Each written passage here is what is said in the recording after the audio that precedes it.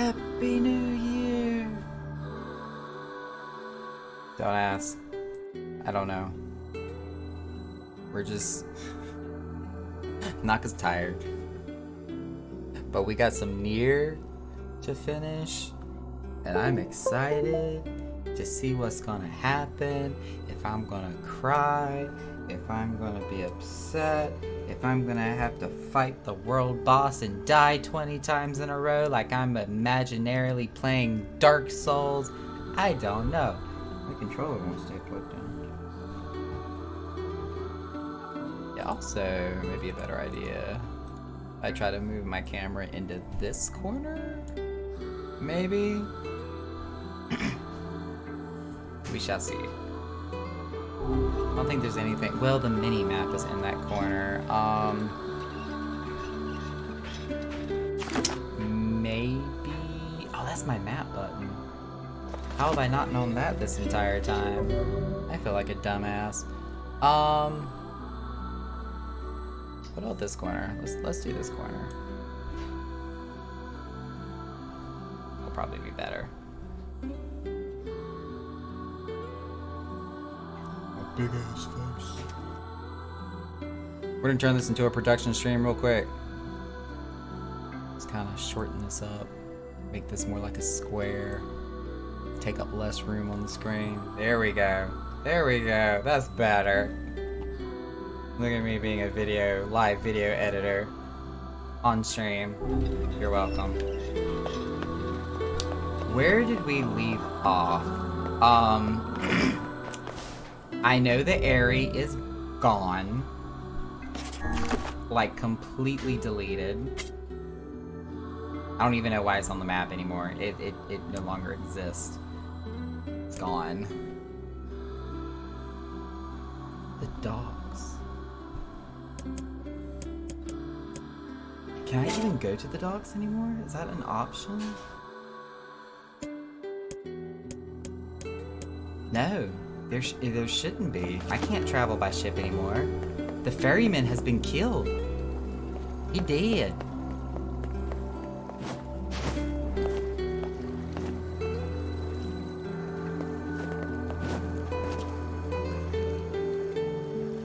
I love that I have the option to fish off the boat. But yet we can't take the boat.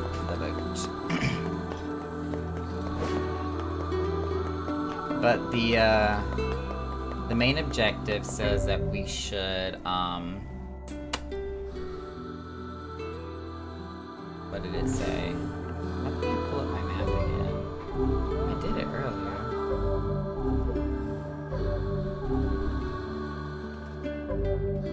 How did I do that earlier? That's a very good question.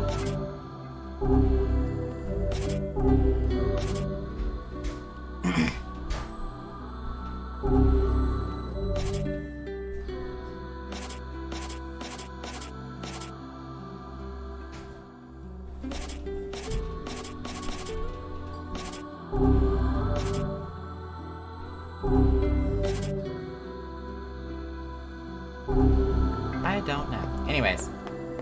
I'm trying to like remember how to do all the controls again. Alright, let's go talk to Popla. That is our... Oh, I was gonna check quests to see if we had any side quests. That's what I was thinking of. My brain is completely fried today, for the record. Quest. Incomplete quest. We're not doing that, we're not doing that, we're not doing that. What is this one? A man who lives above the weapon shop from Seafront asks you to deliver a freesia flower to a person running the material shop in Facade. Oh my god. Hey, Kane. Yeah? You were threatening that shade on the beach the other day? How did you know it was trying to protect the postman? Just a feeling, I guess. Alright.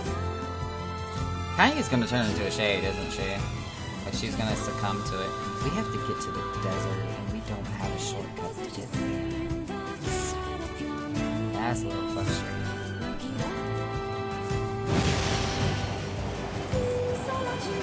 Ow. Here's what happened.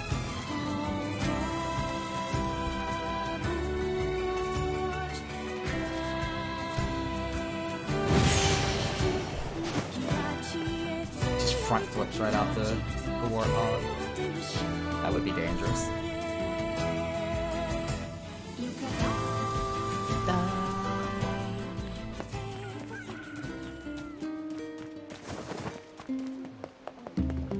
Pardon me, coming through. Watch out. Man with a baby. Devla doesn't have any quests for us. How do we get to the desert again? I kind of forgot. Isn't it through the northern plains? I hope you find your Yona. I really do.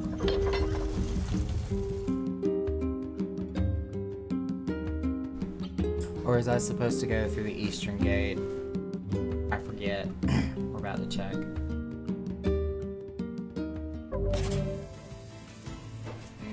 No.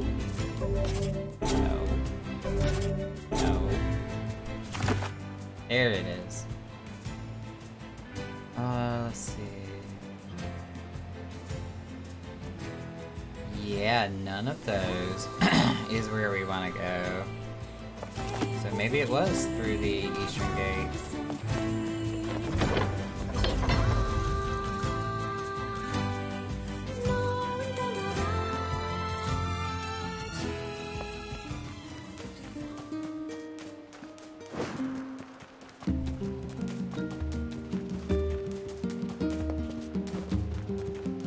Was there something under the stairs? No, there was not.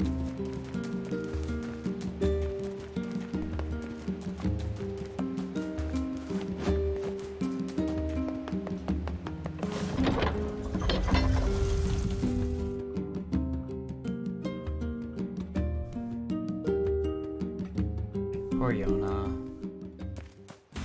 This looks about right, I think. Maybe. I don't, honestly don't remember. Lizard, lizard, lizard.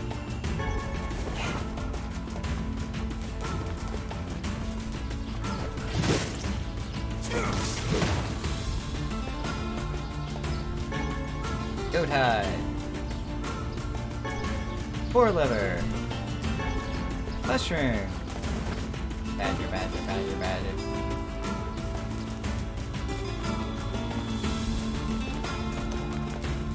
Yeah, here we go. This is where the desert is. No! Clay!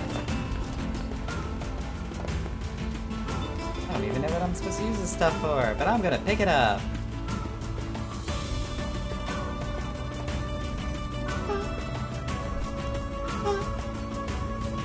I say, do you remember that man? What man? He sent us to the Eyrie to find his girlfriend. Yeah, that was him, wasn't it? Oh, neat! When did that happen? It sounds kind of romantic. It didn't work out. Who are we talking about? These scorpions gonna pop out and try to poison me.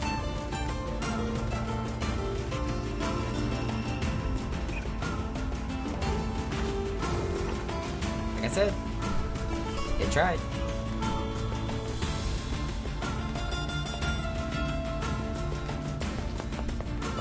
Why can't there be a boar in the desert I can jump on? Boogie, was that thunder?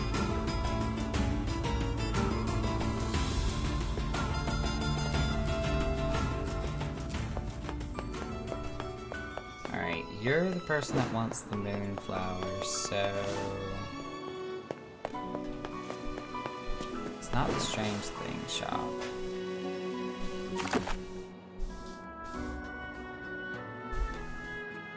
Maybe I can take the, like, little internal city boat?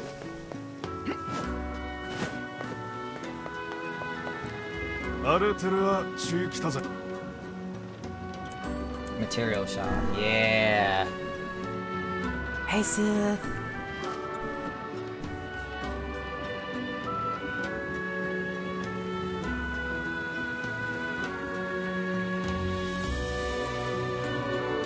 We're getting a little bit of more near in today.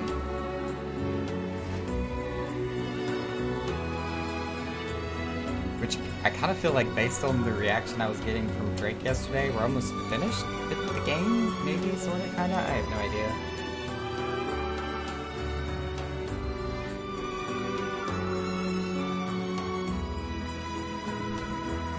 Wait, was that not the material shop? Where are we going? Sir?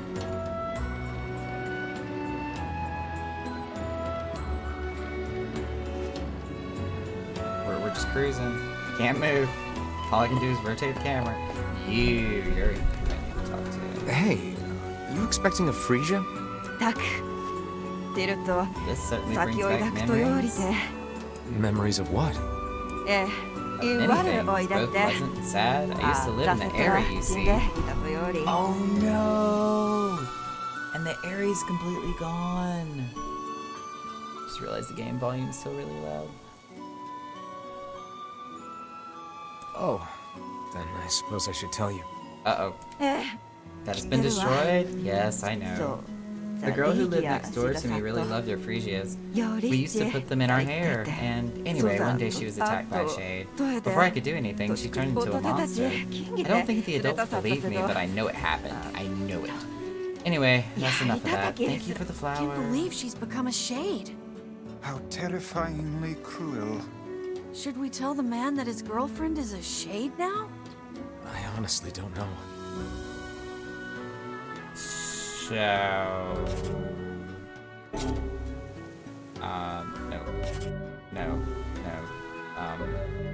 That's what I was looking for. You safely delivered the Frisia. Return to the man to collect your reward. Oh, so we gotta go all the way back to Seafront. Jesus. Wrong button. 土地クルチン出るよ I wanna take the boat. Who do I talk to for the boat?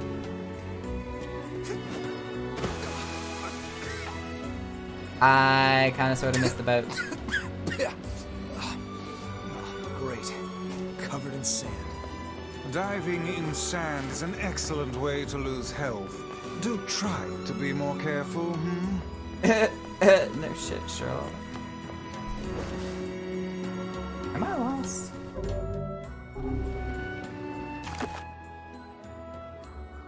Alright, I wanna go this way.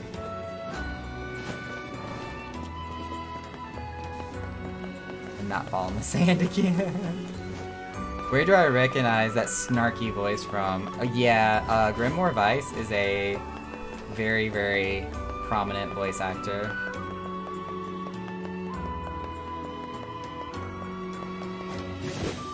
Dang it, I keep hitting the wrong button.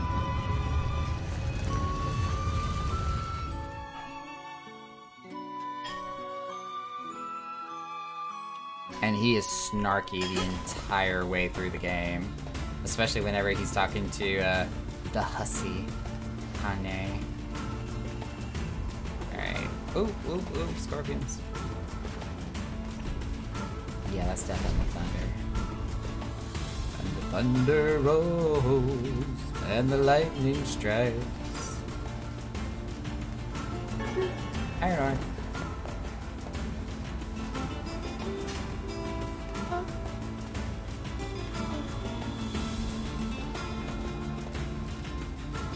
See, there's like no mounts, no pigs, nothing to quickly travel across the plains of the desert.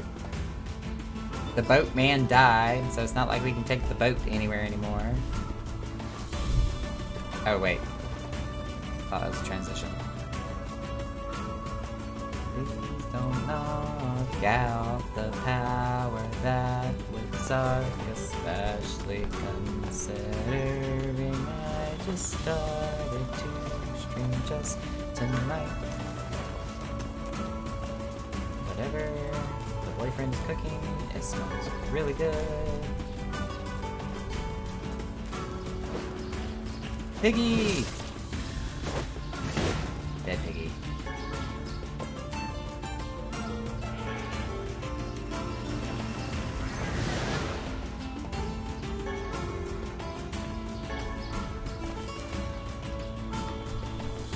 Oh my god, all these goodies. Jesus. Yes, please. the lizard go! Get the lizard!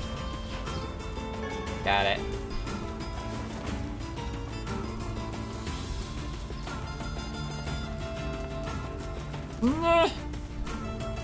Lizard. Oh, I just had a flashback. There was this one guy in Seafront that wanted to make like a milkshake with lizard tails and mouse guts, and it's just like absolutely the most disgusting horror thing I've ever heard on the face of whatever.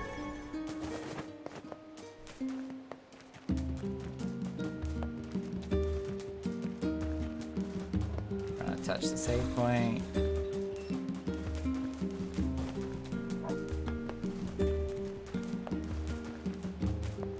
We're gonna ride all the way back to Seafront.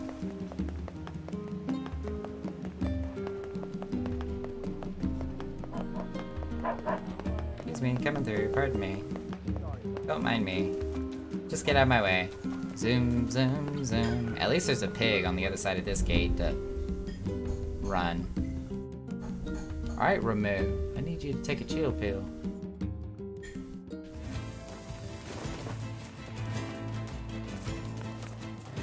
Ooh, boss fight.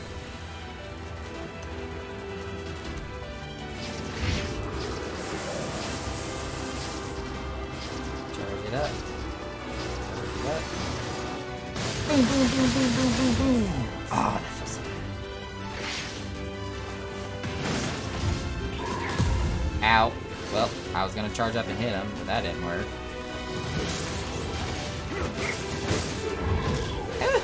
Ow, that hurt. Not really. That hurt a little bit.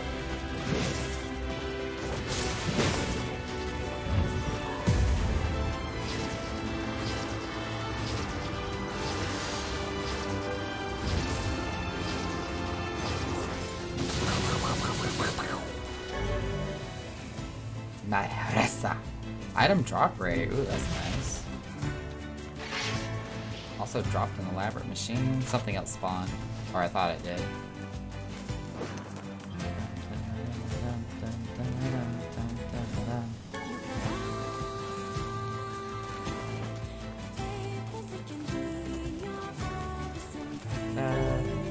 Oop, or not. That's cool.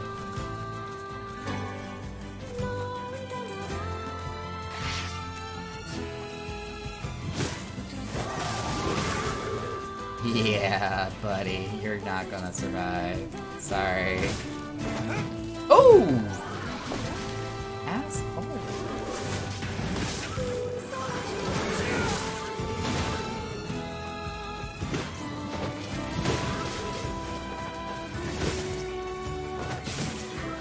Oh my god, why do these freaking guys have knockback abilities?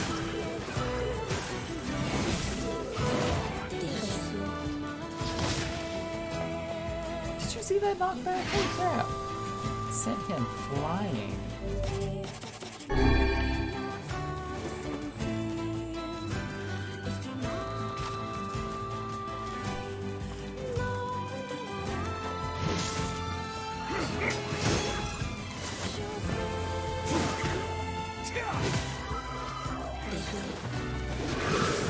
Deleted.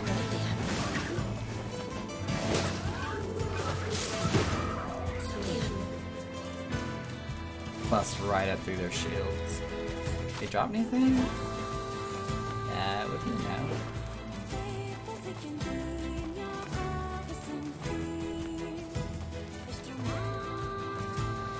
Emil, heal me! My health is not maxed. Where's Kanye? He's probably running up the side of the cliffside like a Naruto ninja. Alright, there is a man somewhere in Seafront that we are supposed to Bunch of return this quest townspeople to. disappeared Up here? There he be. I delivered that freezer for you. Hey, thanks. Here's your fee. 10,000.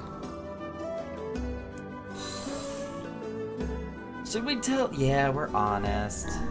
Listen, this isn't gonna be easy, but I think you have a right to know. He's gonna cry. What? No. Oh no. I am sorry.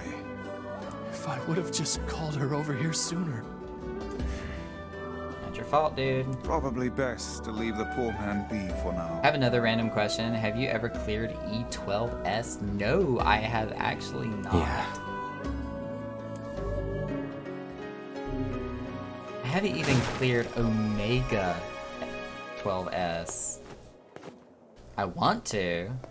I wouldn't mind like going back to unsync it or whatever, but I have not cleared it. Alright, are we done with side quests? I think we are finally done with side quests. So let's finally go back, talk to Popola, and advance the main story here. A bunch of townspeople disappeared along.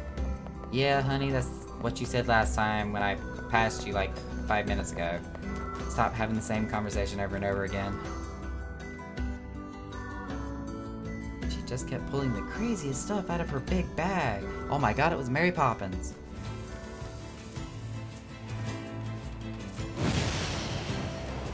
Boosh. Boosh.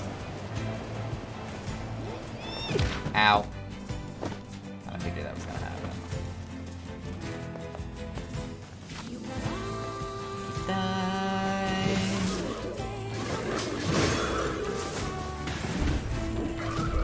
Damn. Oh my god, stop knocking me around.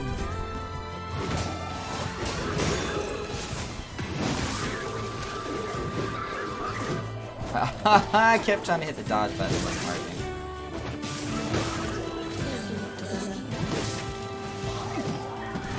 Ugh, stop banging me around.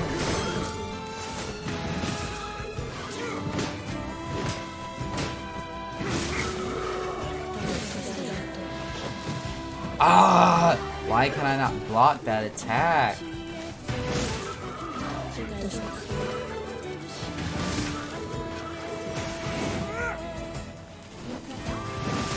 my sword.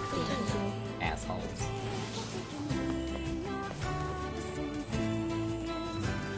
I don't know what I want to do without raid tonight. Do I game, knit, crochet, be a vegetable? Oh, I wish I could be a vegetable right now. I am so, like, just worn out. I don't know what exactly has caused my exhaustion, but I could easily probably lay down right now and be gone for the next 12 hours. I want the Eden mount so bad, but I'm still afraid to run it even unsynced after some bad toxic experiences with the Savage community and current content. Yeah, it's hard to find the right group of people that have a decent synergy. And attitudes to boot.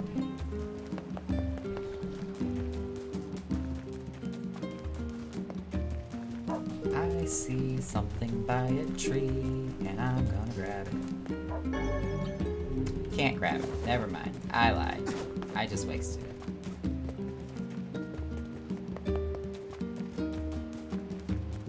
Alright, Popola. The Aerie has been deleted. It is gone. It no longer exists. We can no longer have a relationship with them because they just have ceased to be.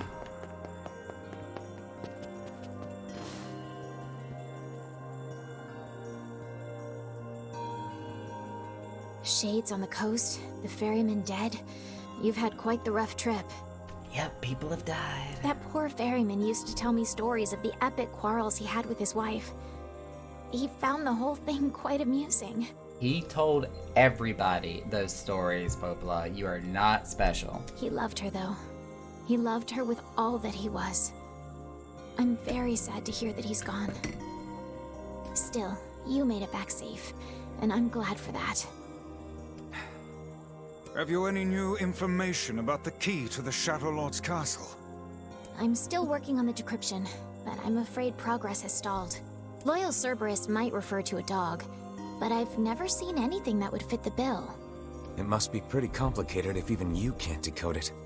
Well, you're our last hope, so please keep trying, okay? I will. By the way, I was walking by your house earlier and I noticed you had some mail. You might want to check it out. Thanks. We have got a letter. We Oh, have got one a last thing. letter.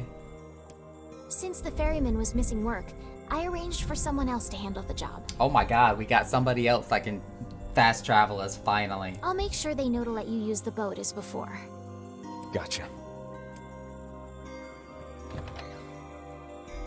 Not that, Even you know. without those we have lost, the world relentlessly continues to turn. You know, Vice, I have said the exact same thing. You know, even if your own personal world is completely just distraught and has, like, basically time has stopped for you, the rest of the world's gonna keep turning with or without you. And as rough or tough as it sounds, it's the situation where you either turn with it or it's gonna leave you behind. Sad but true and irrefutable.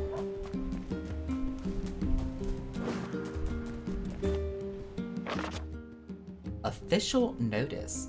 As per Rule 25,656, please consider this your official notice that the King of Facade is chosen to enter into the ceremony of matrimony. Please lodge all objections and or congratulations through official channels stated in Rule 38,585. Sincerely, the Facade Royal Office of Marriage and other legally binding contracts and concerns.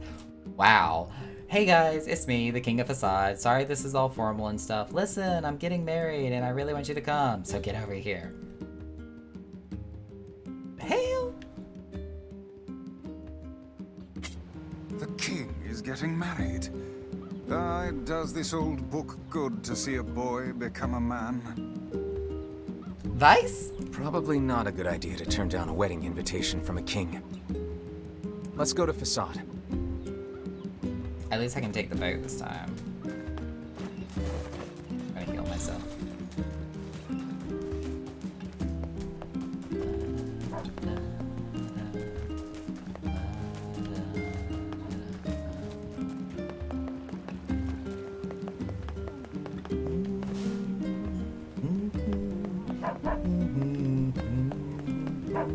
I almost forgot how to get there.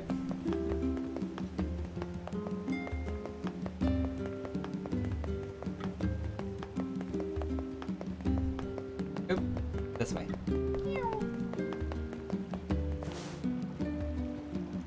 Why do you look like the red bag man just without a red bag? That bothers me. Oh there. Popola told me about you. Just tell me where you're going, and I'll take you there. No charge. We're going to the desert, dude.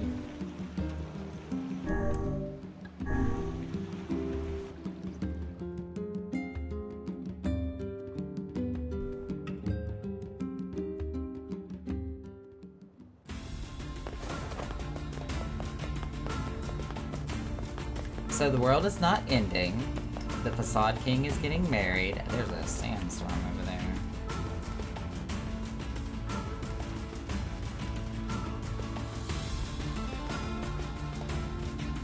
Ooh. Wolves? Does it not strike you as curious to find wolves in the desert? Should it? They normally live in forests, yes? Deserts would seem to hold little sustenance for them. Well, we can certainly guess what they've been eating.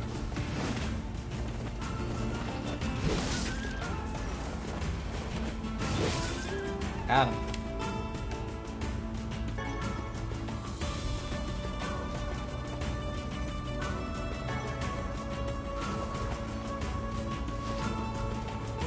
Did the other ones just disappear? The sand ate them, y'all. This entire desert is nothing but quicksand.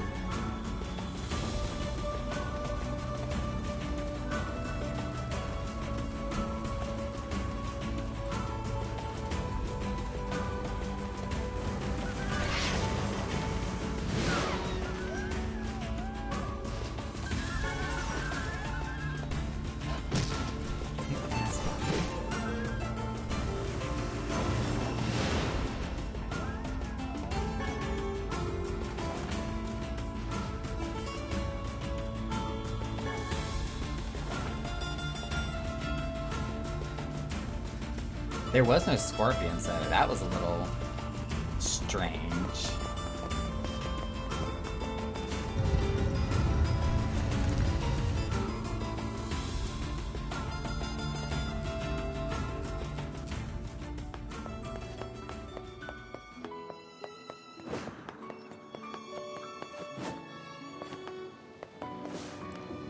アルテルは The King's Mansion.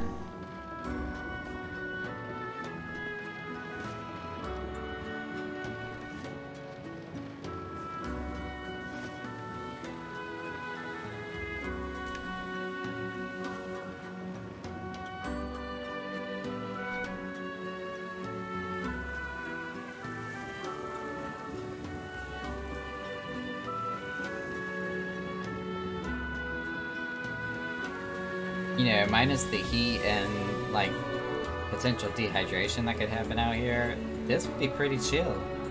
Riding the sand boat like this.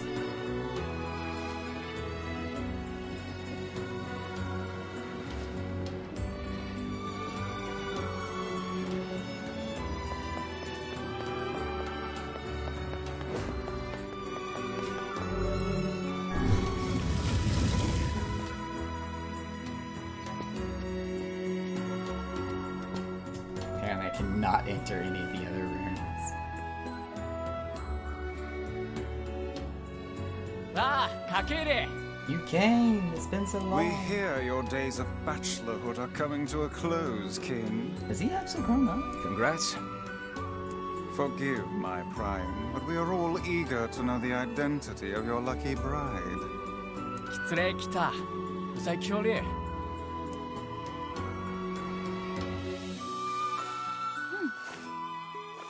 Oh, nice to see you again. Oh, she's the one that doesn't talk. Hold on. Fira? Oh, it is Fira. You have grown into a fine example of womanhood. I'm sure you will make a splendid queen. Kaine's gonna want to see this.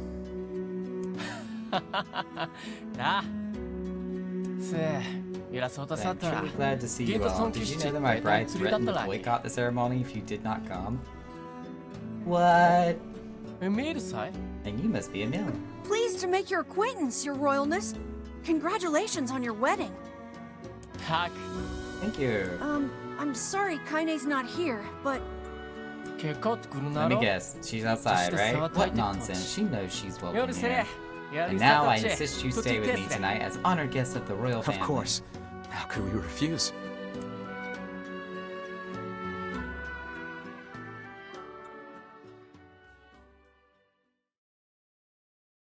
The night before the wedding. It's about to get like dark and dismal. Oh, she's actually here. To think they even have rules governing the timing and water temperature of a bath. What's it to you? You don't even take baths. Kaine? What is the matter? I don't like this. Weddings are festive occasions, you know? Should I even be here? We were invited here by the king, remember? Sure, but what about everybody else? This city isn't like our villages. It's all about the rules here. Rules, rules, and more rules. Over like 50,000 rules. And since there isn't a specific rule about you, I honestly think they won't give a crap. Yeah, maybe. Will you at least procure a new set of lingerie for the festivities? Some spring colors, perhaps? Lingerie. Keep talking, Book. Let's see how smug you are when I toss you on a campfire. Ooh.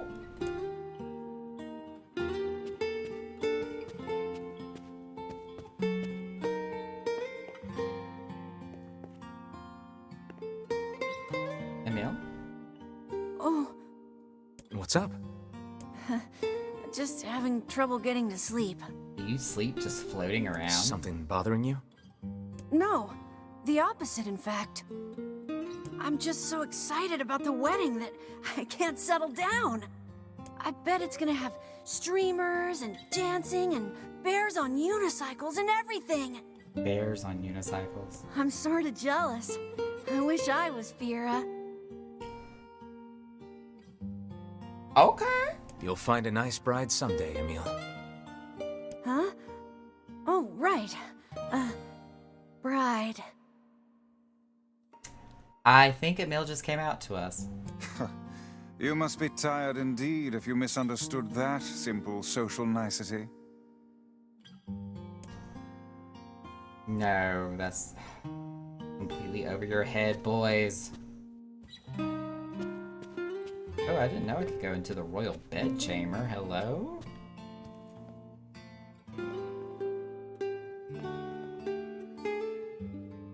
Yeah, that's not exactly it. Yeah, I know. Emil, I know.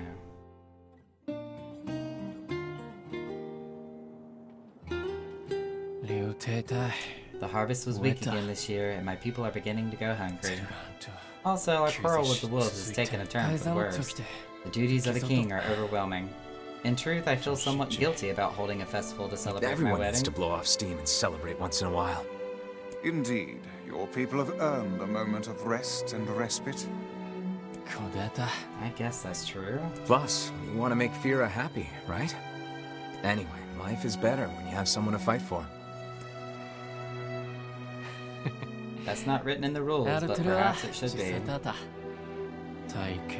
Someone to fight for. Yes, I like the thought of that.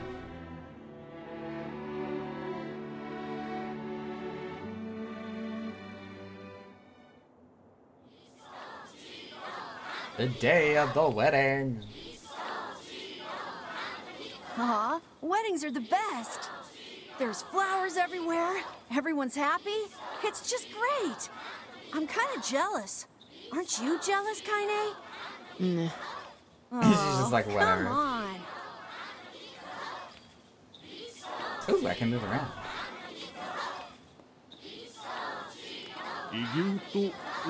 And thus, in front of these beloved guests, Emperor Rule 904, I hereby request that you seal your union with a kiss.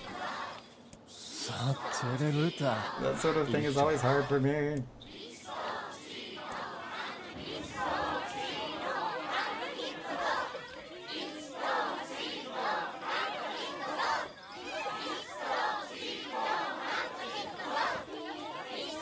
Facade is about to disappear, ain't it? Something bad's about to happen.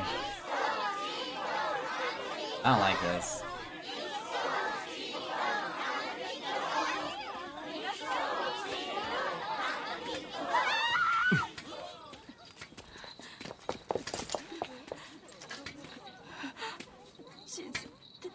The wolves are coming.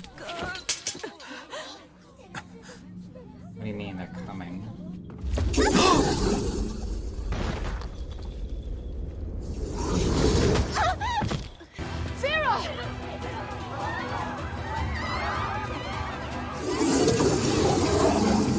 Oh my lord. That wolf is a shade.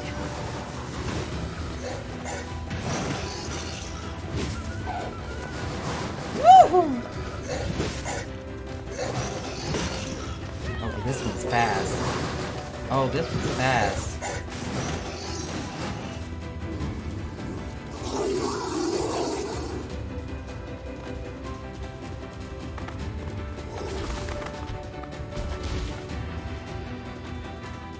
Somebody please check on Fira. Make sure she's okay. Fia! Fia! Fia, さて、消されひろ。 Oh my god, she's dead. Or dying. 改ざん草あっちあれ She's what? 答えよれるゆ。たくんだ。またきおよりかちすれてたく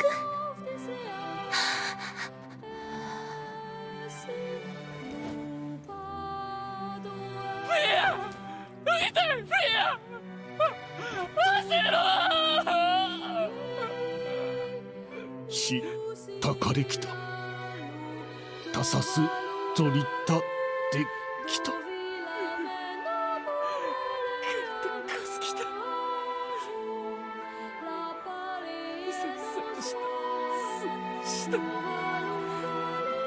したけれだ。カス来た。改ざん。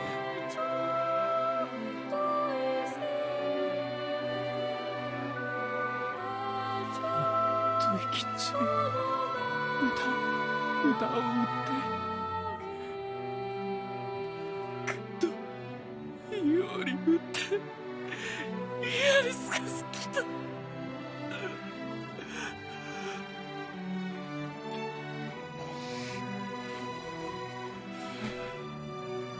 行こうゼルガーゼス I would rethink this course of action, King.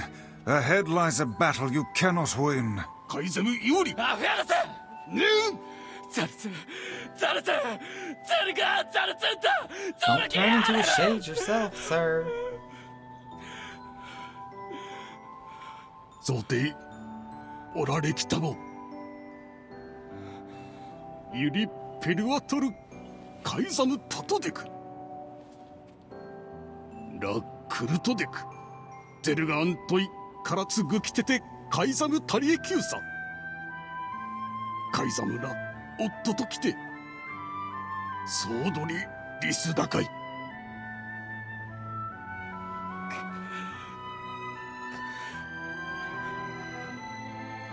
I know you're just a kid, but you gotta pull it together, man. Oh my god, this big ass blood stain right The on the king's grief is steps. strong. I doubt he will stand down at this point. Yeah.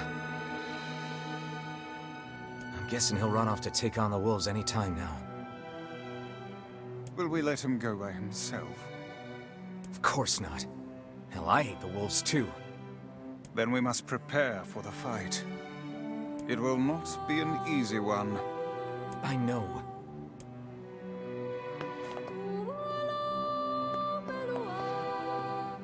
Okay, I was gonna see if it was gonna let me leave like bloody footprints. Yeah, that's not cool.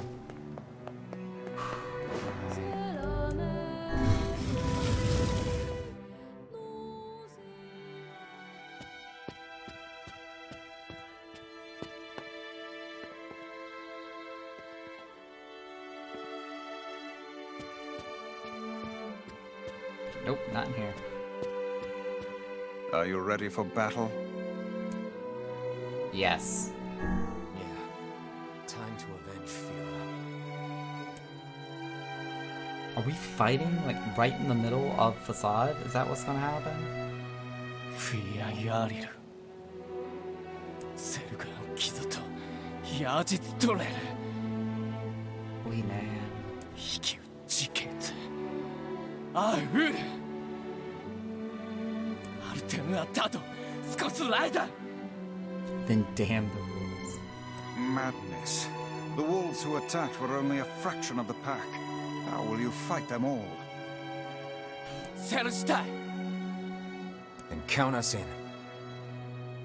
でけは中和せ We're not doing it for you, dumbass. Jesus, Kanye. It's for Fira. Kaine, you can't speak to a king like that. If this is indeed the plan, then let us make haste. We can ill afford another tragedy. フェルア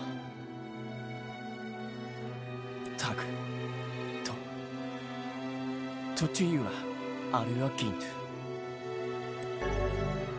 One-handed sword. The ancient overlord. カイザムアクラゼルガーン撃つと避けたこれでサトアルテルアチンクルチーラスアルテルアトヤリラフィディンフィアギキタタトサダキラツヨリウタタキツシリュウリュウトサ Drake is getting dramatic. ディンよりワイソトフィアとツだったあディンアンダドセディンドシケン He's mad. ユカイザムデクアンダルアミ Geometric sandstone. Someone is a fan of Journey. しか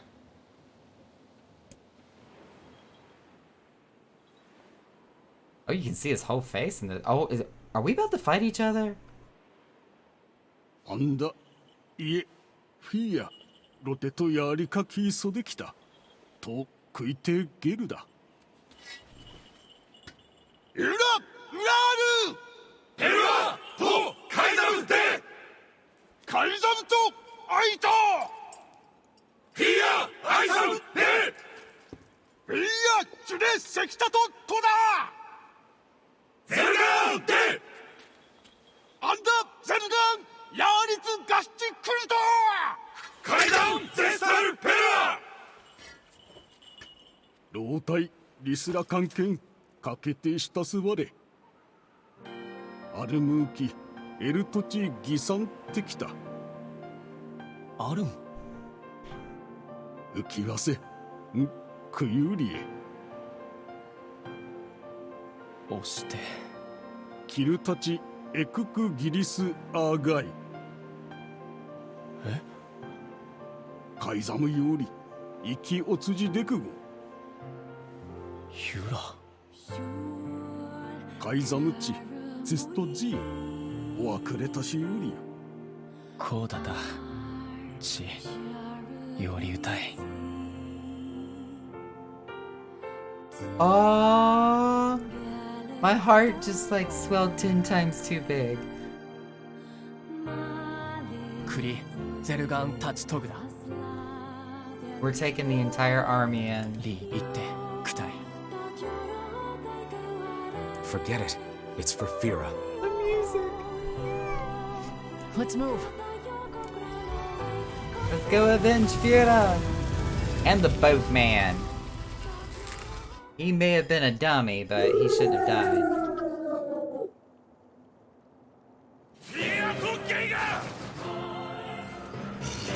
Big one's mine. Did that even hit him? The think wolves that's appear hitting to him. be targeting the king.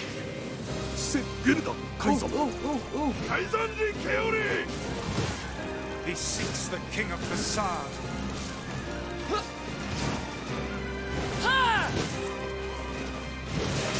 Alright, next.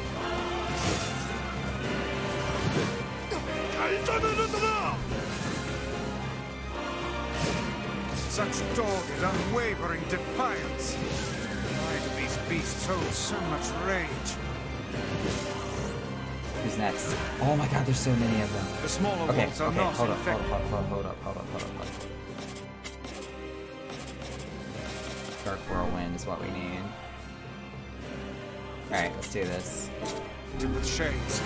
But as for the leader, if even one shade is here, then I have to kill all of them. ザルツゼルガンストトカンコ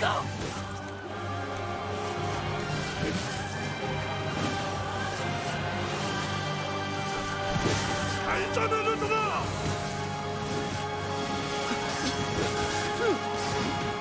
The king is in danger. I'll I'm guard the king. trying, I'm That's what trying. Fira would want. Indeed. You must worry about protecting more than yourself in this battle. Above you, stay on your guard. Above me? Where is he? Oh, come here. Ooh, I got lucky. カイザムルトだ Stop moving. Got you.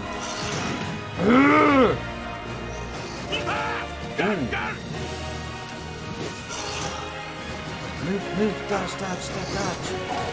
Dang it. Come on, get close. Ugh.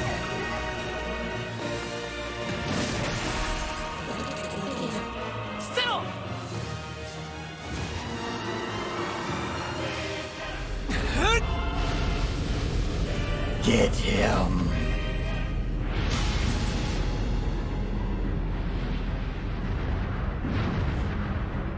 This is gonna hurt.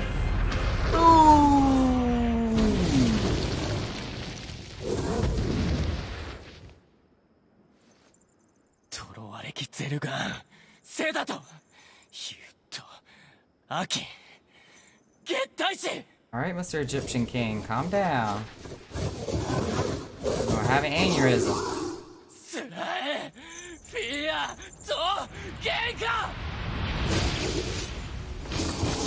Ooh. Ooh, they let the king have the finishing move.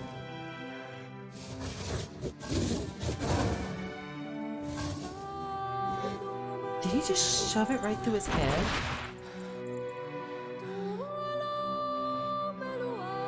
Oh, he stuck it in his eye.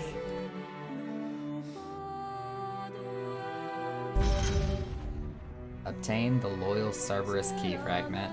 I'm gonna swing my arms in a circle really fast, and if you get hit, it's your own fault. Look. That thought kind of sort of did cross my mind, thinking like, please, everybody else watch out. I'm about to like obliterate everything in 360 degrees around me. And we've added another grave to the graveyard.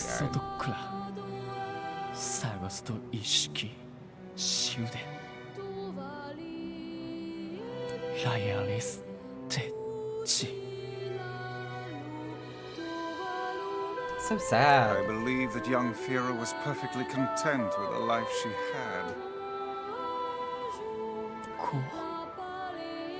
Of course. Does this not sound like what she would say to you? She was terribly proud of her king, and now you must do all you can to honor her memory. Data, Doris, Kyoryu, Kutaitu, Lichilai, Kaizama, Chittada, The king isn't allowed to shed tears in front of others. Is that another infernal rule? Ulanu Perua, Tonli, Arterua, Chioar, Anda Toshitoshi, Arterua, Yari, Sometimes we even break them. Lo, Fia.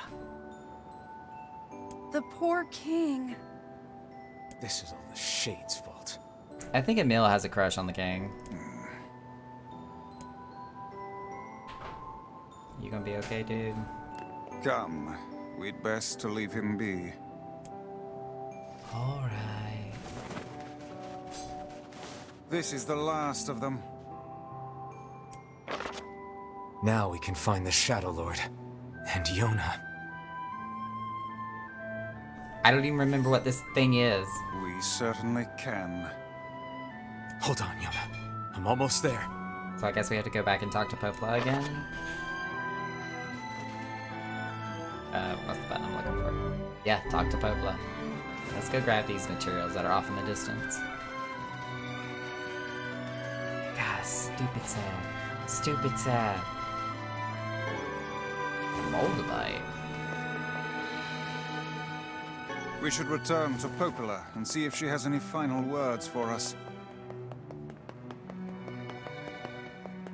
I was trying to grab some materials, dude. Oh there. Getting on? Yep, let's go back to the village.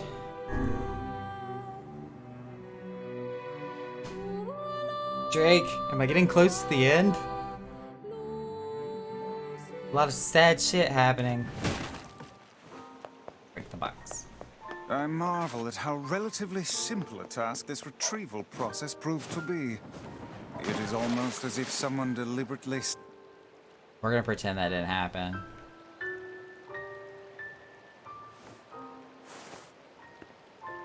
I must say, I'm rather surprised you didn't bother to learn how to swim these past 5 years. I can swim. My, my weapon is just heavy. Whatever you say, lad. I hate you, Vice. There's a line I wanted to use as my white mage LV3 that comes from this game, and you're kind of getting close to it. Oh dear.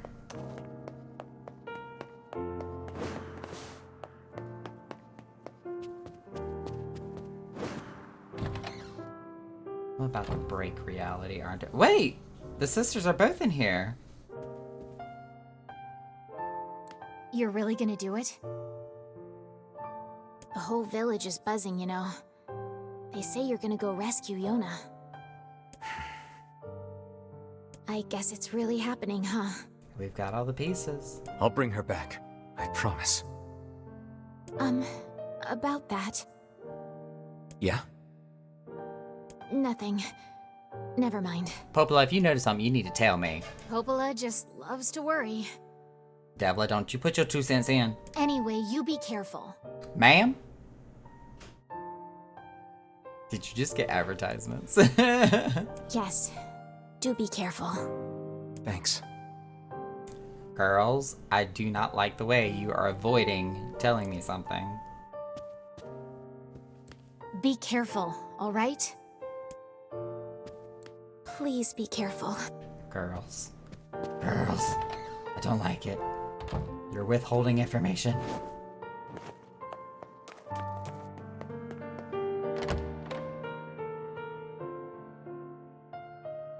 Yes, I'm stuck in ads. I'm assuming that's what you're asking. Yeah, it was. Which kind of in itself answered my question. Where are we going now? Head for the shadow. I don't even know where the castle is!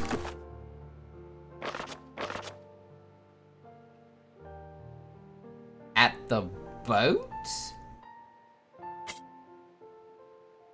Oh, the Lost Shrine. Okay.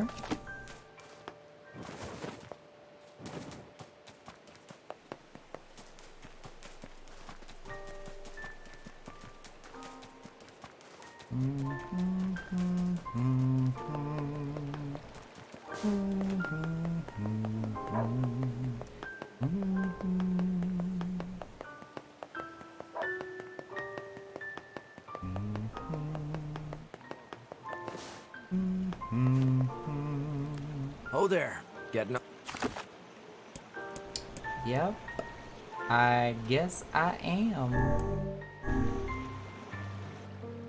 I'm getting kind of nervous.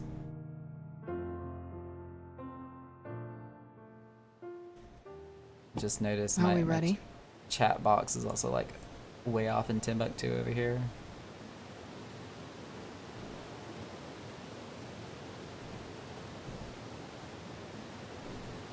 Are we ready? I don't know. Let's all make it back alive, okay? Please don't say that. It's a plan. Okay.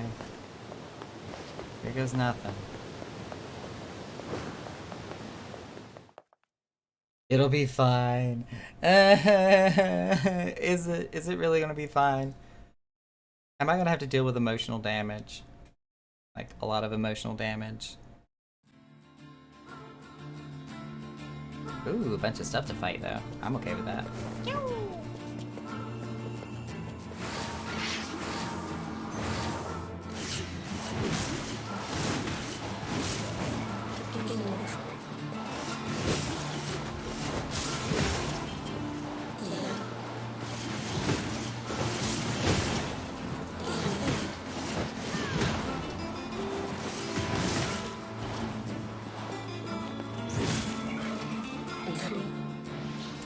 I do need to, oh, there's an item.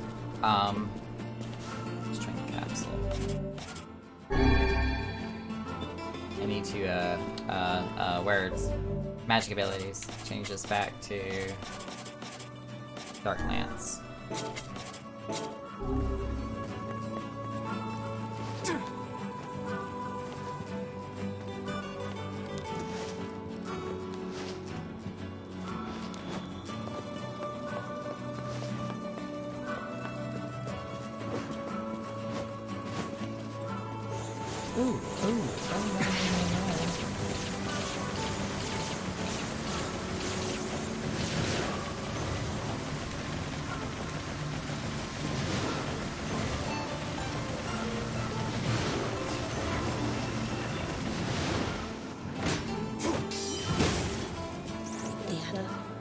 I don't like the floaty thing.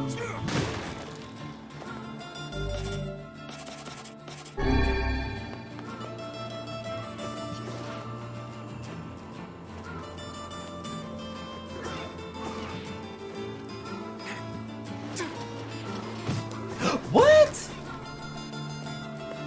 In the world just knocked me off.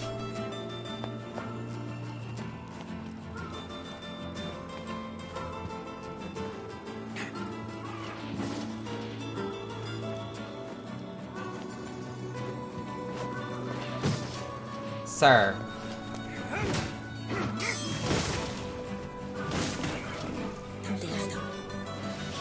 You need to learn some manners.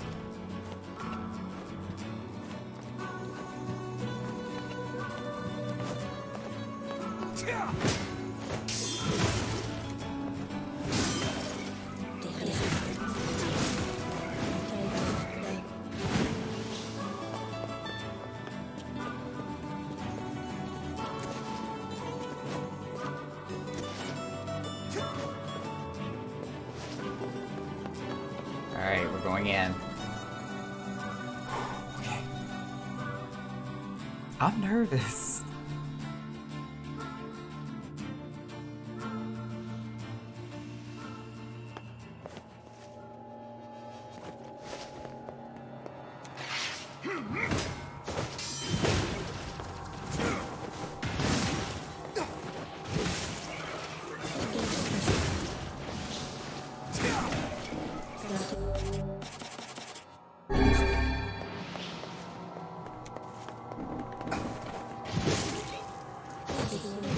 That was easy.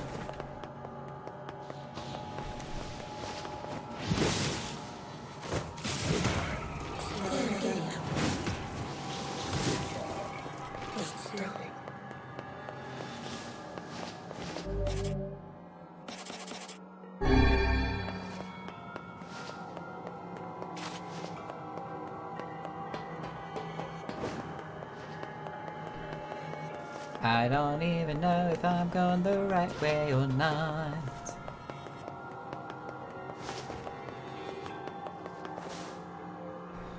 think I do need to get to that other side there.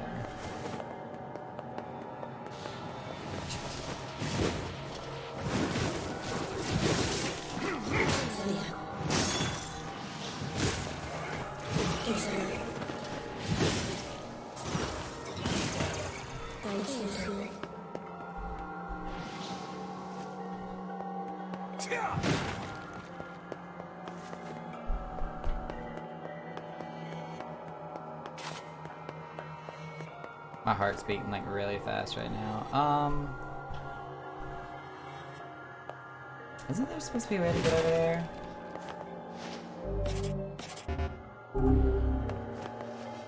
Because I honestly don't remember how. It's not by running against the wall. There's a ladder somewhere. Where?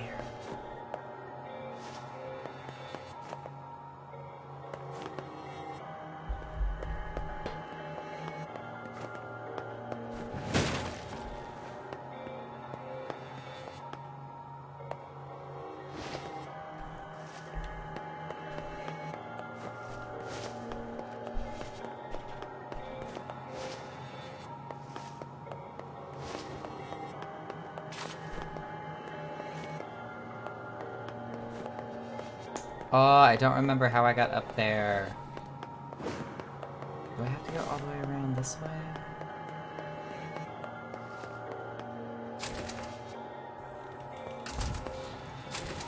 First they're gonna spawn.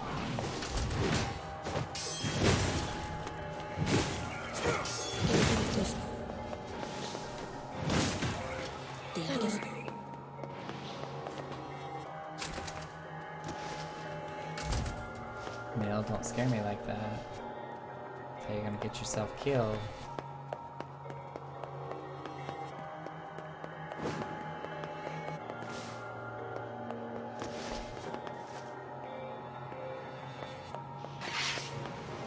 Ooh!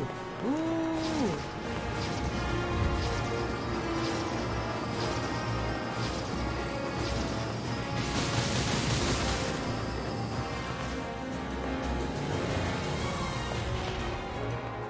Nice. Simple machine.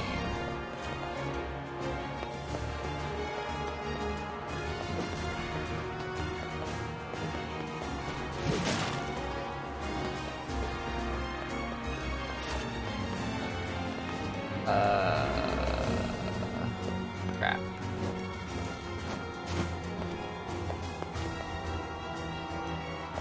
This is a ladder.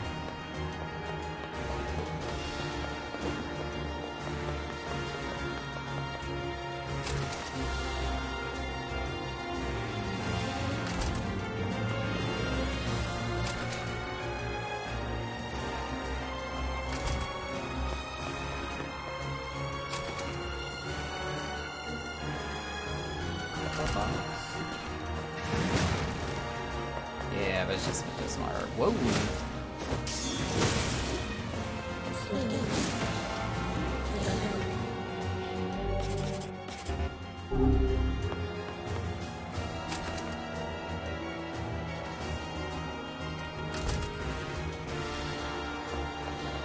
Ooh, no, no, no.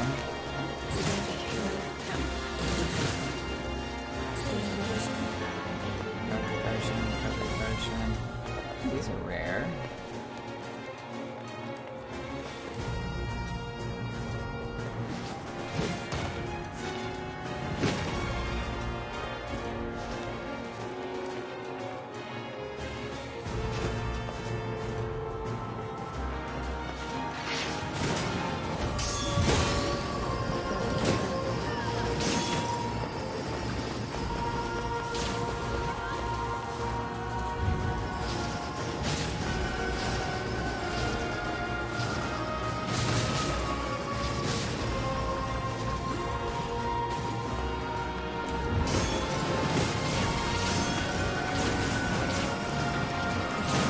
Swinging the sword, keep swinging the sword, keep swinging the sword.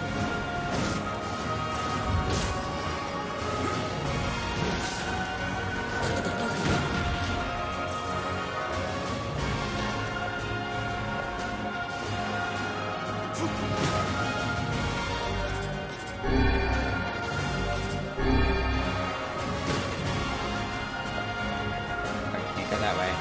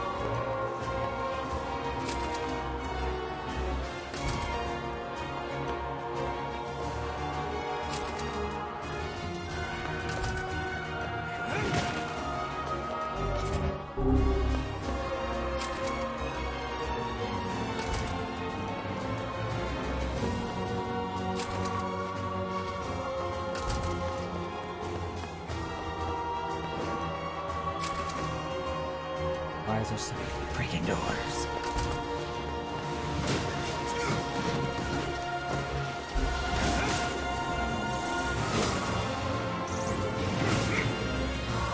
That's one way to get rid of a guy.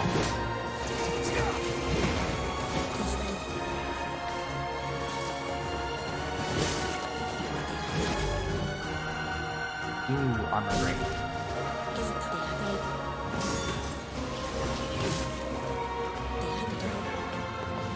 Flashing hat. Strength capsule.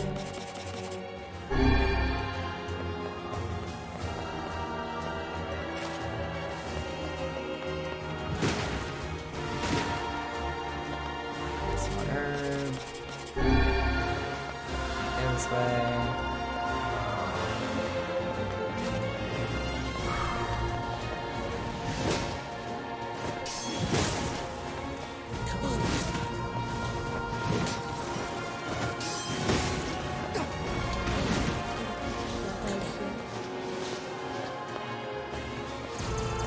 Oh, wait, is this the door?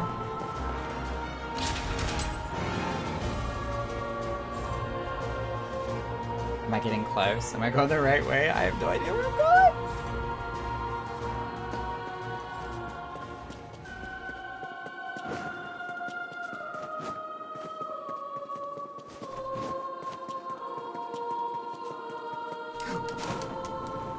We're gonna pretend that didn't happen.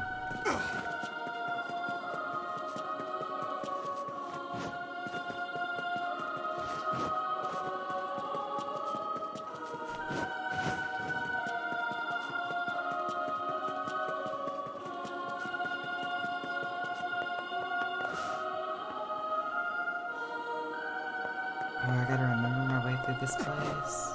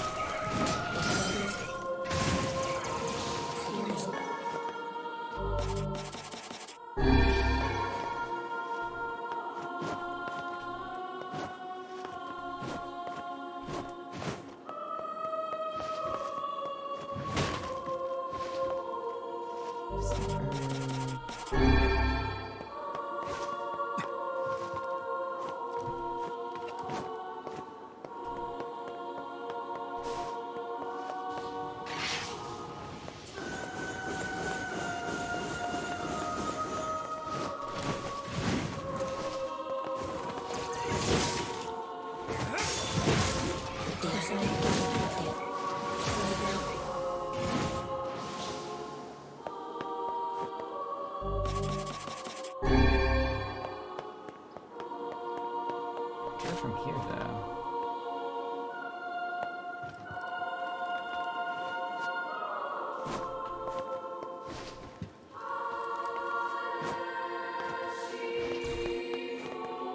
This would appear right here.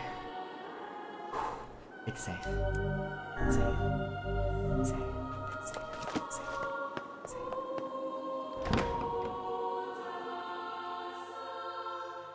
Am I even going the right way? There's no X on the map, so I have no idea. Such an ominous sight. And yet I find it strangely nostalgic. Yeah. This is where Vice and I first met. And first fought together. Wow! This is where you used to live, Vice? Well, yes, I suppose. In a technical sense. Pretty nice digs for a floating magazine. At least it was free from annoying hussies like yourself. You cannot turn back from this point. And now the path is open. Okay.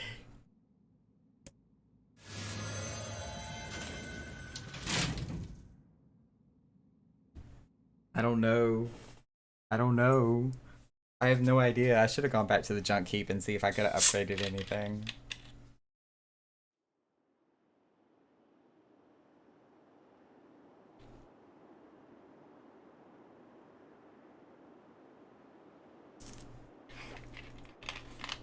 Okay, you want to know what this looks like? This looks like I'm inside the Animus in like original Assassin's Creed all over again. Oh, hello lag. Oh my god.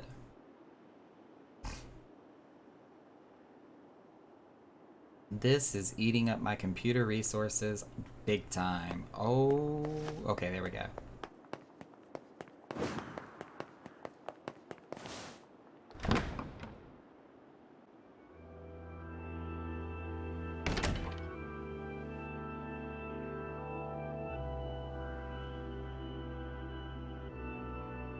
Haven't we been here before?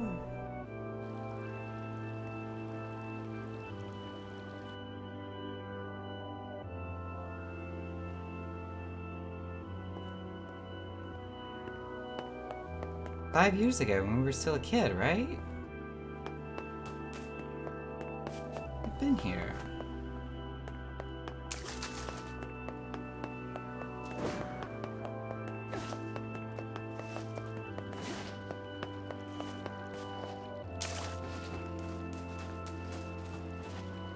The two doves. And the door.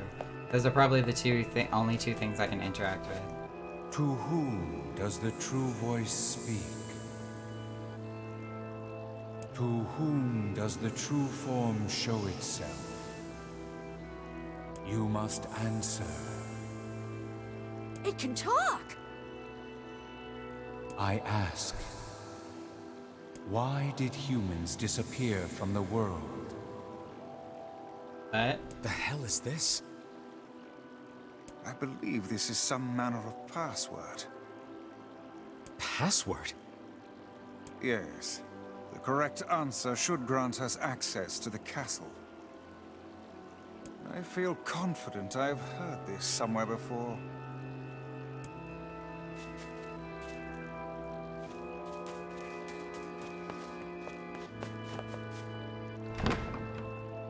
Oh.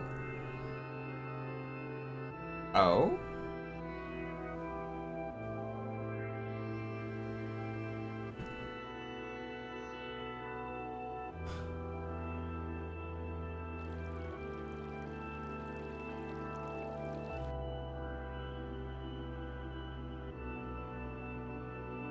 Well, that did not go the way I expected it to.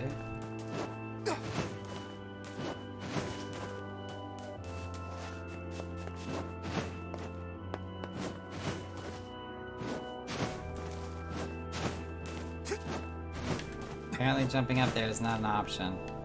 I want to get on top of the statue. Yeah, it's not gonna let me.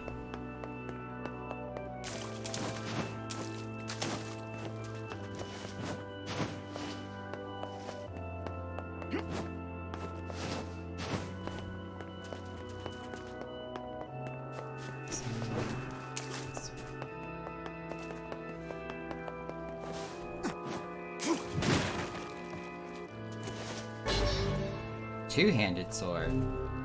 Phoenix sword. Ooh.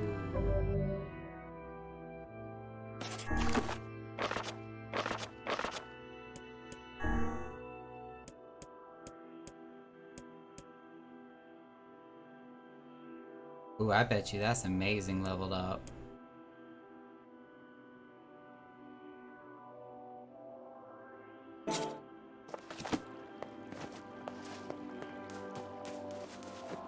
To whom I asked, why did he? You must add. Because their lives are short because of the black disease. I would say the black disease. I answer, because of a black disease. I ask, how can humans extend their lives?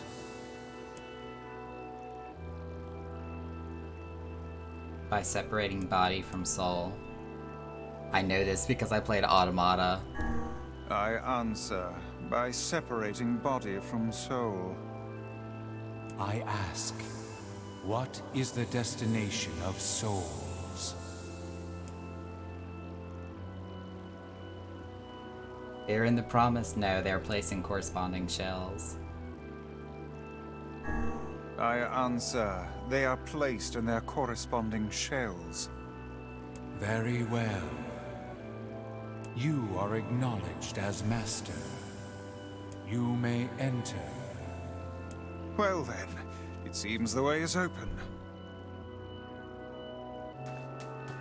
So now if we go through the door...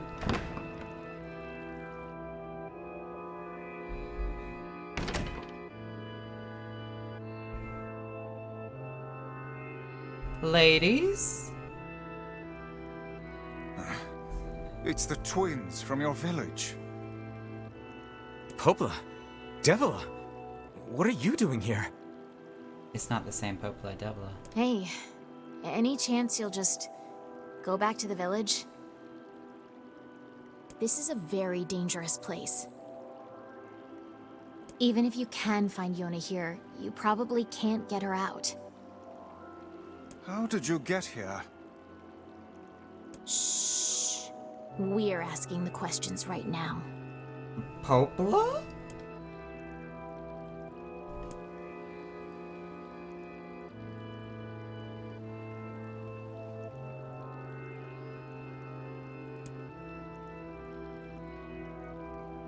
I can't believe one of the answers is to go back to the village. What are you two doing here? I'm not going to answer that. You can figure it out yourself.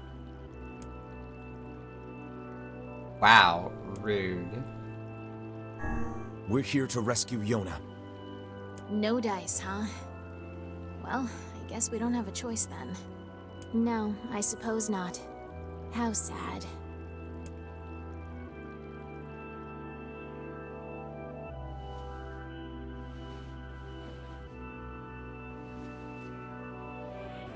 We didn't want to fight you. We really didn't want to.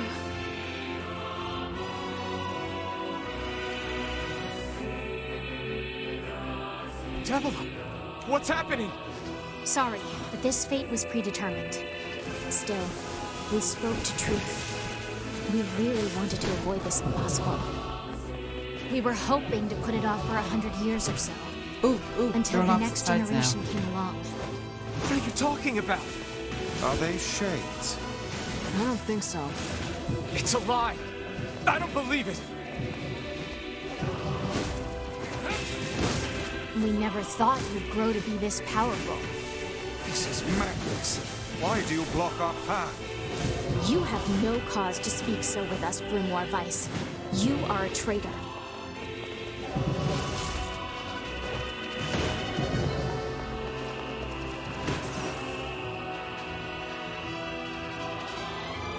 What now?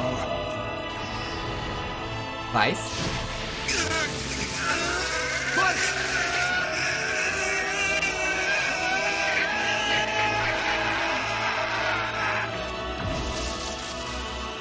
They copied my powers. What do you mean, copied Shit your on a powers? shingle. They can use the sealed verses. Of course we can. The power came from us in the first place. You were simply loaned a small portion of it. Vice, are you all right? Tevela, Popola, why are you guys doing this? Why are you siding with the Shades?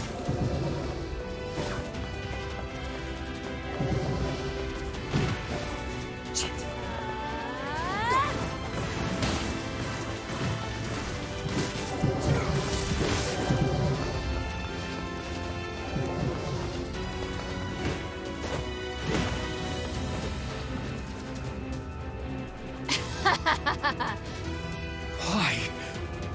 The answer to every riddle lies within the heart of the Shadow Lord. Shadow Lord? So you've been on his side this whole time? You must search for that answer yourself. You've got to face your own truth now. Please, enter the Shadow Lord's castle.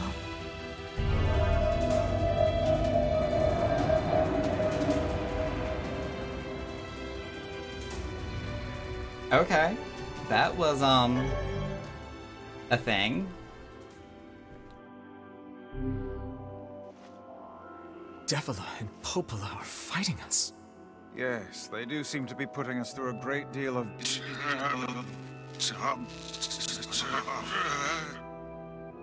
You okay, Vice? How odd. For long years, my mind and tongue have been my greatest assets. But now the latter seems to be... Well, Vice? do not look at me like that. I am Grimoire Weiss. I am perfectly... You're falling apart there, Vice.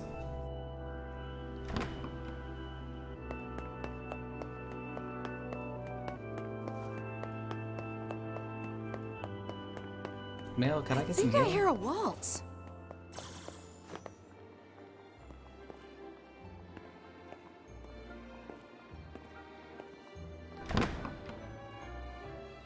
Are your bindings holding up their book? Right.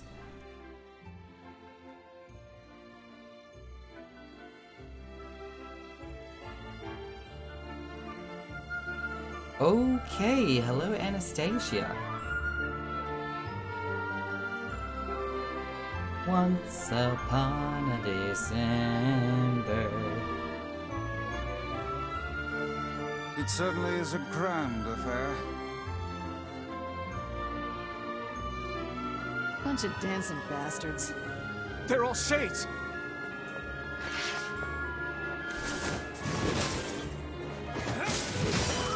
I think we're locked in! It's not like I was planning to leave. Yeah, it's a bit late for that.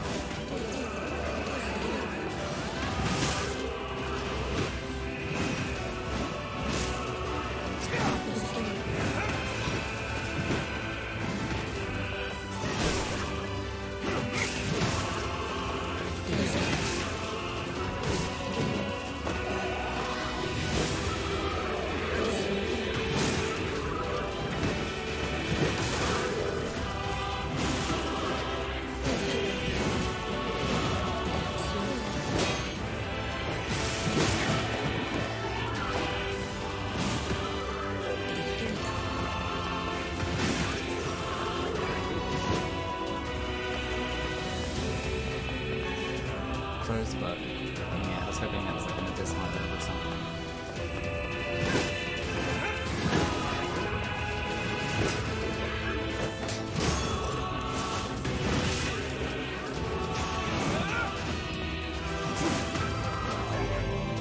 Ooh!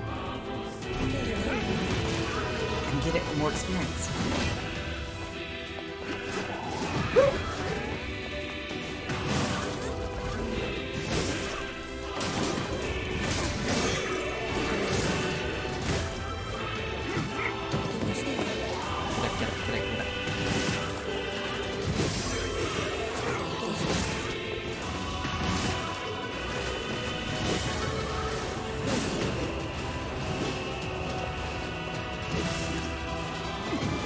Get it.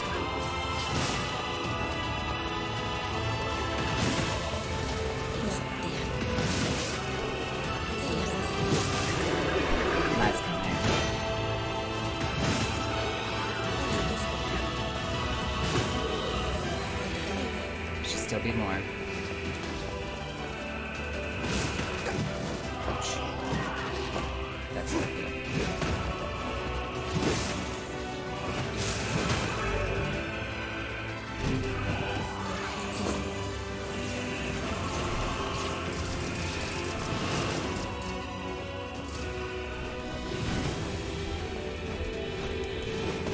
Damn it!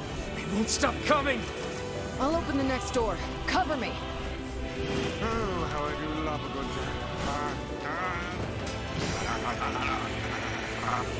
Vice! Oh, right. Protect the hussy, yes? Good plan. Let's go. Vice is falling apart. Kaine for us! Come on. Now, come on. Kaine! Hurry! It's not open yet? Do I look like a goddamn locksmith to you? No, you idiot. What are you doing? Lock doesn't want to open? Fine. I'll just break it down. Stop, you impatient fool. She's gonna do something big. Damn no good bullshit bastard! Open the fuck up already! Ugh! Got it. Kaine, look out!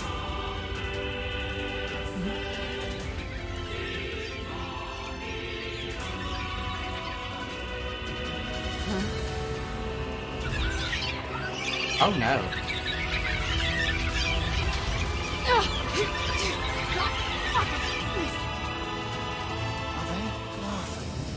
These things are freaking me out!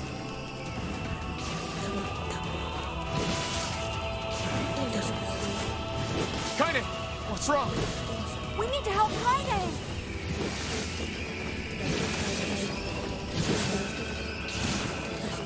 Ooh, I'm in trouble, I'm in trouble, I'm in trouble, I'm in trouble, I'm in trouble. We need to help Kaine!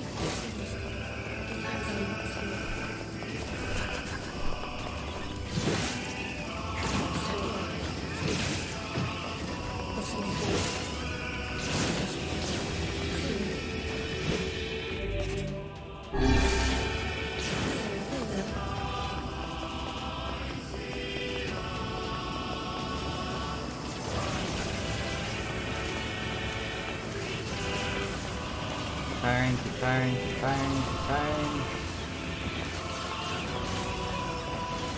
Oh my We god. need to help Kaine!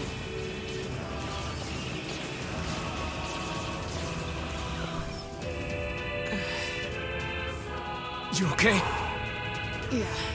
Well, we got problems.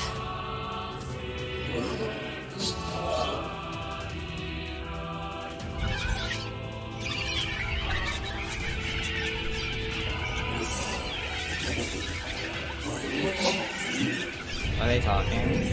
Oh, no, they're doing something much worse.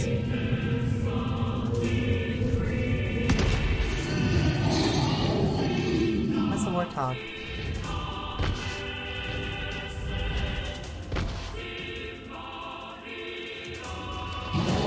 We don't need forgiveness, asshole.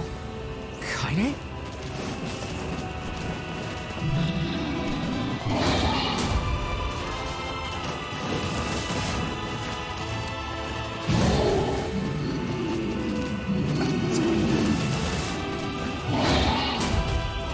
Ow.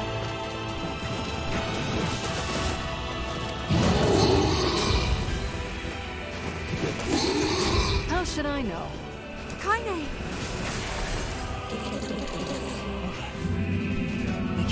Shit. Oh dear. An armored warthog?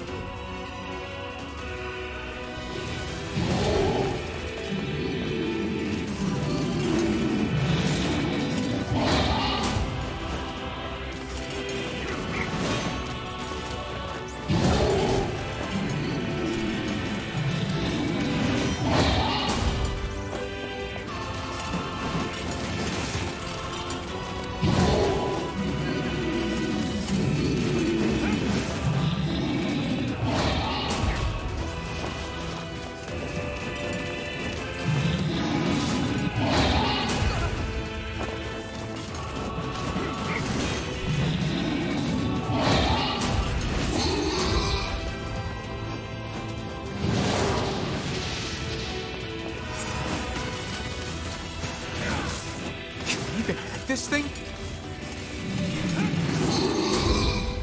That fog! Oh no! I can't stop now. Damn it. What does this fog mean? Stay focused, Kaine. Don't fall victim to such distractions. Come on! We have to keep going! Let's go.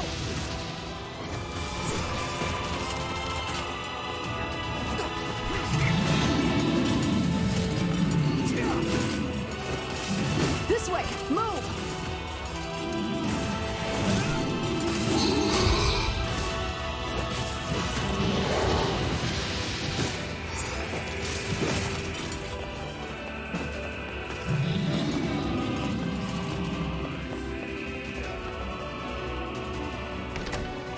Okay.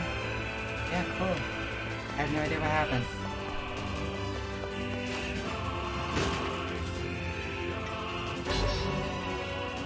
Dragoon. Up here!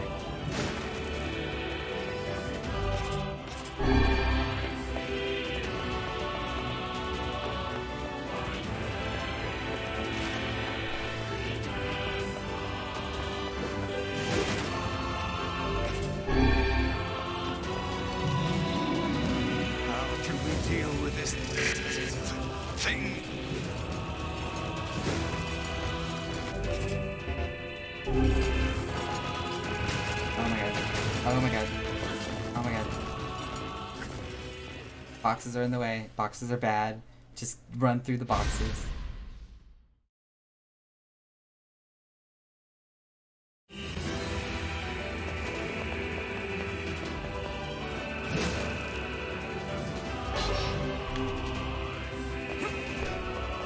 Up here!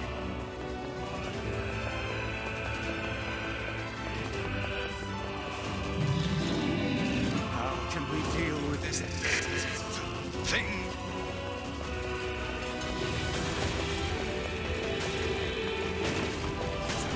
Please, hurry!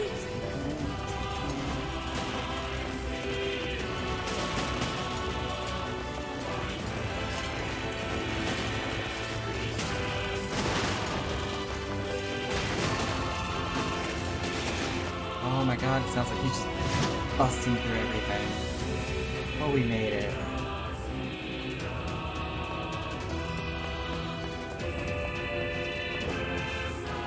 Hana's just Damn literally it, I can't get it open. kicking down every door, isn't she?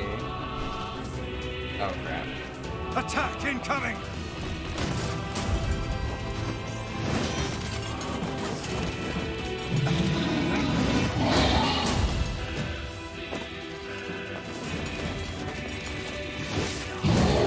The entrance is locked too! It seems we are in a bit of a predicament.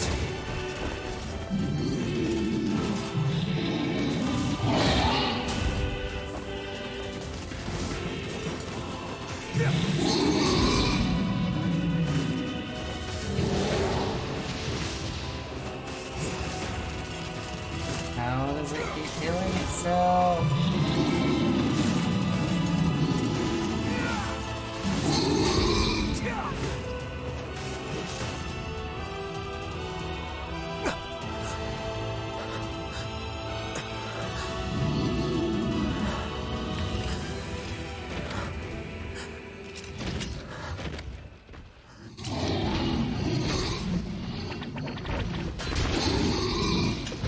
Oh, that was a bunch of spears that just came out of nowhere. What? 傘程度と地いるとって How the hell did you get in here?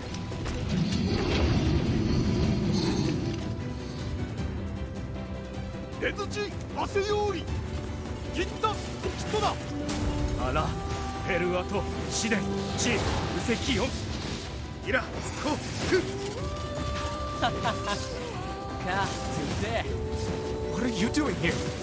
さるりとしたおカイザムとキロだろ You are correct.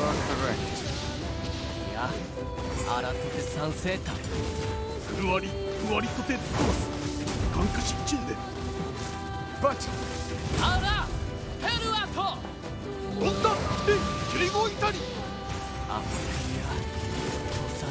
去ったとトネルタ・カイザムチーと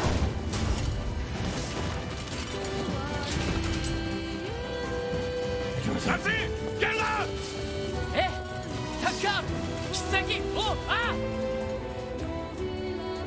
Hey! Stop! Let me go!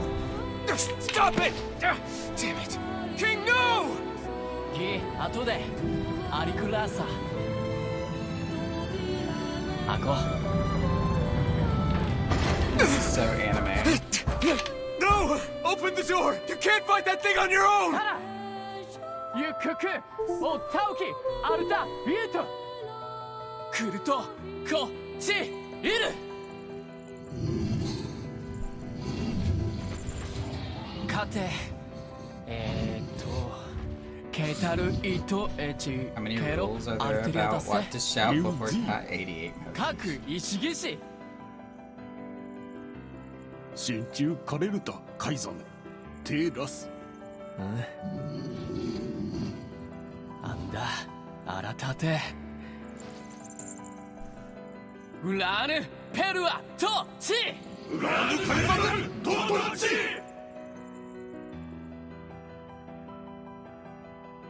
She was a queen for all of but 5 Open the minutes. damn door! Oh my. Knock it off already. Let's go. Kaine. He's fighting for you. And for Fira. Don't let him die for nothing. My friend. We're in the Animus again.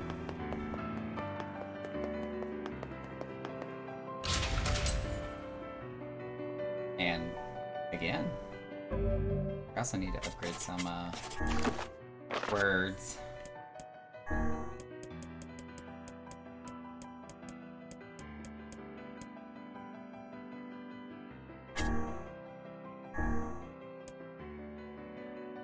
We'll leave that one. Bump this up to 30.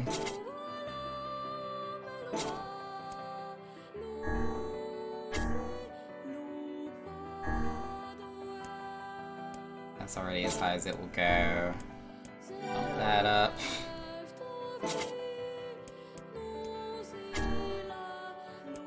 Bump this up.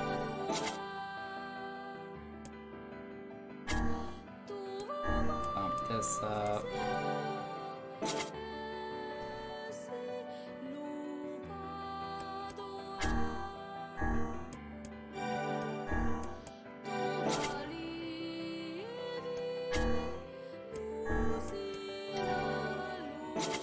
Switching between you and Big Brother. Who's Big Brother?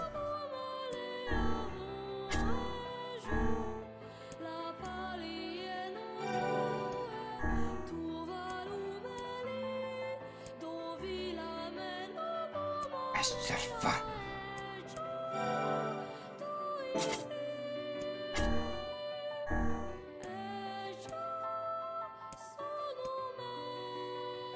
I got that one was way behind.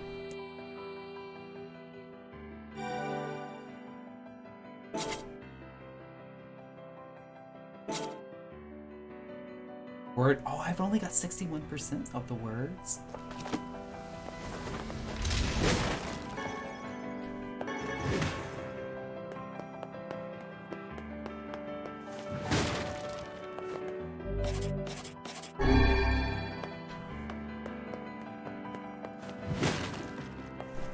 Jesus Christ, when you pass a room that's full of nothing but health potions, you know you're in trouble.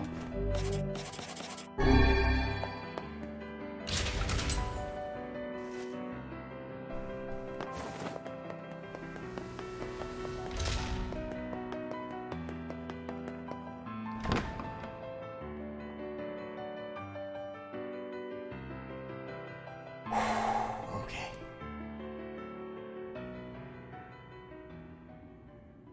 And the twins.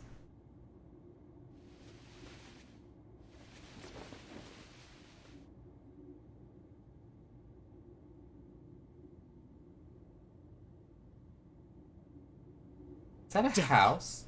Popola! Oh, look. You made it. What kind of area is this? We've been waiting for... Why are you doing this? It began 1,300 years ago. Ma'am? Humanity, finding itself on the brink of extinction, undertook a last-ditch rescue plan called Project Gestalt.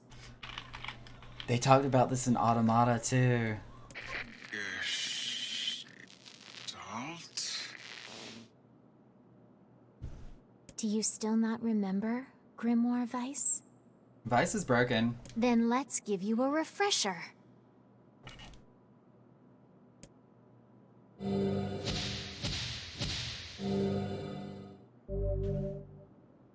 Obtain Project Gestalt documents.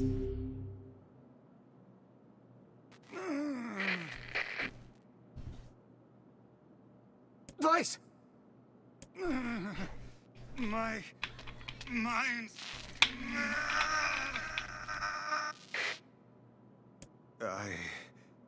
I remember.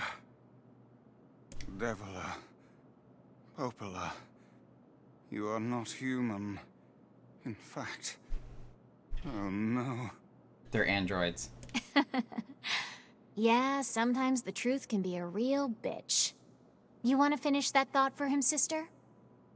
All of us, every person standing in this room, are mere shells created by the true humans. What are you saying? You still don't get it? You aren't human.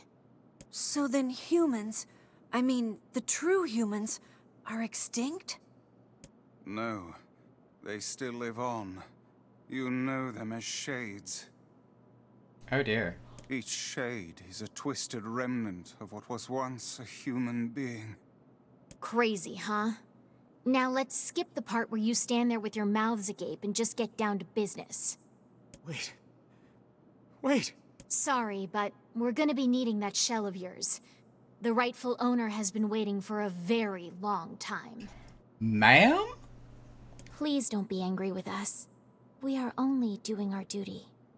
Our endless existences have a single purpose: to control the lives of others in accordance with the will of the true humans.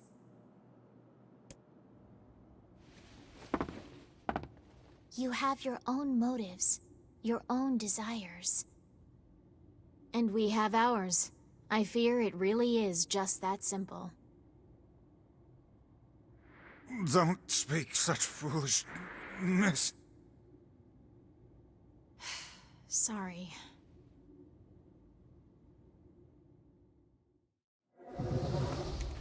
And here we go. Whoa, whoa, whoa, whoa! What the heck? You and us, we're the same. Tools in the hands of a master. No! I'm nothing like you! She just punched me.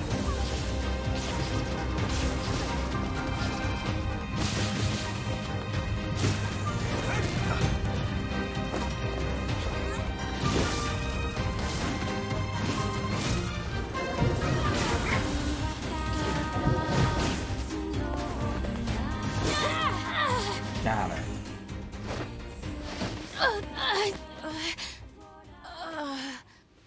Devila? Devila?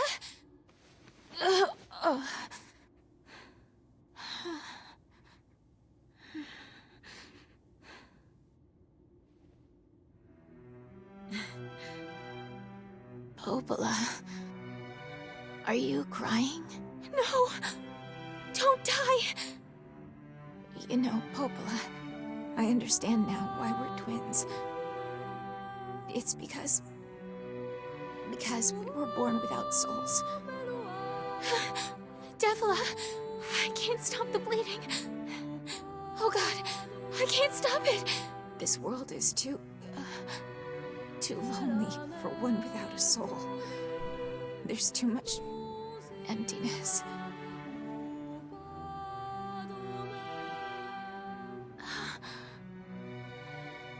Our souls are missing. And yet somehow our tears still work. It's kind of weird. Sorry, sis. I love you. Devil. Devil! Don't you go! No, I can't be alone! Devil!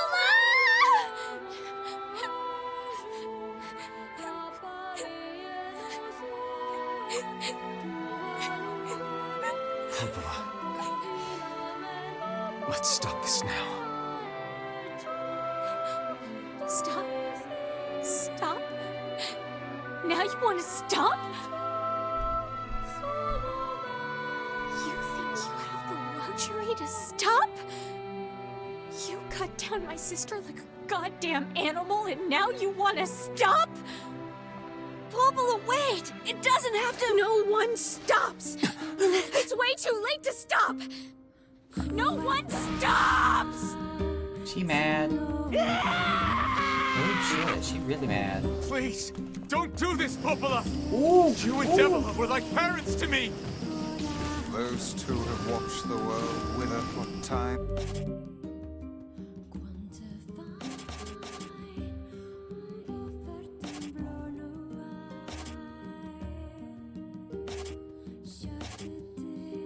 Immemorial. The coolness of such a place is difficult to imagine. Oh my god. I don't want to do this! I don't want to fight her! Stop bitching and start fighting! Oh my god, how do you... What? No.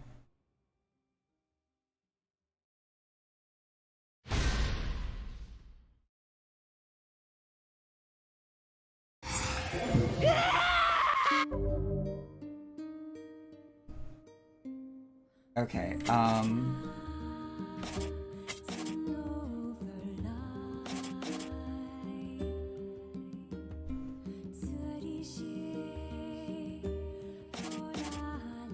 Okay, I think we're gonna need Dark Gluttony.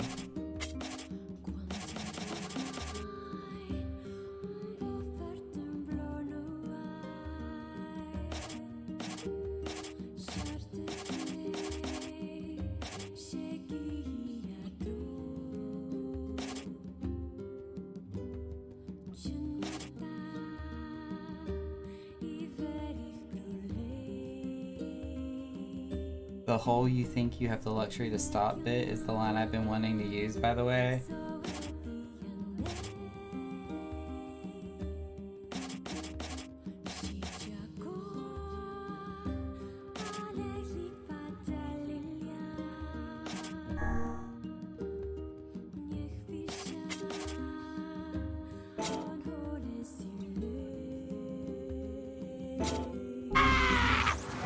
Please, don't do this, Popola!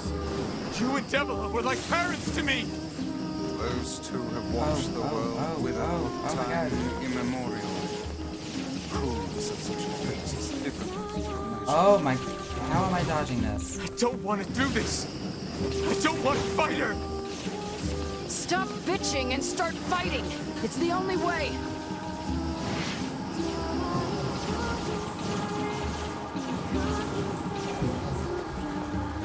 Oh, I have to hold it. Okay.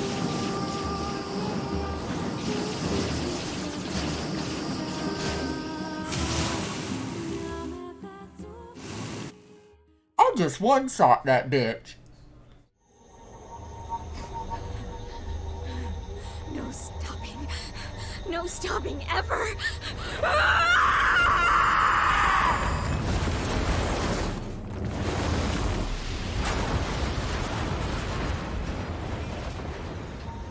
The bridge! Blast! We're trapped! I've got an idea!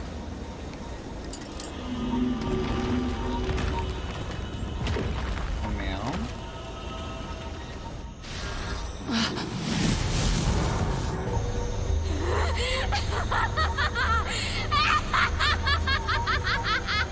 I fear we're done for. It'll be all right.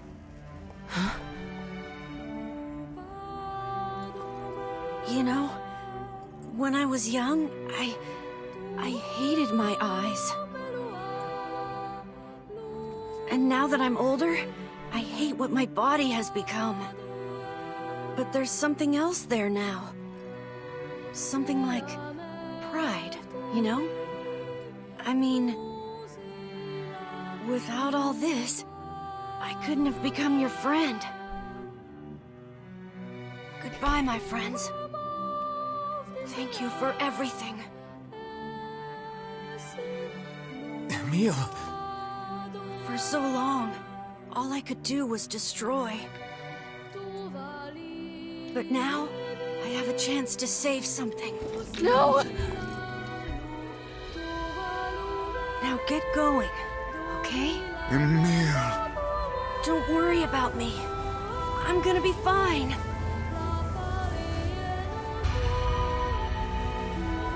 Emil! Emil! Emil! You jackass, get back here! Emil!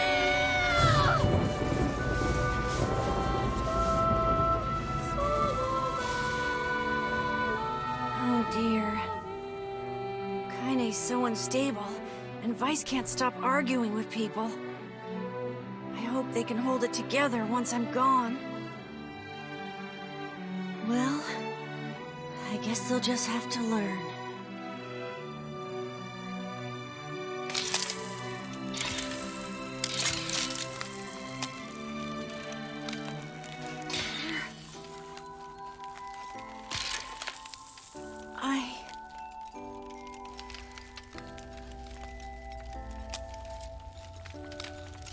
I want to see you again.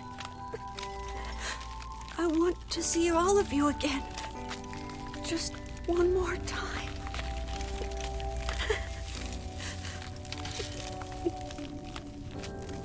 I'm scared.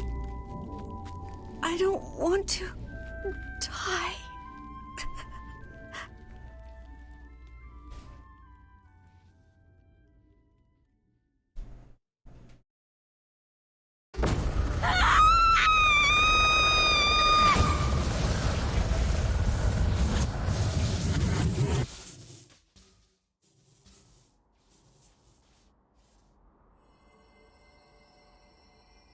And he deleted her.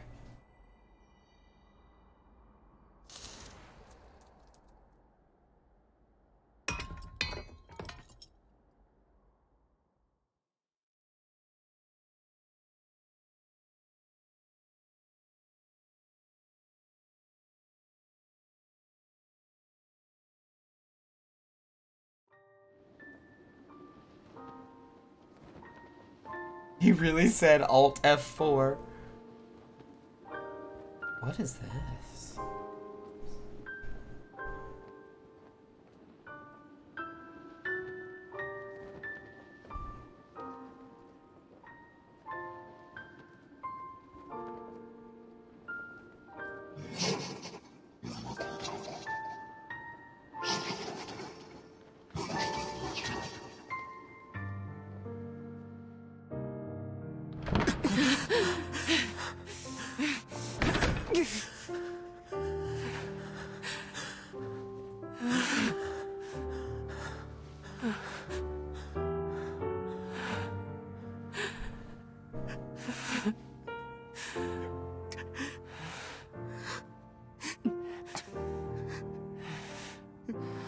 I know your coochie showing.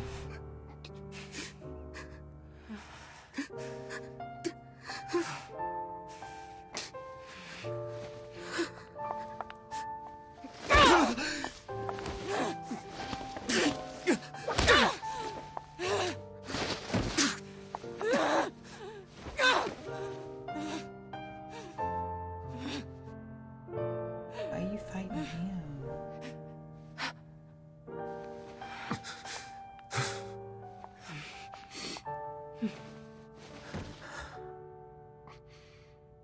Let's go.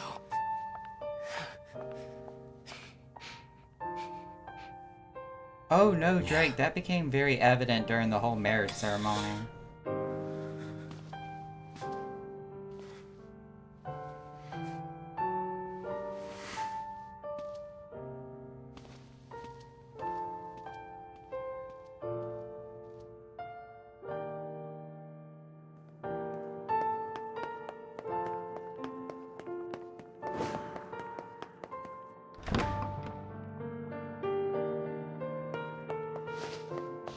Oh, whoa!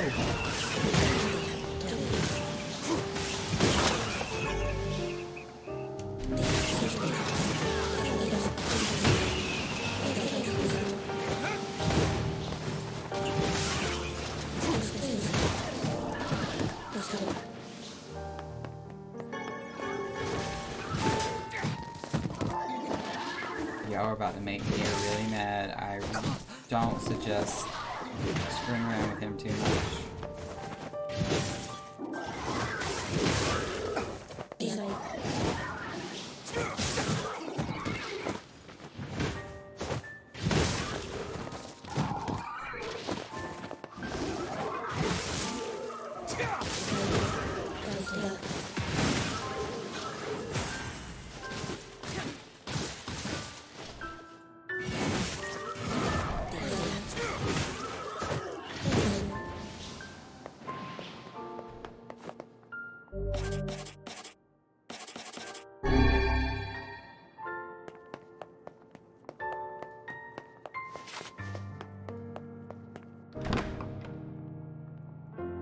Still stand by what I said earlier. Devil and Popola did nothing wrong.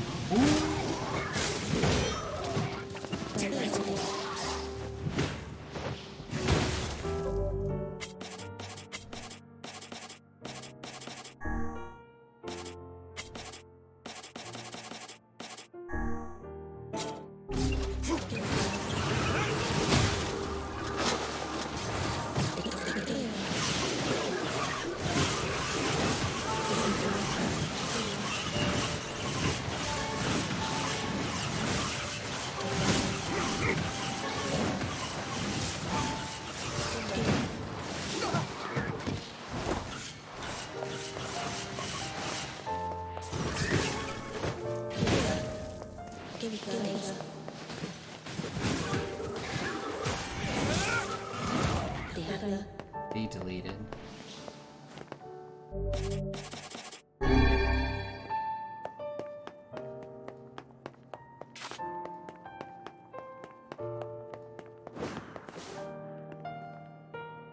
Ooh.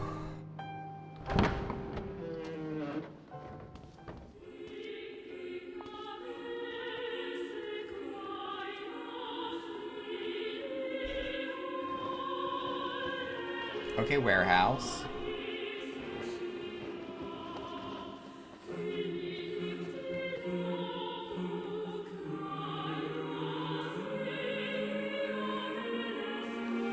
Yona!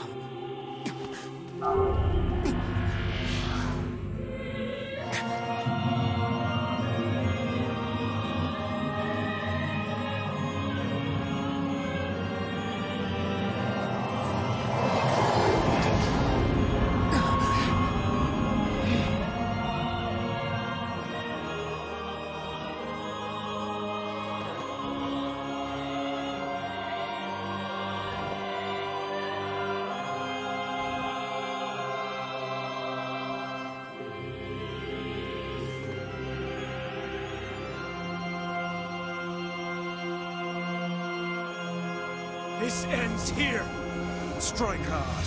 Hold nothing back.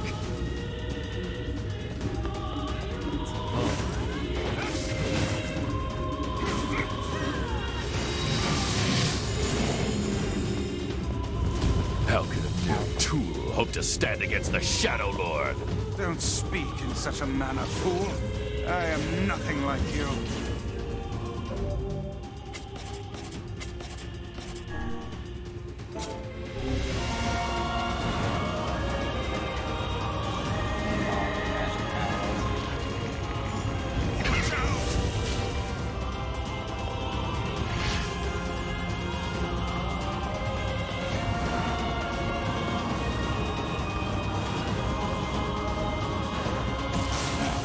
No! Impossible!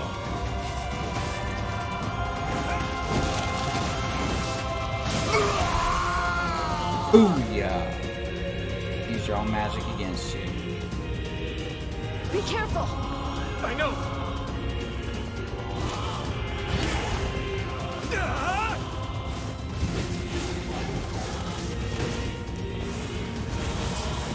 Ooh, shit, did you just deflect my shit.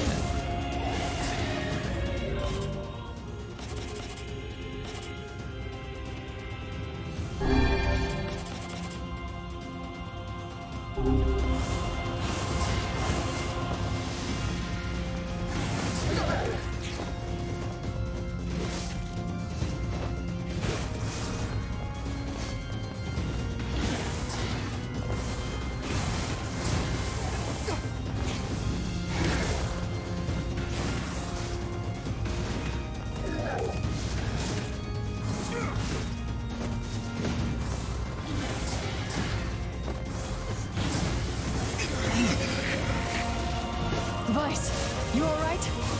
Naturally, I am as fit as a fiddle.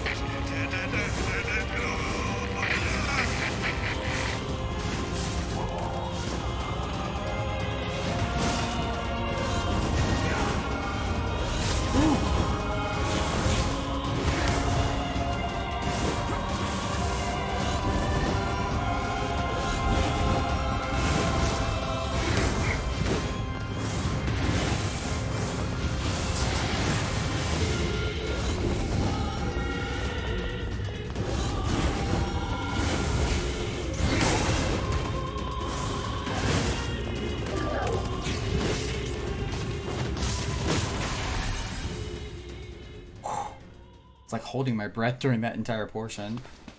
Wait. Yona?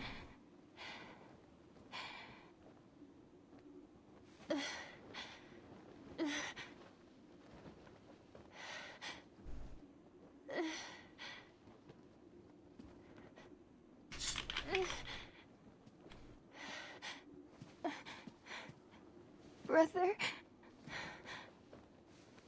Yona.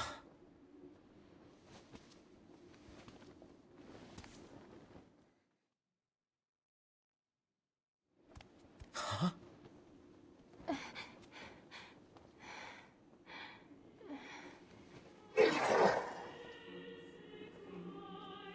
Please, just stop. I don't want to do this anymore. I don't understand what's happening. I don't need someone else's body. I don't want it.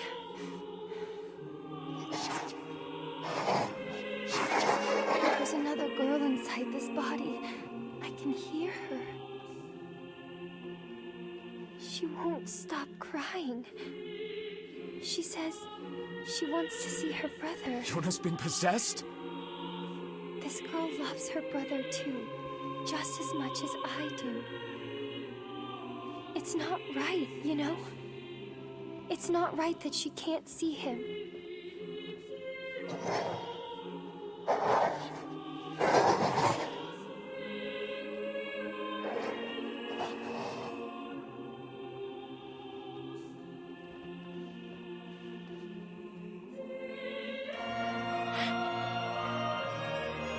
It's you, isn't it?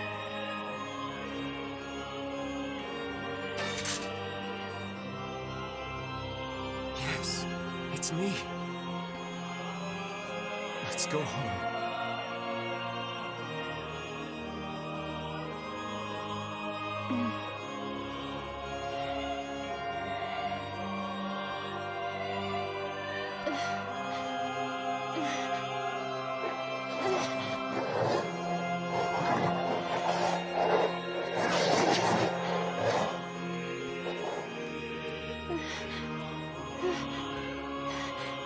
What is happening?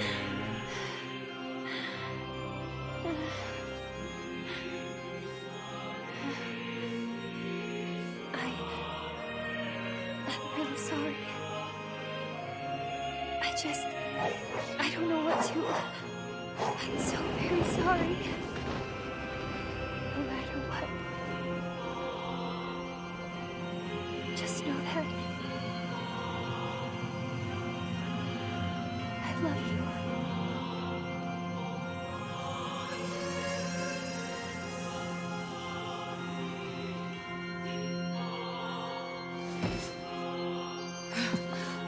Hurry. The shade that possessed her is gone.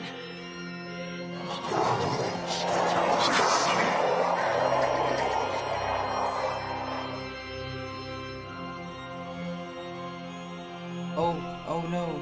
Oh no. Oh no. Oh no. Cut! Oh no. Oh no. Watch over Yona for me. You want me to understand your sadness? You think I'm gonna sympathize with you? I swore to protect my sister and my friends. If someone puts them in danger, they must stand aside or be cut down. Now come on! Let's finish this! Got me. Really got me again.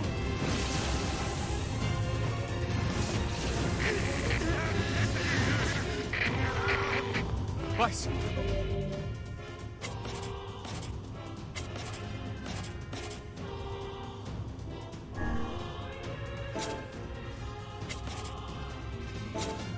What's wrong?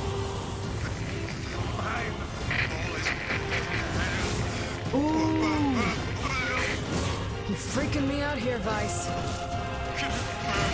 What are you doing? Just do it. Strike the killing blow.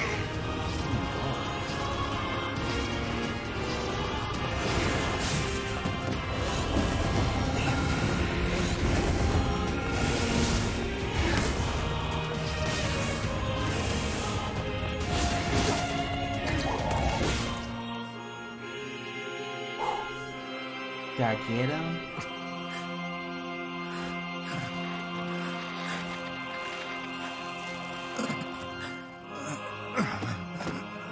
No bother.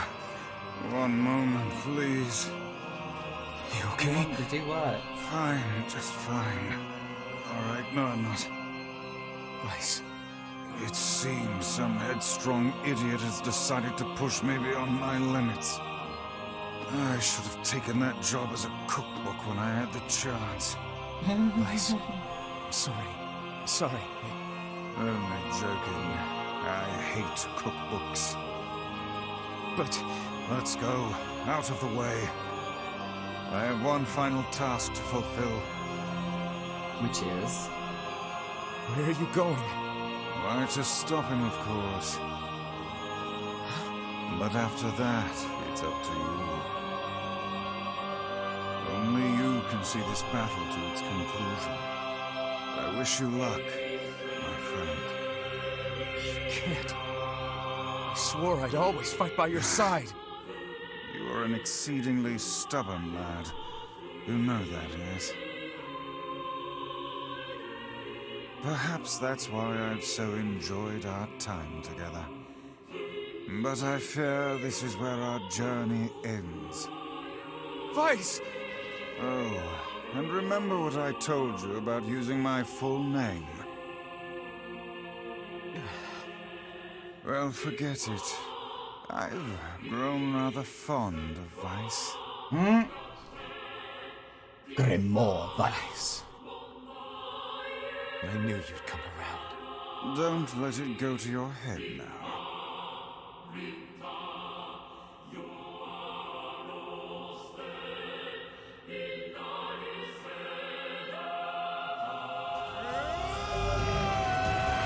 Has lost all his powers. Which means I have something to defend. I have a reason to live.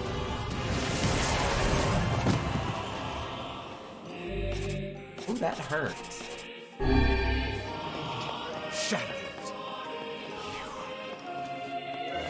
Whoa, whoa, whoa, can I not even use my martial arts anymore? You're kidding. I can't dodge roll or anything?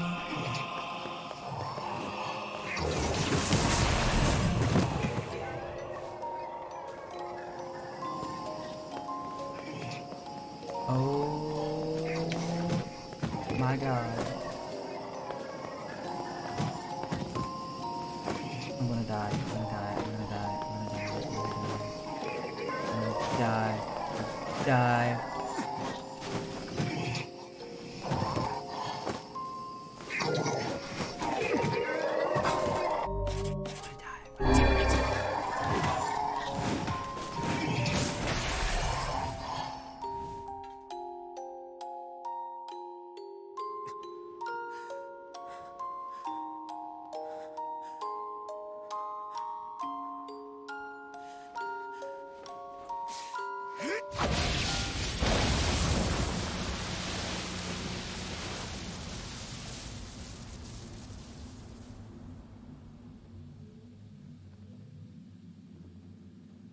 I love how it literally uses your weapon of choice for the final cutscene.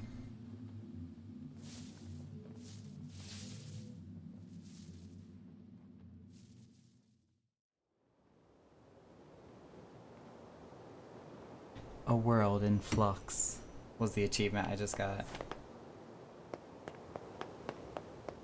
What's up with all the lamps?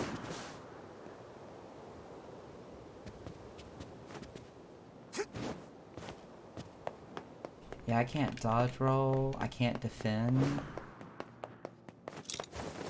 Oh, because it switched it to different buttons.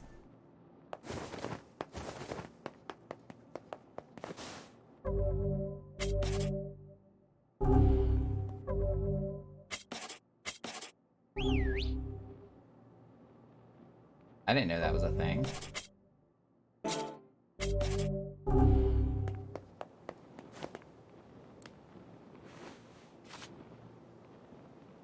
Is Yona all right?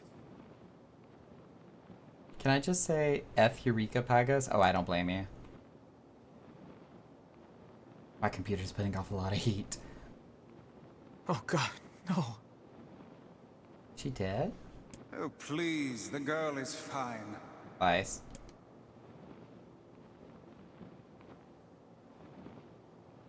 Vice? Where are you? Are you okay?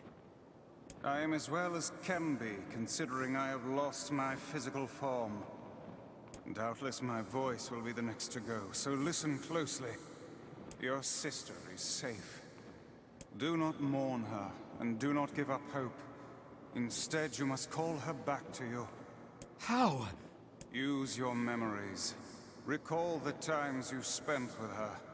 Present her with proof that the two of you live still, and that your lives have meaning. I don't know. Typical. But take heart. I know you can do it.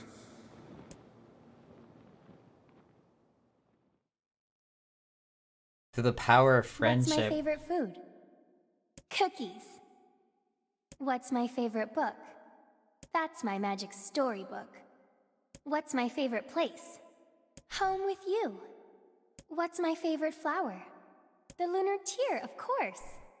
Okay, one more question. Who do I love more than anyone? Who do I love more than anyone?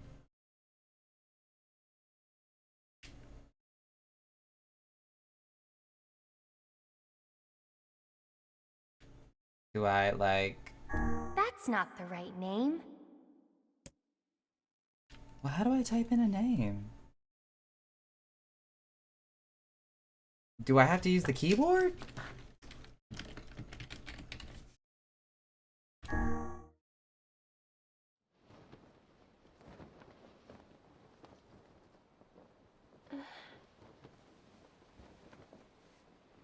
Is that you?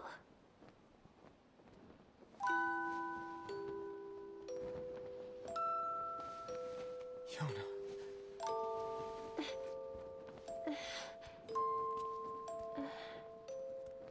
Is this my body? Yes, Yona. It's yours and yours alone. You look bigger than before. Like you've grown up. Well, yeah. I guess you haven't seen me for a while. Have I been asleep this whole time? Something like that. It's almost like I'm a princess from some fairy tale. Oh, Yona. I'm so happy to have you back. I'm just trying to finish the level 35 quest so I can be done with Pagos. Died 3 times trying to get to the destination. The first time I shouted for a res 5 times and got completely ignored. You and Oh your sister. no. You have a good life, Kay? Where are you gonna go? Guess I'll... You could stay with us, you know. Thanks, but I'll pass. But why? You know how it is. I got my own shit to take care of. What do you mean? Personal shit, alright? Anyway, take it easy, yeah? Then I'll help you. Kaine. Hey, look.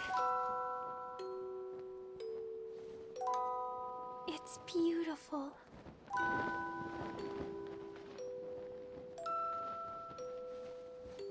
For the longest time, I heard someone telling me how they wanted to see the light. And now, they can finally see it.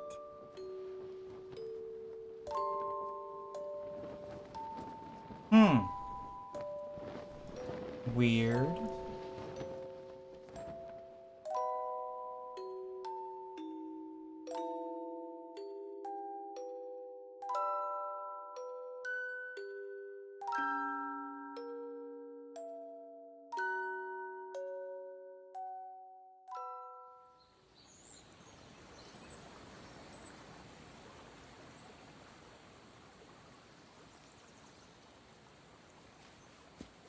Northern Plains. He got a haircut. Oh no, he's just got his hair tied back.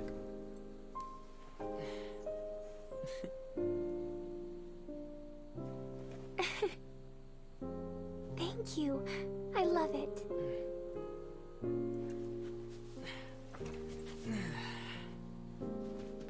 Or was this 5 years ago? It's so sunny today. Yeah, it sure is.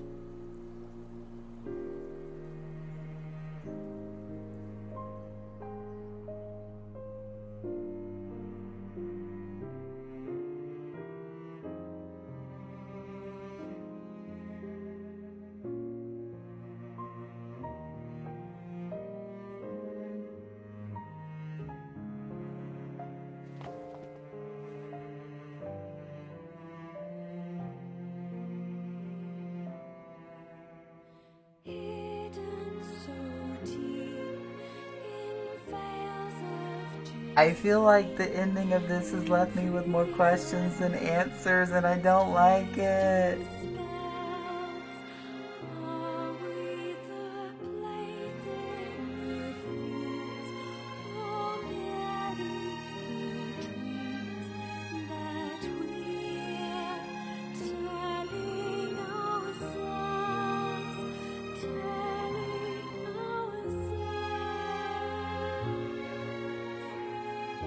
I like how they literally made you type in your name at the end to bring back your sister.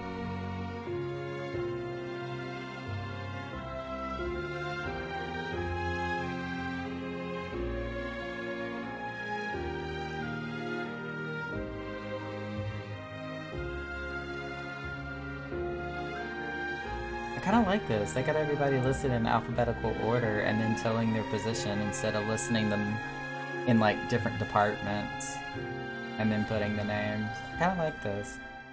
Strive till the phantoms are broken. Fight till the battle is done. The squadrons of night can't conquer the day. No shadows extinguish the sun. I'm trying to like look for voice actors.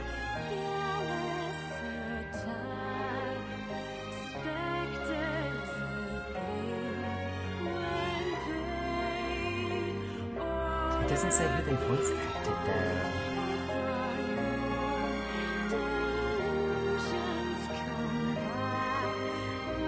Question marks. Kira Buckland. What?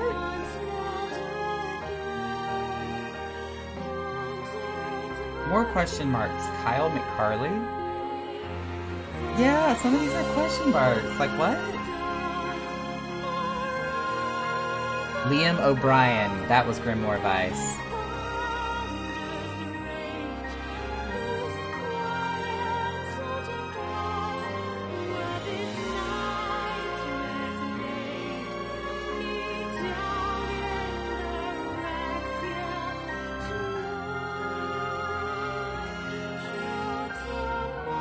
Matt Mercer was additional voices.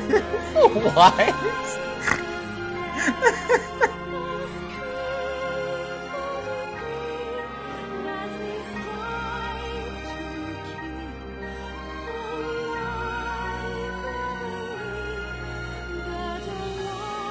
There's another question mark.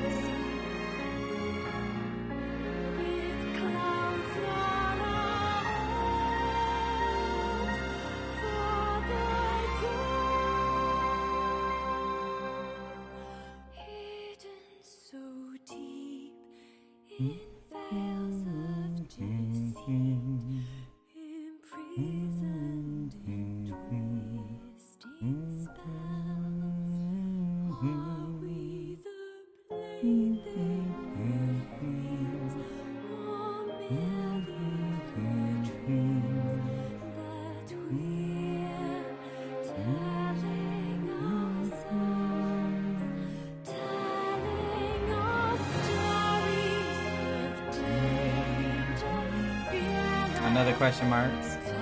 Another question mark. Spike Spencer. Liam O'Brien usually does a regal or insane child's voice. Yeah, that very regal, snarky book was 150% up his alley. The Red Bag Woman, Tara Sands.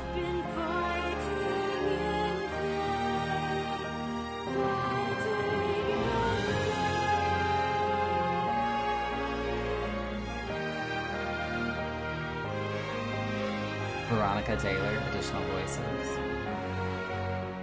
I had no idea Matt Mercer had anything to do with this. That was actually kind of awesome. Yoko Taro, creative director.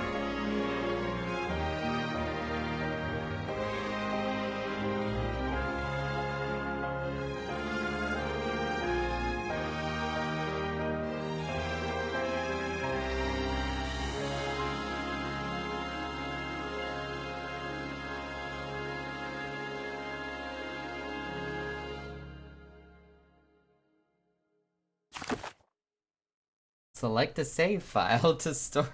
Is this for New Game Plus?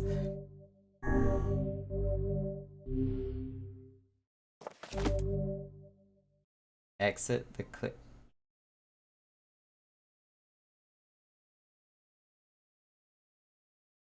No? Yes? Wait. Is there more than one ending to this game like there is in Automata?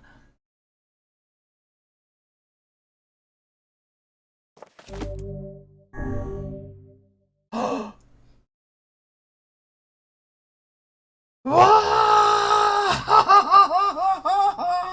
my god! I had no idea! What? What? What? You can now read A Departed Mother's Diary. Wardrobe has been added to the options menu. Change music has been added to the game settings.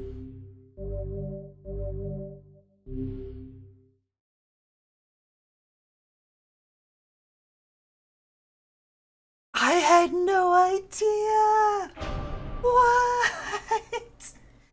What?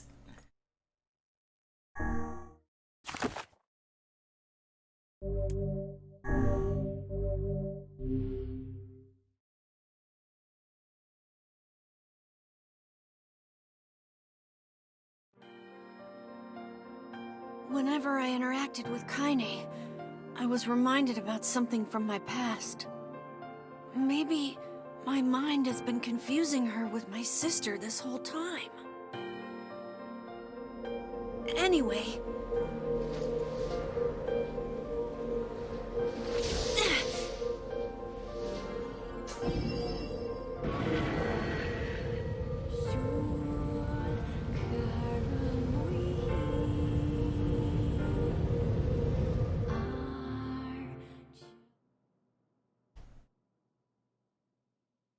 Kaine's dreams, discrimination.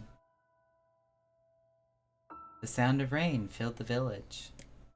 The steep cliffs that surrounded the area magnified sound, causing even the slightest drizzle to rattle like a thunderstorm.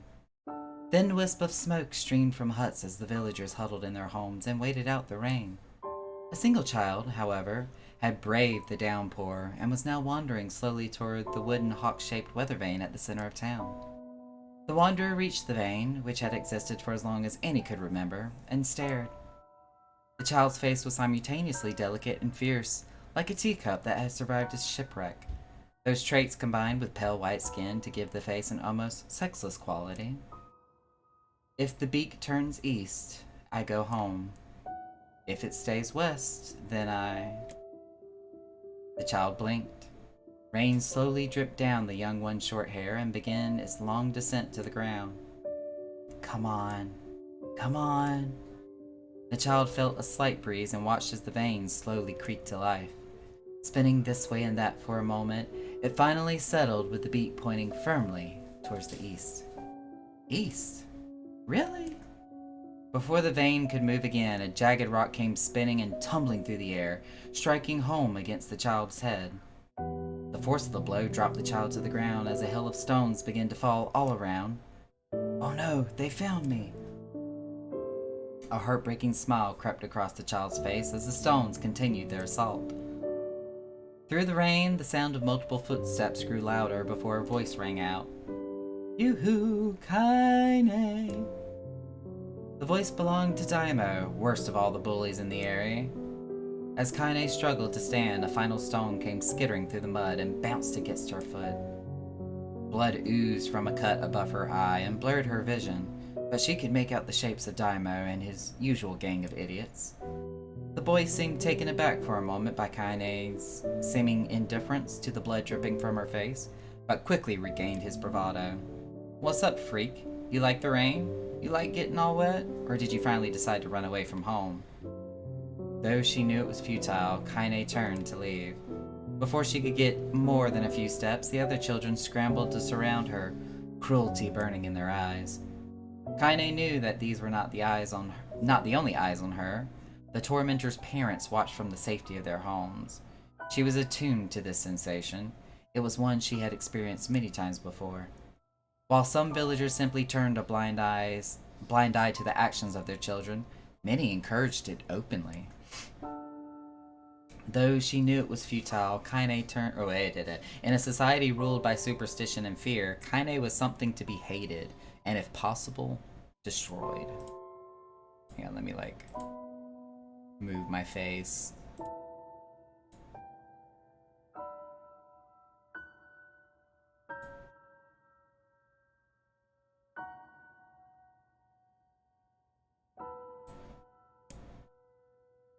I didn't say you could leave, freak. Daimo's words chewed at her like a worm through an apple. He can't hurt me, she lied to herself. Be strong, be brave. He can't hurt me. He can't hurt me. He can't... Oh look, the little freak is gonna cry. What's wrong? Are you sad that everyone hates you and wants you dead? Kaine prayed for the rain to flood down and carry her away from a world that seemed to have no place for her. But if there were gods, they chose to ignore her. As Daimo crept ever closer, the clouds began to thin and the rain slowed. Even the weather hates me. I'm useless. A failure. I wish Daimo's rock had taken my head off. Kaine couldn't meet Daimo's leering gaze. She lowered her eyes and stared at the muddy ground below. The bully moved forward until he was inches away. She could smell the scent of old meat on his breath. The boy grabbed Kaine's face with thick fingers and yanked it upward. She tried to turn away, but he forced her gaze back and jammed his thumb against her eyelid to pry it open. Show me. No. Did you just say no? Daimo grinned evilly. You don't say no to me. No one says no to me. Not even taking his attention from Kaine, he calls to his cohorts. Come on guys, let's give the freak what she deserves. As soon as Daimo finished, kicks and blows began to rain down upon Kaine. Daimo paused, still grinning as Kaine curled into a ball and tried to make the pain stop. I don't get you, freak. What you acting like a girl for, huh? Everyone knows what you really are. Kaine ignored the question, choosing instead to stare at the weather vane. It continued to point east, as if supremely confident about the future it had chosen for her. Go home. Yeah, that's a funny joke for someone with dead parents and no home to go to. Freak, chanted the children. Freak, freak, freak. Kaine closed her eyes and listened to the rain, waiting for the pain to start again. As the clutching hands of the village children closed around her, she bent her mind to the sound of rain, letting it become her world entire. The rain fell, but the pain never came. Only when the laughter of her tormentors turned to terrified cries did she dare open a single blood-caked eye. Kaine was shocked to see Daimo sprawled on the ground, holding his head and screaming in pain. She could see blood welling from the spaces between his fat, twisted fingers. Oh my god, he's crying. He's actually crying. Deprived of their leader, the other children glanced back and forth between themselves, as if waiting for someone to step forward and take charge. When no savior emerged, they began an uneasy shuffle away from Kaine. But the young girl was the least of their concerns. Instead, their attention was wrapped on the ancient woman standing a few feet away. After struggling for breath for a moment, she finally spoke in a voice thick with rage. Hurts like a bitch, don't it? Now I suggest you scatter before I throw another one. And if any of you little bastards ever touch my Kaine again, I'll do far worse than throw a rock. You can count on it. The old woman crouched down and gently touched the hand Daimo was using to cover the wound. Before he could think to protest, she ground her palm into the wound and twisted back and forth. Ow, he screamed, leaping to his feet. Stop it, what are you doing? Quit whining, ain't no one ever died from scratch. You hit me with a rock, you stupid bitch. A big one, that thing could have killed me. The old woman shrugged. Death is the best cure for stupid. Daimo's face twisted with rage at her words. Looking his eyes on Kaine, he took a step backward and spat on the ground. Get out, leave the village, no one wants you here, either of you. Seeing the old woman grab another stone, Daimo and his companions turned tail and run. As they fled, the old woman grabbed her side and barked out a single laugh. Look at the fat boy go. Guess he's healthy enough to run from a fight. The woman's smile faded as she turned her attention to Kaine. Kneeling down, she removed her shawl and placed it around the young girl's shoulders, then produced a cloth from the folds of her dress and began blotting at the blood on her forehead. Oh, Kaine, she said, why didn't you fight back? You're stronger than that lot. The words of her grandmother stung Kaine, and she turned away. Don't be nice to me, she said. I don't deserve it. Nothing matters anymore. Her tears, held in check for so long, finally began to fall on the muddy ground below. Everyone hates me. They think I cause bad things to happen. They think I'm a freak. I wish I was dead. As Kaine's tears turned to sobs, she felt her grandmother's hands on her shoulders. Despite her advanced age and diminutive size, she was a woman of surprising strength, and Kaine found herself unable to turn away. Don't talk like that, girl. It's a river wide and deep that flows between the realms of this world and the next, and it grants no mercy to any that attempt the crossing. You got a duty to fight until your last breath, understand? The old woman tightened her grip and tried to still the tremor in her voice. You know the pain of losing someone close to you, Kaine. You know because you survived it. As the words hit home, Kaine was struck by the force of her love for the old woman. As a young child, she didn't even know of her grandmother. But when her parents died, the woman quickly accepted her as her own. Grandma, as Kaine called her, was cunning, vulgar, and quick to violence, and their first few years together had not been easy. But with each year that passed, Kaine and her grandmother had grown closer. However, it was only now, sitting in the mud with tears and blood caking her face, that Kaine truly understood the depths of her affection. Here was a woman who had seen hard times, who had seen death, who had fought through all of these things and somehow emerged on the other side. If anyone could understand Kaine's pain and loneliness, it was her. Do I make you sick, Grandma? Of course not. Don't be an ass. Kaine drew her grandmother's moth-eaten shawl around her body and shuddered. But my body, it's not normal. If I was normal, then Mom and Dad wouldn't... Hush, interrupted Grandma. I'll not hear another word of this nonsense. You're my granddaughter and I love you, and if folks have a problem with that, they can just go to hell. With that, the old woman reached out and placed a wreath of dried flowers in Kaine's hair. The skill it took to bend the flowers without breaking the stems or losing a single petal was remarkable, and the beauty of it made Kaine want to cry all over again. Oh my gosh, these are lunar tears! Grandma, you made this for me? Lunar tears were legendary flowers. Most people could live their entire lives without ever seeing one, and yet her grandmother had somehow collected a dozen or more. Kaine reached up and touched the wreath as if she couldn't believe it was real. Where did you find these? Just stumbled on them while I was doing the shopping. The old woman turned away as she spoke, leading Kaine to suspect that the search had been more difficult than she was letting on.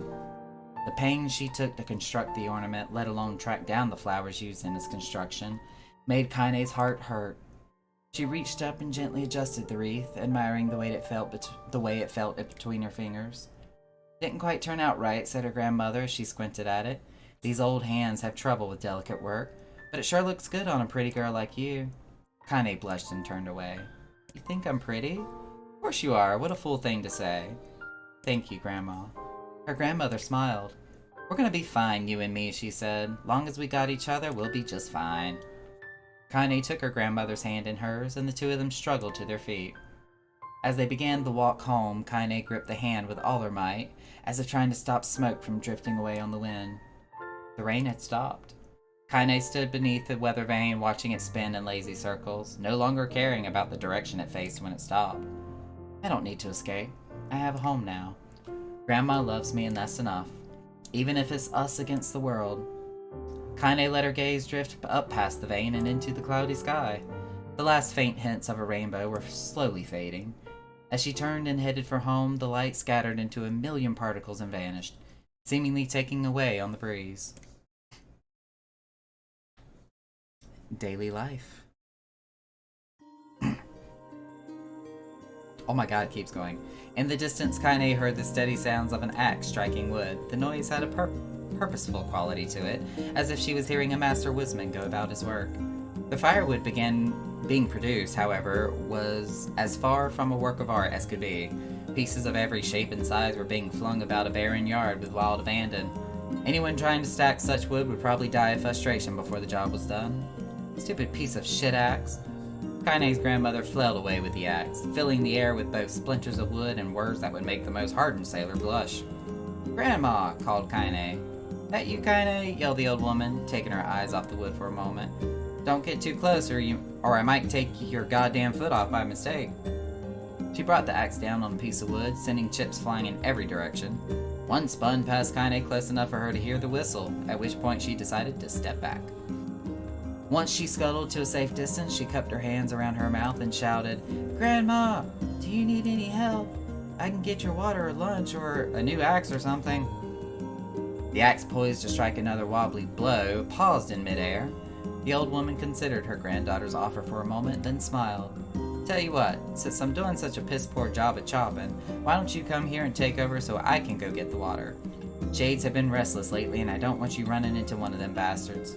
Relinquishing the axe, her grandmother picked up a long pole with wooden buckets on either end. Gathering water was by far the more difficult of the two jobs, but Kaine knew better than to complain. Once Grandma's mind was set, there was no changing it.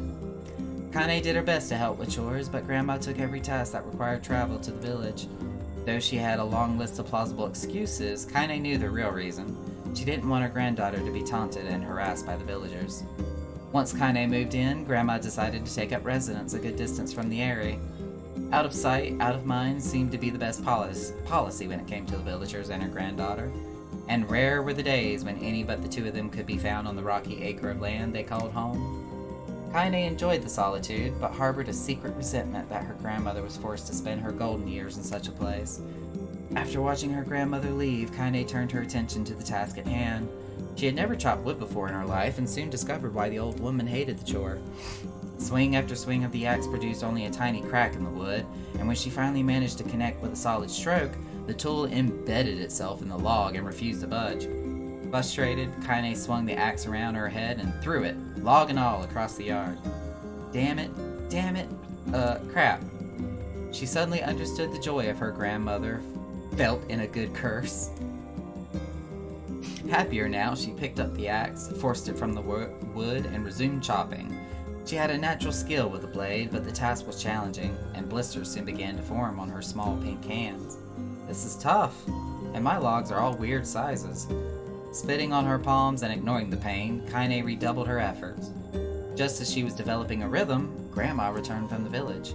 Setting down her buckets with a small sigh, she took one of the logs and coughed out a wheezy laugh. Pretty clumsy, girl. You better practice if you... Her grandmother suddenly collapsed to her knees, causing one of the buckets to wobble precariously. Eyes wide, Kaine dropped the axe and ran to her grandmother's side. Grandma! The old woman shook her head and pointed a trembling finger at the bucket. Get the bucket. Can't let it spill. It's a very, very bare minimum of Song of the Ancients in the background. Oh, not anymore.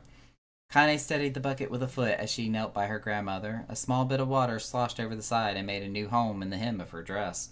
But Kaine didn't notice. Grandma? Grandma, what's happening? Crazed with panic, she grabbed her grandmother by the shoulder and shook. After a moment, the woman lifted her arms and batted Kaine away. Stop that. Just stop, she cried, breathing heavily. It ain't like I'm dying. Just tired from the trip is all. Kaine desperately wanted to believe her, but one look at the old woman shaking hands and worn face told her more than words ever could. Her grandmother had lived a long, hard life, and it seemed the bill was finally coming due.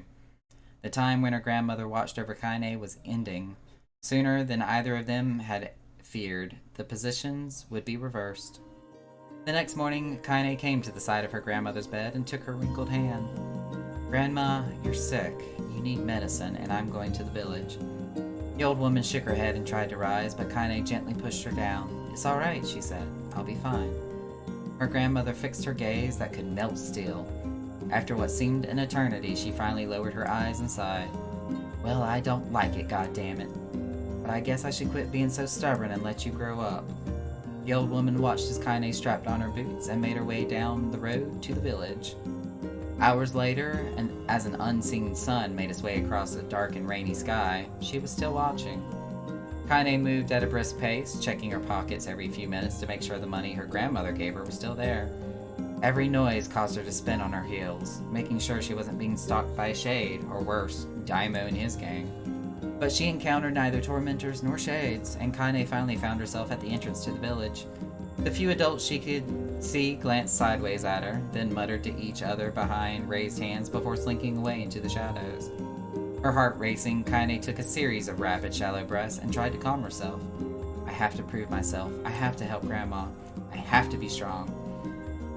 She chanted these words to herself over and over as she slowly made her way.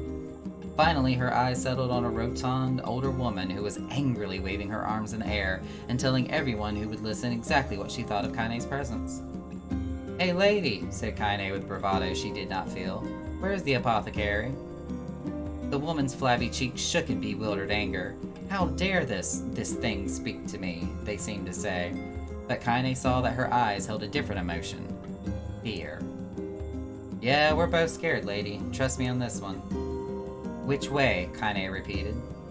The woman pointed at a small building to her right before hitching up her dress and stumbling off in the other direction. Kaine cringed, expecting a stone to come flying from the assembled crowd, but none came. Her mind was filled with a strange sense of pride as she made her way to the apothecary, but the new emotion had little time to take root, for as soon as she opened the door, she noticed a familiar customer at the counter. It was Daimo. He'd clearly been sent here on some kind of family errand because his gang of followers was nowhere to be found. Oh my, he sputtered. I mean, what are you doing here, freak? The insult was delivered without force, and Kaine happily ignored it. Stretching on tiptoes to see over the counter, she asked the shopkeeper for the medication. Ha! Barked Daimo. That old bitch finally kill over? Go to hell, Daimo. The boy's eyes grew so wide they seemed ready to fall out of his head, but before he could let fly a comeback, or worse, a punch, the apothecary told them to knock it off before he kicked them out of the store. Daimo slunk out of the shop, cursing Kaine under his breath. Once he was gone, she allowed herself to breathe once more, taking a brief tour of the shop while the owner prepared her medication. Countless tiny bottles filled the cramped store, each with a label written in some indecipherable language. An ocean of aromas assaulted her nose, creating a scent that was exotic, but not altogether unpleasant. Seeing such a variety of supplies gave Kaine a sense of peace. Surely, in a world so vast, there would be a place that she could call home. On the far wall behind the counter rested a portrait of a stunning young girl. The picture had once contained bright, vibrant colors, but time had worked its cruel magic, and they were beginning to fade. The beauty of the work, however, remained undiminished.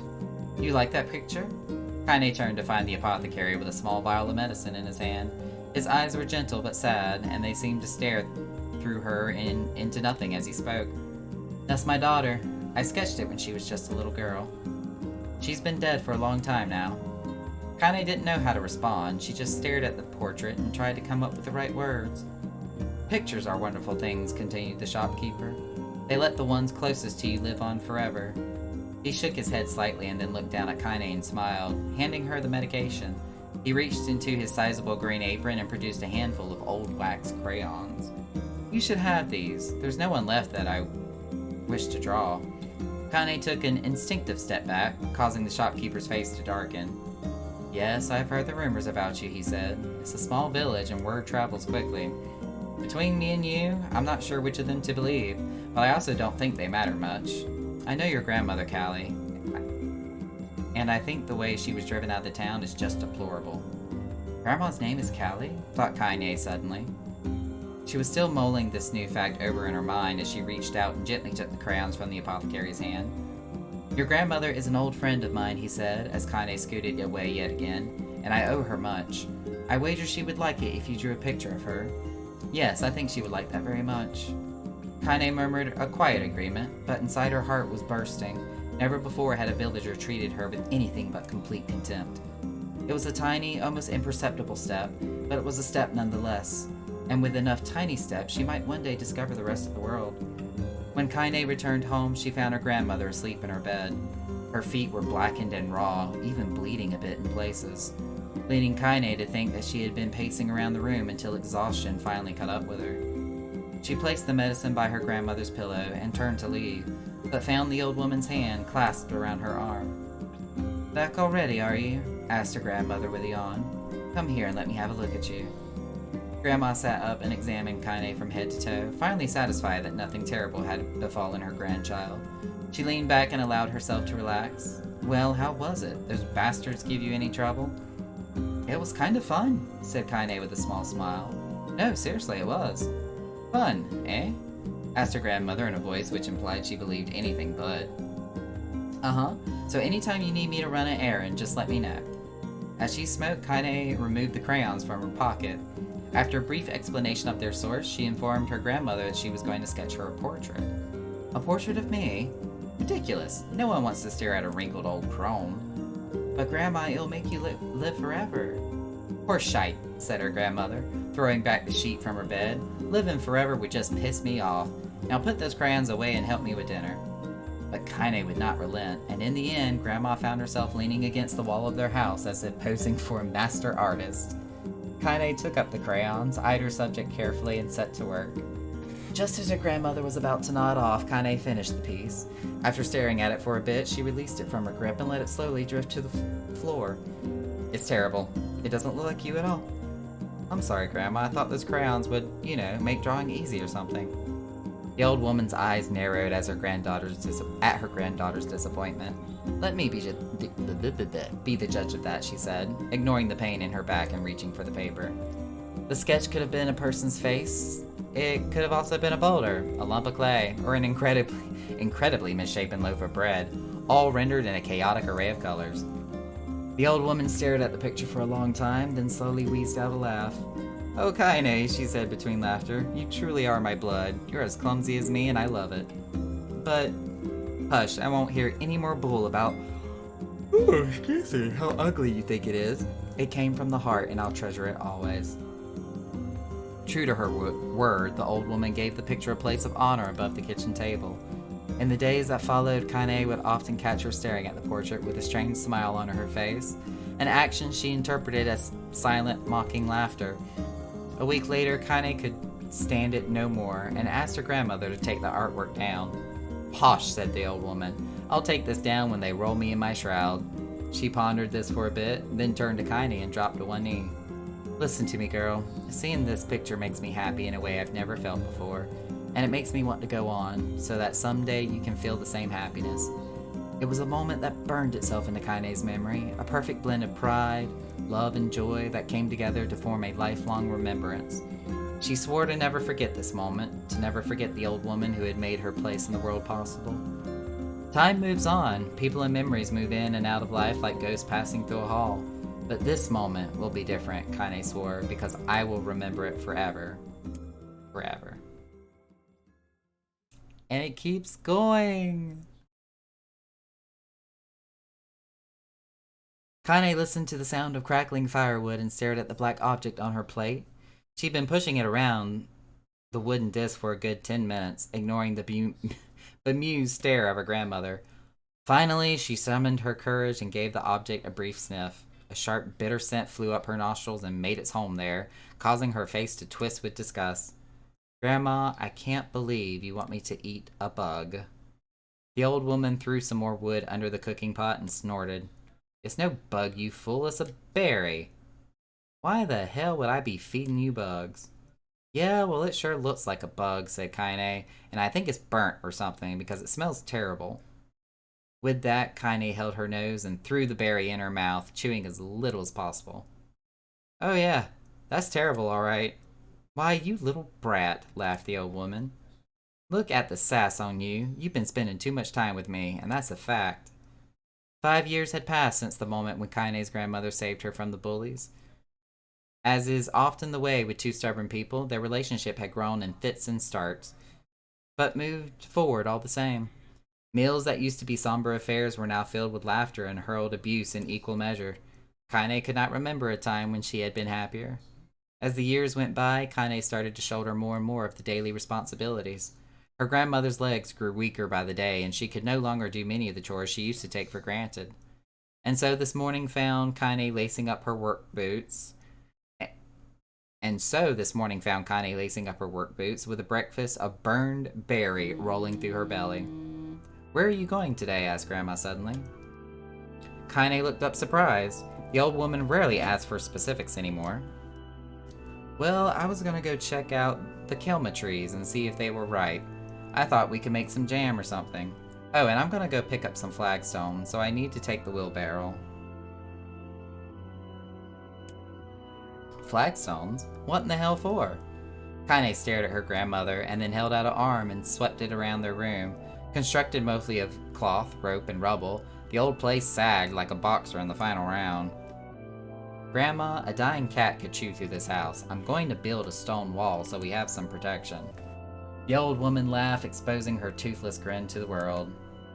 Goddamn, girl, if a bunch of thieves want to ransack the old place, let them come. We ain't got nothing worth stealing anyway. I'm not worried about thieves, I'm worried about shades.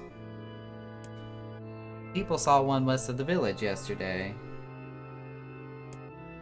I'm gonna take some insulin. The old woman tilted her head and stared at her granddaughter. Well, shoot. I don't know why you have to do it today. We can worry about it some other. Grandma, no. If I don't go to the kelma trees, we won't eat tonight. You know that. A confused expression passed across the old woman's face, and for a moment she was a small child lost at a carnival. Yes, she said after a bit. Yes, of course you're right. I'm sorry, Kaine. Lately it seems my mind is... She didn't finish the thought, instead walking over to her nightstand and gently taking the wreath of lunar tears from the drawer. The flower's petals had aged to a brilliant whiteness, and Kaine thought it was more beautiful now than the day she first received it. You're gonna be a true woman soon, Grandma said as she placed the flowers in the girl's hair. So that means less chatter about shades and building defensive walls, and more talk about how beautiful you've become. Annoyed, Kaine reached up to remove the garland, but the look on her grandmother's face stopped her hand. You're a beautiful thing, said the old woman, and there ain't another like you in all the world. I'm very proud of you. Okay, Grandma, that's enough goddamn compliments for one day. Such a mouth on you. Where did that come from? Gee, I wonder. I'll teach you to sass me, girl, yelled Grandma. Suddenly, she lurched forward and grabbed Kaine by the ears, pulling her around the room with a crazed grin on her face. Grandma! Yelled Kaine in a quaking voice. Grandma, stop it! What the hell? The old woman stared at her and blinked, then slowly held her wrinkled hands out as if it was the first time she had ever seen them. Oh, I don't know what happened there. I'm sorry, girl. Sometimes my mind just... Kaine thought the look on her grandmother's face was the most heartbreaking thing she'd ever seen. Listen, she began, maybe I should stay home after all. No, I won't have you stay here to keep an eye on an old codger like me. You go get your fruit and your wall and whatnot and I'll be fine. And when you come back, I'll have a nice grasshopper dinner waiting for you. Kaine rolled her eyes and then kissed her grandmother on the forehead and made ready to depart, trying desperately to ignore the worry that was gnawing at the walls of her heart. Kaine could feel the old woman's eyes watching her as she moved down the path. Don't turn around, she told herself, but in the end the temptation was too great. She spun on her heel for one final look and saw a small, bent woman standing in front of a ramshackle hut with a sad expression on her face. God, she looks so old now. It's like the wind could reach down and just carry her away. Kaine worried about her grandmother all day, causing her work to suffer. With little fruit she could collect was tossed carelessly into the wheelbarrow, and she only found a couple of stones before losing interest in the project. Finally, as dusk approached, she decided to call it a day. Cursing herself for the lack of focus, Kaine pushed the nearly empty wheelbarrow back down the path. As she crested the final hill, she suddenly froze in place. The wheelbarrow fell from her fingers and collapsed on its side, sending a few pieces of wrinkled brown fruit rolling back down the hill. Her gaze was transfixed by a thick black cloud that hovered just ahead. Tracing his path with a finger, Kaine suddenly felt her stomach knot in on itself. No, oh gods, no. Her grandmother's house was ablaze, the flames licking up as if trying to touch the sky itself. Grandma? Grandma? Kaine ran then, faster than she ever had moved in her life. Once she tripped on a stone and went spiraling into the rocky ground, but she leapt to her feet and continued running, unmindful of the blood that spilled from her wounded hands and knees. As she got closer and closer, Kaine's mind began to race in time with her footfalls. It's too dark. It's too dark. Not just fire. Can't be fire. Too much smoke. Gotta save her. Gotta save her. She burst into the front yard and came to a sudden halt, her worst suspicions confirmed. The smoke from the fire was mingling with the thick, inky blackness of an enormous shade. The massive creature supported itself on 3 twisted feet, and achieved balance through means of a large armored tail. Scales, horns, claws sprouted from its body in a random chaotic pattern, giving it an appearance of a lizard designed by some insane god. Seeing Kaine, it let out a roar and flicked its tail, sending small whirlwinds spinning around the yard. For a moment the creature retreated into a shimmering inky blackness, as if her mind was unable to comprehend that such a thing could actually exist. But then the smell hit her, a blend of rotted meat and excrement, and the horror became real once more. The creature bellowed again, and this time Kaine responded with a scream of her own. Alright, you bastard, she thought as her scream echoed off the high cliffs around them. It's you or me. Let's go. The shade eyed Kaine with bemused interest. Then it began looking from her to the house and back again, as if urging her to look at the destruction it had so gleefully wrought. With dread building in her heart, Kaine glanced towards the house. Through the smoke and flame, she spotted a small figure struggling to escape the ruins. Grandma! At the sound of her voice, the old woman began waving frantically. She's alive, thought Kaine. Alive! Kaine's legs sprang to life as she raced across the yard towards the flaming wreckage of the house. Before she could advance more than a few steps, the shade opened its mouth and let out a roar powerful enough to uproot trees and send them flying. The blast sent Kaine tumbling through the air before smashing her against the rocky earth. Stars danced in front of her eyes as she tried to remember how her legs worked. Get up! Get up! Get up! Get up! Get up! Get up! Now!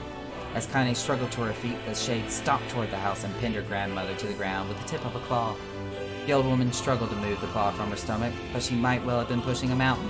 She coughed briefly, sending a small spray of blood into the air, and then collapsed to the ground, her energy spent. Kaine lurched to her feet, only to fall back to the earth with a gasp. Her ankles were on fire. One or both of them were surely broken. Ignoring the pain that screamed through her body, she began dragging herself across the ground, leaving a drunken trail of dust and blood in her wake. Grandma, hold on, just a little longer. Her grandmother's face was turning blue, her eyes rolling back until only the whites were exposed. Kaine pulled herself across the ground with maddening slowness, the distance seeming to increase with every second that passed. The shade glanced between the two women and flicked out its tongue, its giant mouth turning up at the corners. Short, panting breaths belched from somewhere deep inside its core. Bastard, laughing at us. She had no idea how such a mindless creature could experience emotion, but there could be no doubt the shade was taking joy in their suffering. Yeah, I see your plan. The shade moved his claw slightly, allowing Grandma to breathe again. It was clearly keeping her alive, only to snuff out her life when Kaine was close enough to touch her. I'm gonna kill this bastard. Summoning all her strength, Kaine rose to her feet. There was a sickening snap from her right ankle as the foot twisted backwards, but she forced it from her mind and began to hobble toward the monster. Pulling a small knife from her pouch at her waist, she leapt on the foot that pinned her grandmother and plunged the weapon deep. Give her back, she screamed. Give her back to me! It was like stabbing a rock. After a few swipes, the knife broke at the hilt with a dull snap. The shade panted laughter again, then raised his tail and sent it rushing through the air towards the young girl that was latched to his foot. Kaine never had a chance. The tail struck her square in the chest and sent her crashing into the burning wreckage of the home. As she lay on the ground with blood pouring from multiple wounds, a small, weak voice spoke up. Kaine. Kaine's vision blurred, but she forced herself to focus on the sound. Finally, her eyes cleared enough for her to make out her grandmother's hands reaching out to her through the smoke. Grandma? Kaine, you gotta run. You can't miss this one. Kaine grabbed the hands and held on with all her strength. Grandma, come on, we have to go. The old woman coughed loudly. One of her hands, slick with blood, slipped from Kaine's grasp and thumped to the ground below. Grandma, no. No! I said run, goddammit. You have to live. You have to get through. The thought would stay forever unfinished. Before she could say another word, the shade's clawed foot descended, smashing through the remains of the roof and down upon the shattered figure of the old woman. Blood oozed from gaps in the creature's toes as the terrible putrid smell assaulted Kaine's nose once again. She stared at the foot, dumbfounded, convinced that what she was seeing could not possibly be real. When the creature finally lifted its appendage, all that remained underneath was a twisted, unrecognizable mass of rubble and red. Her grandmother was gone. Kaine blinked, trying to feel the hands which had been in hers just a moment before. For a fleeting instant, she couldn't remember the warmth of that embrace. Or could remember, the trembling of the fingers, but then the sensation drifted away on the breeze and was gone. Memories flashed through Kaine's mind, one after the other, faster and faster until they became a meaningless jangle of noise. Kaine screamed, and then a thunderous sound that echoed off the cliffs and seemed to roll away forever. The shade eased forward, black ichor pouring from its mouth and dissolving into smoke on the ground below. The earth shook with every step as it crept towards its prey. Kaine's body slowly rose as if controlled by a mad puppet master. Her arms and legs were bent at impossible angles, her head lolled dangerously to the side. Yet somehow, she managed to stand. Staring at the shade, her eyes began to glow with a deep red fire. The creature, so confident just moments before, took a slow, hesitant step backward, trying to discern if this broken human could possibly pose a threat. Kaine seized the moment.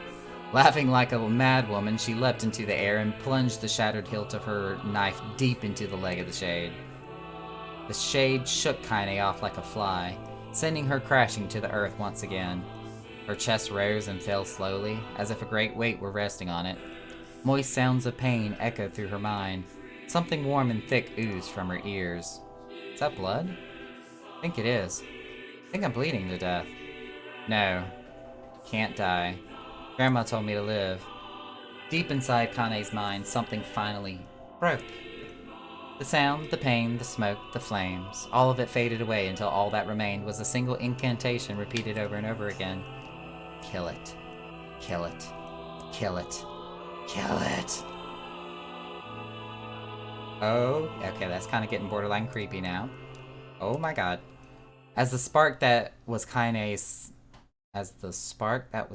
slowly began to flicker and die, she felt her desire to kill and her desire to live blend into one. The distance between heartbeats grew longer and longer and longer.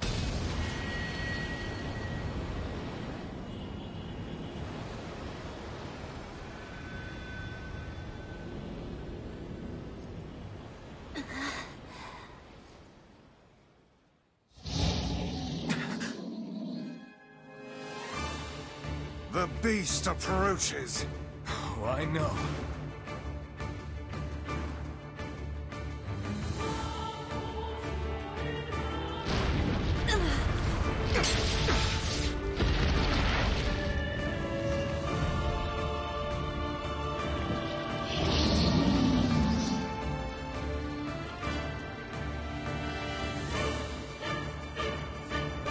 Oh, so we get to do this fight again.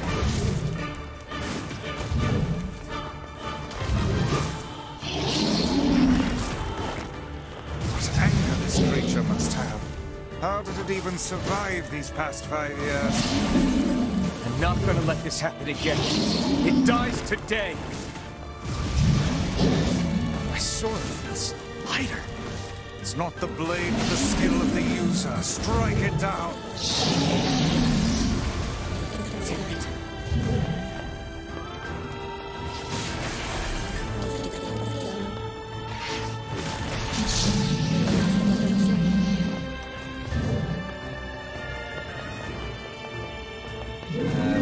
back now, or is it dead?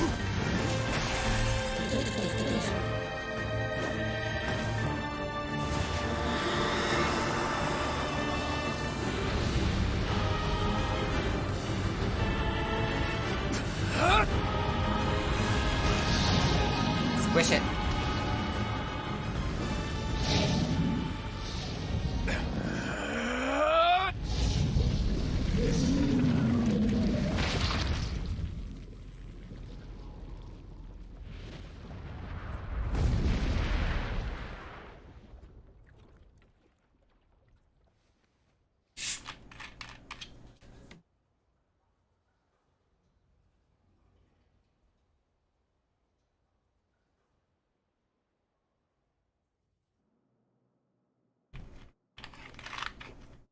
More?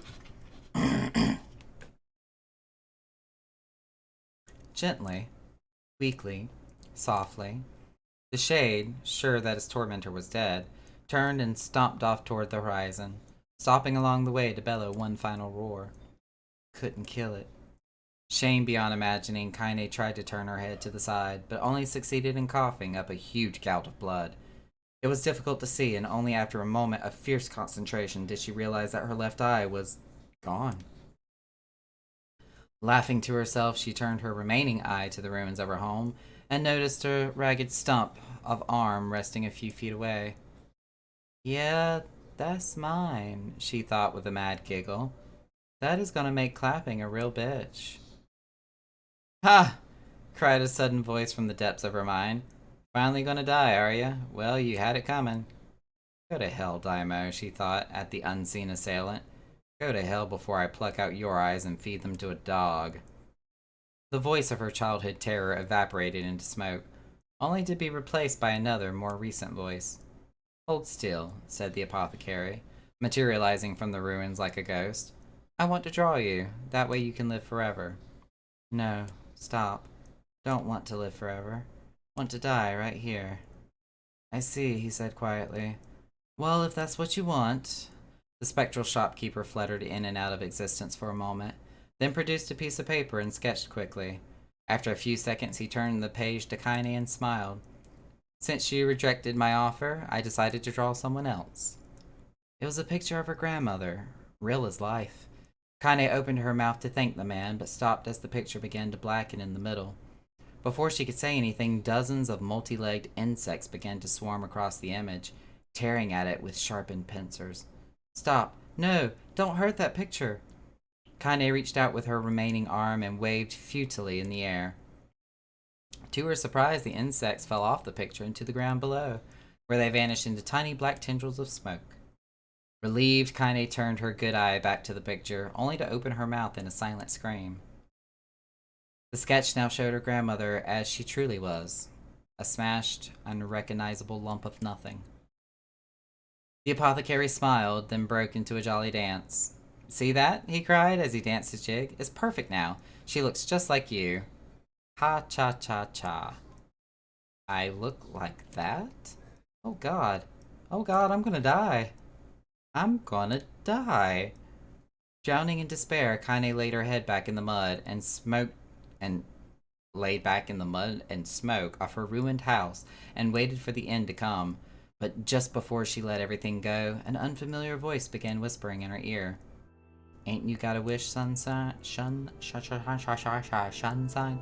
The voice was vulgar and fierce at the same time, as if insanity had somehow found a way to take form. Kaine wanted to scream as the voice crawled under her skin, but her lungs refused to work.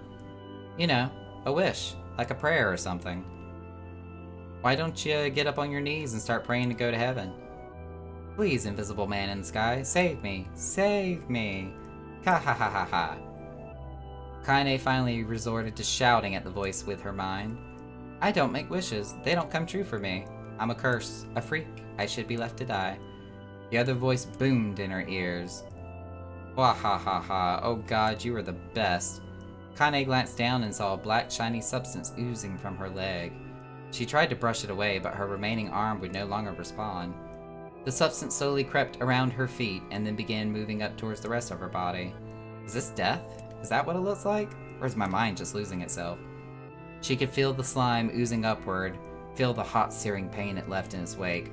Whatever else might be happening, she was still alive, and this was real. "Come on," said the voice. "Let it go." Kaine tried to ignore the voice and concentrate on the pain, but the newcomer would have none of it. "Don't ignore me, Sunshine. You're ready to give up, ready to die, so why not let me have it?" "Have what?" "Your body. Come on, give it to me. Give it to me. I want to stand on the ground, feel the rain, taste the wind." The voice paused as if licking its lips. When it resumed, it was filled with mad, unabated joy. "And I want to take your hands and use them to choke the goddamn life out of people. I want to tear out their throats and bathe in their blood, just like before." In response, Kaine shifted her head and vomited. The warmth of it crept down her front and mingled with the pain of the encroaching black ooze. "Are you a shade?" "Yeah, maybe. What of it?"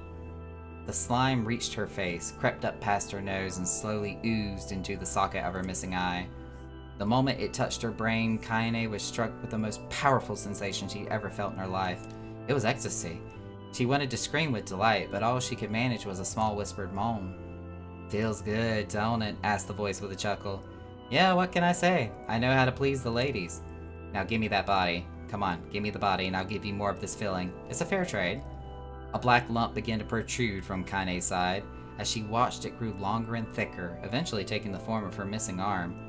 "I can see better," she thought. "My eye must be growing back too." The slime reached up to envelop the rest of her face, but she managed to brush it away. "Stop," she whispered, marveling at how she regained her voice. "Stop." The black ooze hesitated, as if considering this request, then quickly shimmered down her body before disappearing in a cloud of smoke. "Ah, what the hell, Sunshine," screamed the voice. "We had a deal. I thought you wanted to die." "Grandma said I can't die yet." A brief image of her grandmother, bloodied and broken, flashed before her eyes. She saw the shade that had killed her and heard its mocking laughter, then closed her eyes and forced the image from her mind. Her whole body was quaking with rage. When she opened her eyes again, they burned bright red. "That thing that took my grandmother, I have to kill it before I die."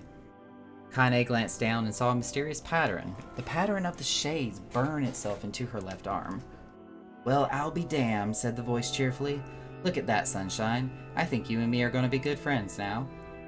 Kaine stared intently at her arm. The more emotional she felt, the more the letters seemed ready to puncture her skin and begin infecting the rest of her body. The arm clearly had a will of its own now. "Stop. Gotta stop." Holding her left arm in her right, Kaine took a deep breath and tried to calm herself. "Come on, don't fight it," pleaded the voice. "Hate's my favorite dish and I'm hungry. Let it go. Feel the anger. Burn with the fire of revenge. Thirst for blood. And then go out there and... Shut up. Shut up and get the hell out of my body." "Your body? Oh, that's rich, Sunshine. Real rich. Look, why don't you just up and die so I can have this body all to myself? What do you say? I bet those buddies of yours, the Airy, would love to see you dead." Kaine grabbed a nearby shard of glass and tried to saw off the shade-infected portion of her side. Before she could, her darkened left arm grabbed her right wrist, crushing it. Kaine screamed and dropped the shard as the sound of bone crunching on bone filled the air. "Stupid idiot girl, you're possessed now, Sunshine, and there ain't no going back." The voice laughed again, loud, long wail that seemed to go on without end. "Possessed," whispered Kaine. "Yep, possessed. You and me. We got what you might call a timeshare arrangement. Remember how folks used to think you were a freak? Well, wait till they get a load of you now." Kaine looked up, tears in her eyes. The sky seemed smaller somehow, darker. Is this because of that shade? Is this how they see the world? So, listen, purred the voice. "I know this whole possession thing seems a bit sudden, but it ain't all that bad. There's plenty in it for you, too. I'm a powerful creature, Sunshine, and now that power belongs to you. You got enemies? People you want to kill? I can make it happen. That little fat kid who kept picking on you? That big old shade that squashed your granny? We'll wrap them up in their own assholes. No more abuse for you, Sunshine. No more pain." "Wait," said Kaine. "You're a shade. Why would you help me kill another shade?" "What, you think I'm some kind of racist? Some killing snob? I don't give a good goddamn who you murder, honey pants. I just want to drink from the well." Kaine considered this as she struggled to her feet, the power of the shade coursing through her. The smoke from her house was drifting away with the wind, and she enjoyed the way the cool evening breeze felt on her new left arm. After a long pause, the voice spoke up again. So, how about it, you and me? We could have some good times together. Look, I'll even take care of the bloody part you don't want. Fuck off, asshole, muttered Kane. I'll handle the killing. Ha ha ha, screamed the voice. Look at you go. Oh, sunshine, we're gonna have so much fun. So listen, my name's Tyran, and if you ever need me, I'll just be hanging out in this piece of meat you call a heart. Now get to it. The more you kill, the more your heart turns rotten and sour, and I like rotten and sour. Kane found herself nodding at the voice. Yeah, she said. Yeah, I think this can work. I'm gonna go find that shade, and I'm gonna strangle it with its own guts. And when I'm done, I'm gonna do the same to you, Tyran. Count on it. Ah, laughed Tyran. I've shit bigger than you, so good luck with that. Oh, and hey, one more thing. Right now, you and me are sharing this body, but if you ever run out of hate, if you ever, you know, go soft, then I'm gonna take over everything. So keep on killing, sunshine, and watch your back. The voice grew fainter and gradually faded away, fading to somewhere deep inside Kane herself. Kane waited until she was sure the voice was gone, then waved her new left arm around a few times. It feels perfectly normal, she thought. It feels like mine. Desperately, she began poking and prodding at the new limb, determined to find something wrong with it. She didn't want it to feel normal. That would mean the creature inside her had already won. I'm not a shade, I am Kane. Repeating this mantra in her mind, she slowly began digging through the rubble of her house, being careful to ignore a certain red-stained spot in the corner. Finally, after what seemed like an eternity of heartbreaking work, she found what she was looking for. It was the wreath of lunar tears.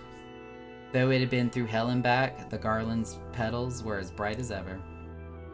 Kane started to place it in her hair, then slowly lowered the wreath and stared at it. I'm sorry, Grandma. I'm so sorry, but I don't deserve to wear this anymore. I'm possessed, corrupted, a freak, and this time I don't think there's any going back. Holding the flowers to her heart, Kane fell to the ground and sobbed. As night gradually lightened to dawn and the people of the area rose to their daily lives, she remained in that position, as if tears could somehow wash away the horror that now infected her world. Alive! Stay alive! Stay alive! Grandma. Kane, you gotta live! You gotta come back to us!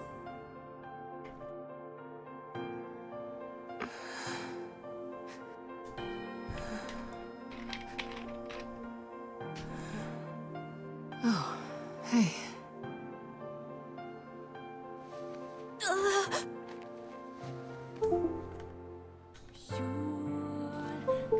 Uh-oh. My controller died.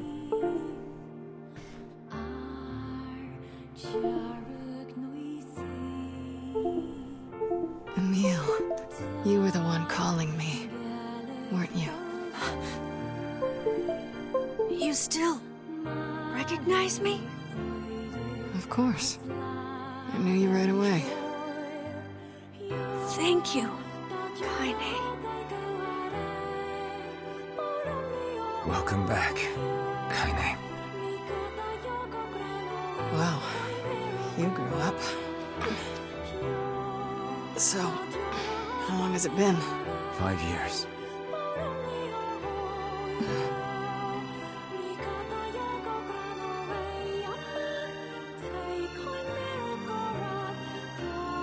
Is she blushing? Shit. That's a long time. Any luck with Yona?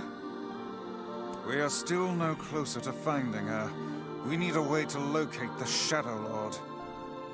By the way, this is for you. Is that a lunar tear? It's not as good as your grandmother's, but I tried. No, it's great. Thank you.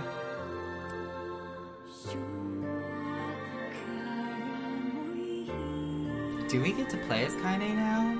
Kane waking from her long petrified sleep. Emil's unflagging kindness. Our reunion was a happy one, and we let it wash over us like rain. That is, until Devila and Popola had to go and ruin it all. Or is this gonna be like a recap? Are you kidding me? You can't be serious. Please, try to understand. Oh no, this is when they turned her away. People are tired and scared, and I'm sorry. I'm sorry you have to bear the brunt of that. This is crap, and you know it. It's okay. We can sleep outside. No one's sleeping outside. You and Kaine saved this village, and now they want to run you out?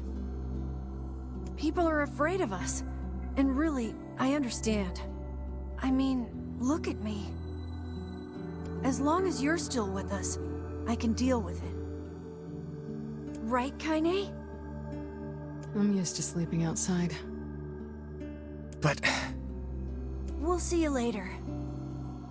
Sorry about this. That's right, I remember that part. They literally said they could not stay. What is the matter?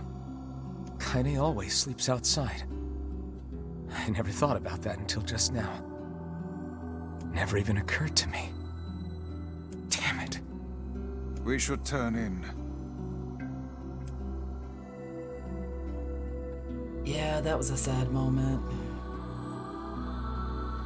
I didn't get much sleep that night.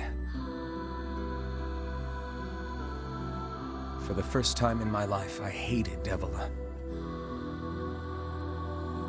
For the first time in my life, I doubted Popola. But those feelings are pointless in the end. They said and did what they did for the sake of the village. To protect it from the horror of the Shades.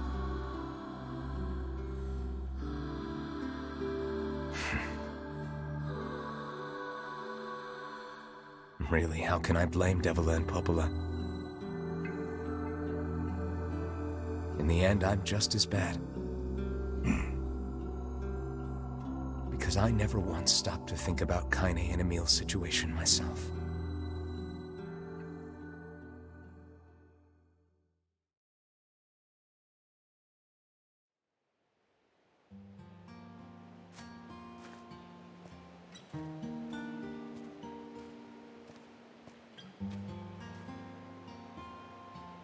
I should apologize to Kaine and Emil.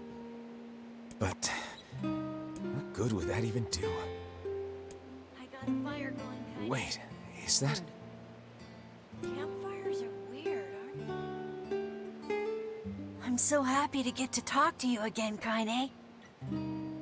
Yeah, me too. I tried everything I could think of to save you, you know. I polished you with a special cloth. I poured warm water over you. I know, I was like, why are they weird? Wait, you poured water on me?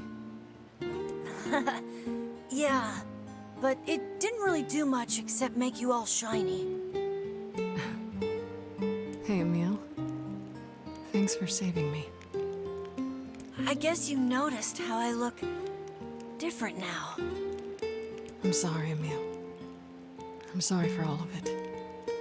Well, I mean, this new form isn't all bad, you know? At least I can look at you when we talk, right? Hey, so why don't you tell me something about yourself? I'm not very interesting. Sorry. Come on, I just want to know you better. Please? Fine. This all happened when I was a kid, before the whole shade possession thing. My body is different. And when the villagers found out about it, they started treating me like a freak. But one person, my grandmother, accepted me just as I was. No matter how bad things got, she gave me the strength to keep going. She's really special to you, huh? Yeah. Oh, hey! That gives me an idea. Since we cured your petrification, we should start looking for a way to cure your possession in my body. I know we can do it if we all work together. Heck, it'll probably be super easy. He is way too innocent for his own good, and it kind of makes me want to cry. Let me guess. More warm water? Okay, can we just forget I told you about that?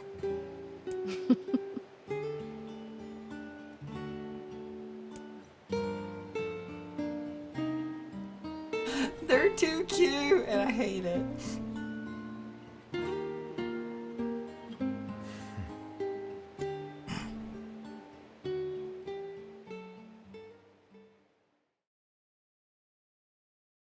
And oh, that's right, she called him Vicey.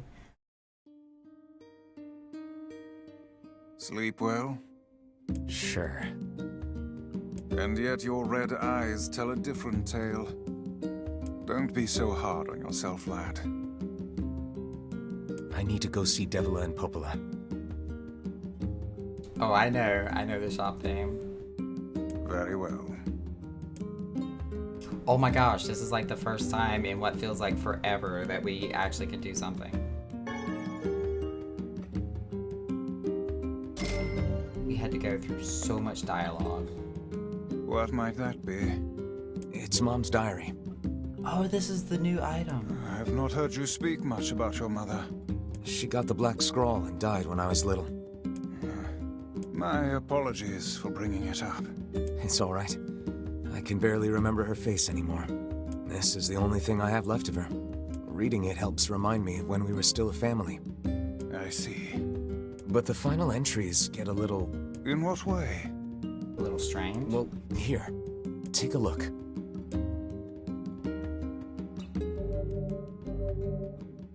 Oh, why are we saving? What's happening? Say there. Can you not hear me?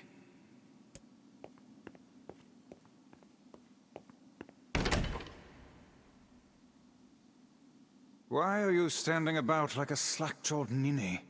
Sorry. Felt like I was dreaming or something. Sleeping on one's feet is quite the talent indeed. Come now, there's the door. Right. Let's go. Who is this?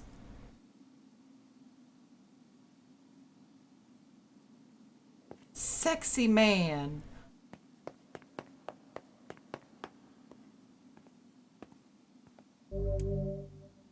Proceed beyond this point and you'll be unable to save until the battle is over. What?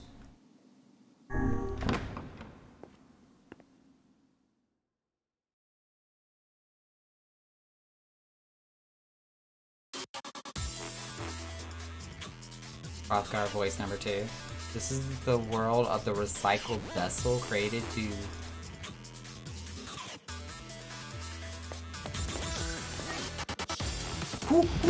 What is happening?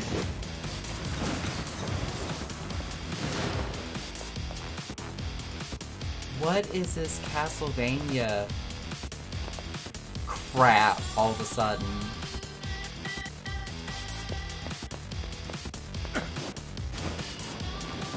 Oh, well, that did not work.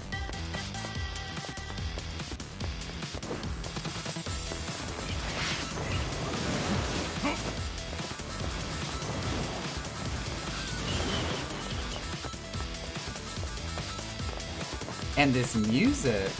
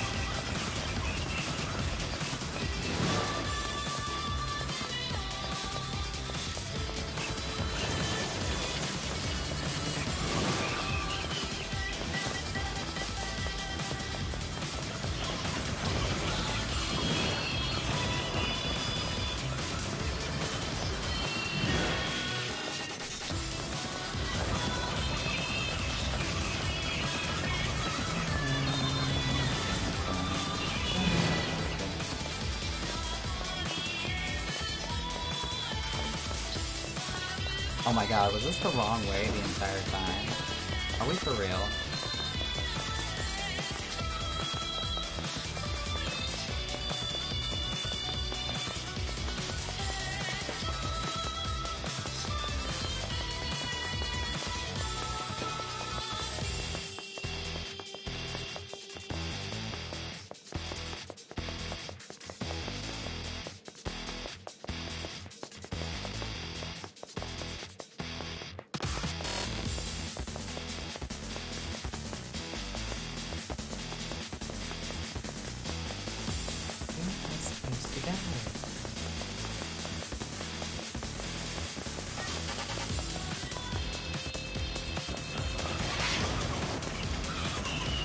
Well, what am I supposed to even be fighting? Oh, it pointed my camera down.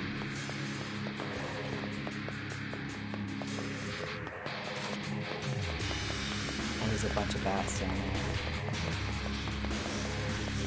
there. And I see a boss health bar.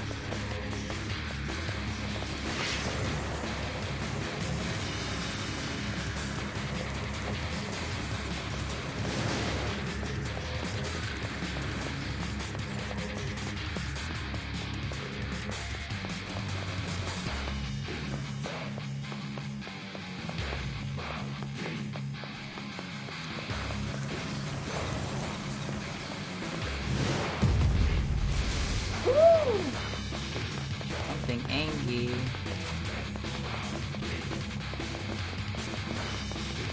There you are, I see you now.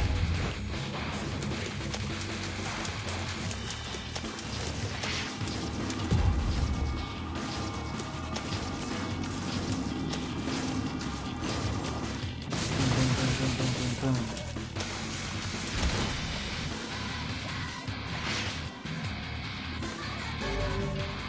This guy you're playing is the MC of Japan's Nier Digital and North America's Nier, while the other guy is the MC of Japan's Nier Replicant and the remake, which is this game you're currently playing.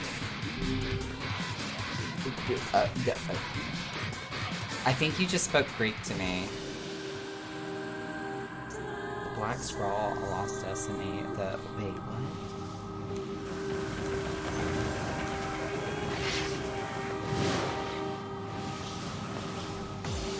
Is this the mansion?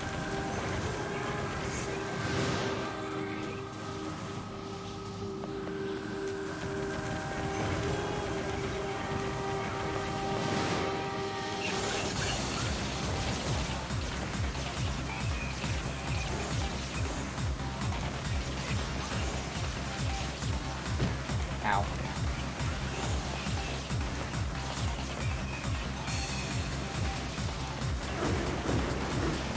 Oh, that's a lot of bullets. Oh, that's a lot of bullets. Oh, that's a lot of bullets.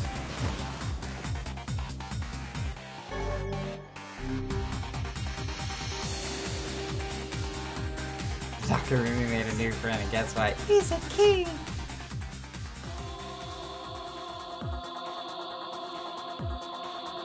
It's your good timing, Naka. Questions will always remain.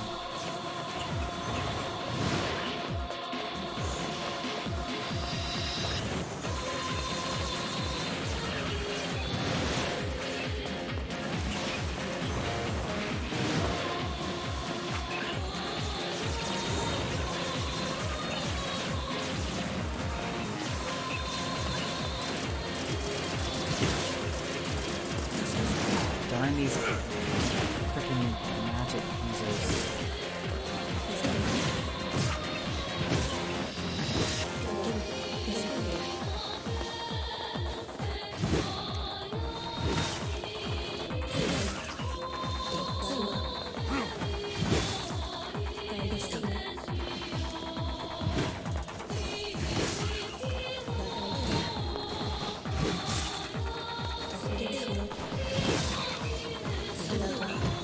Ow.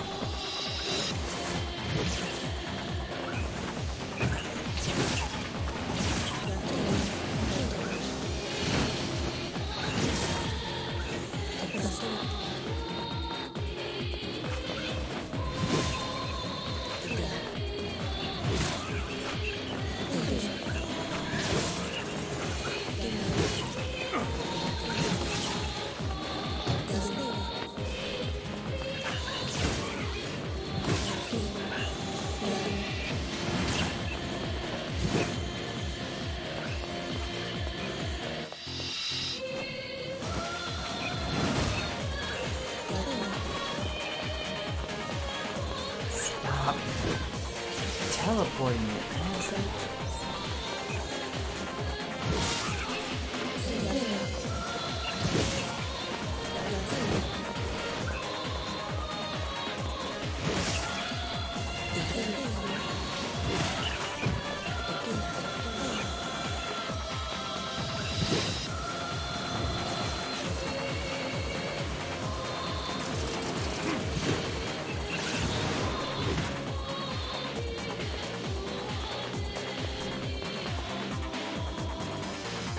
Jeez.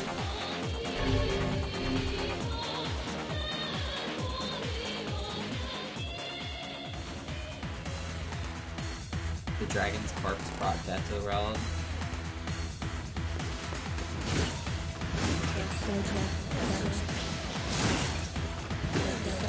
What is up with this lighting effect? Oh, I'm still almost dead, that's why.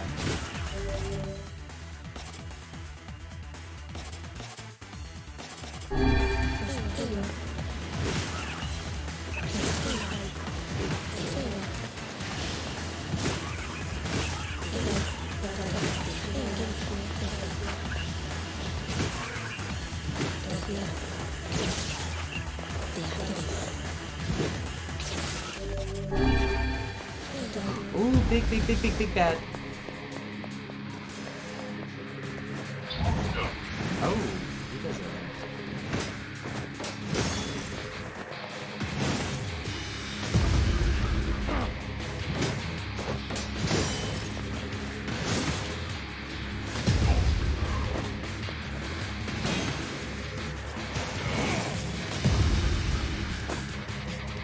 Alright, I get it.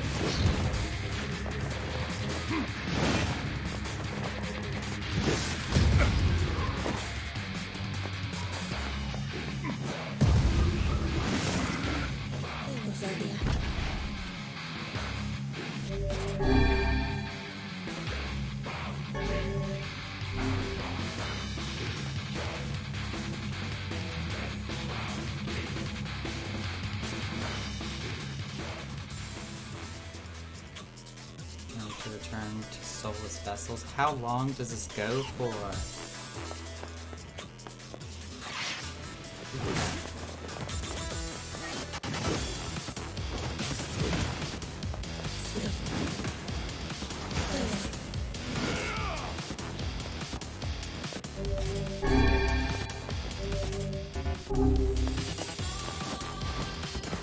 Oh, well, that happened.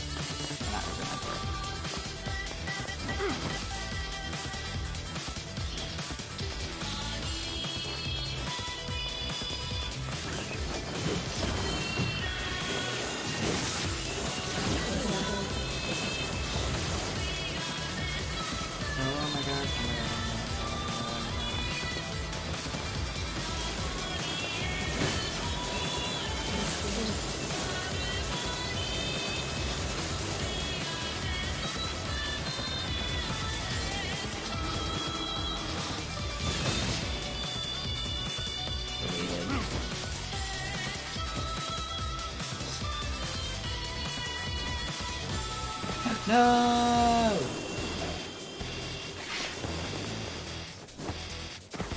Are you? That was bullcrap.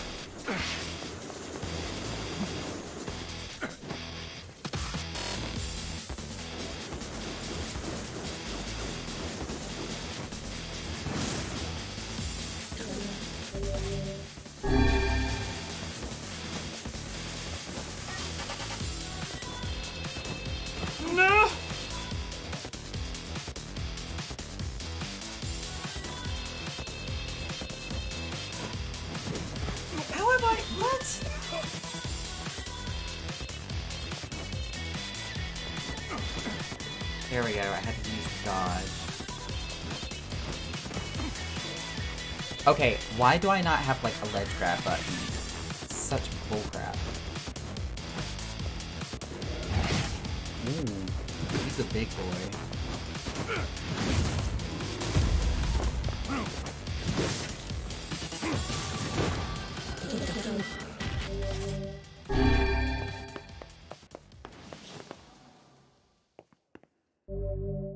The Kabuki outfit? And 1,000 experience?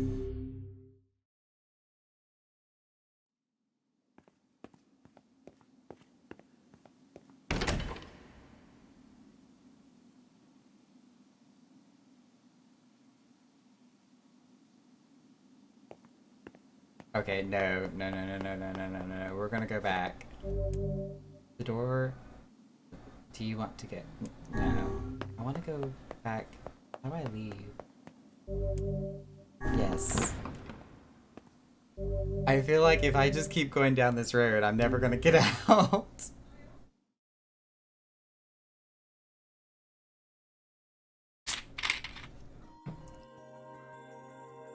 My word. Something wrong? I feel as if I've just awoken from a most unpleasant dream. I know what you mean. That happens to me whenever I read it. Okay then. We're not doing that again. And there's nothing in here. So that's definitely gonna have to be something we come back to. What am I supposed to do? Talk to Devla and Popola.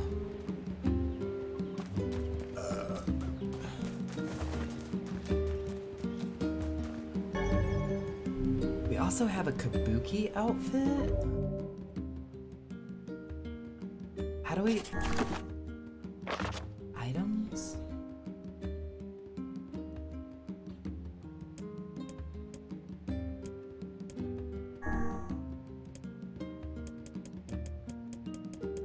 How do you put on an outfit?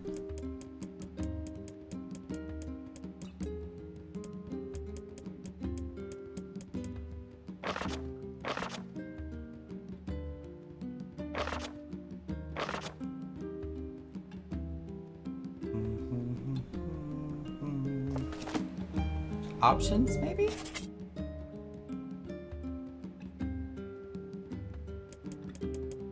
Or would it be other? No.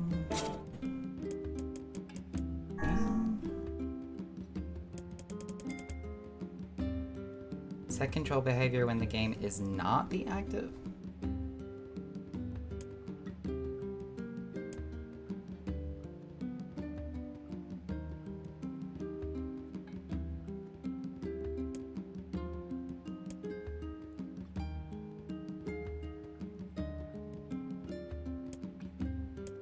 I don't know how to change my outfit, y'all. But apparently I somehow managed to get one.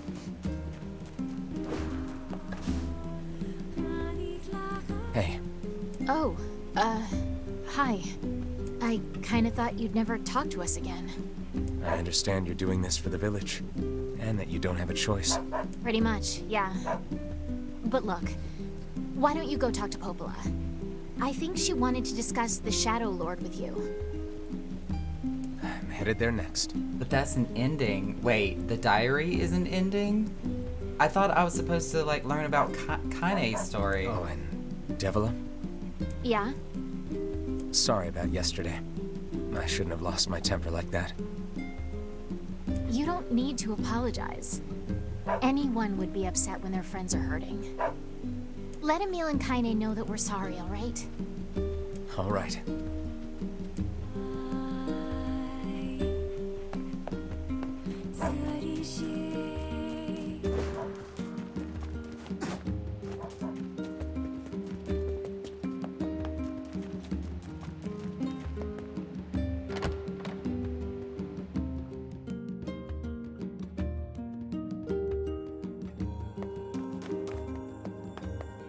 Still wish I could go down there.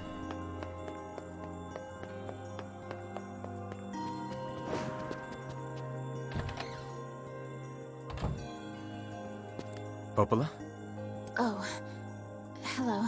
Look, I want to apologize for Stop. You didn't do anything wrong. Yeah, but neither did you. You're just trying to protect the villagers. And I jumped down your throat for it. It's very kind of you to say so. Regardless, please don't let it trouble you. Ahem. I believe there was something you wished to discuss with us. I'm told Gestalt Nier isn't an ending. Oh, right. Yes, about that. You know about the Lost Shrine, right? The temple where I was first discovered. That's it. Well, it seems that the Shadow Lord's lair is connected to it somehow. Oh, it was right under our pages the whole time. But the bridge that leads there is unusable. So take a boat. A boat? Yes, the canal's finally been repaired. It took a lot longer than expected, what with the shades and all. I also asked them to provide a boat at the path to the Lost Shrine's back entrance. The ferryman will let you use it free of charge. That should make it easier for you to move from town to town. Thanks, Popola. I feel like you've done so much for me. I'm really grateful. All right, I'll see you around. And for the love of everything, be careful.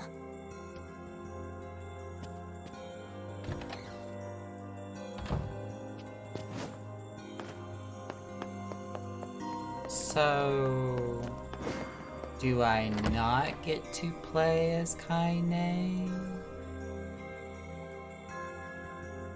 Because the game was kind of leading me to think that I was going to be able to. The path above the entrance to the shopping district should lead to the boat landing. How excellent to know the canal is finished. Hopefully this puts our days of running all over behind us. The faster we can move, the faster we can save Yona. Let's use it as often as we need. Does Devla have any quests for us?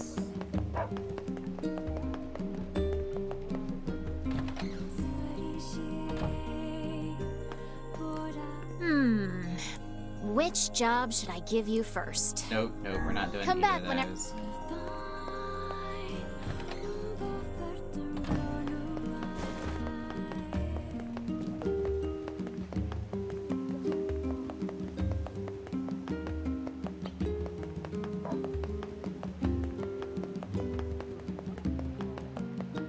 And right past it.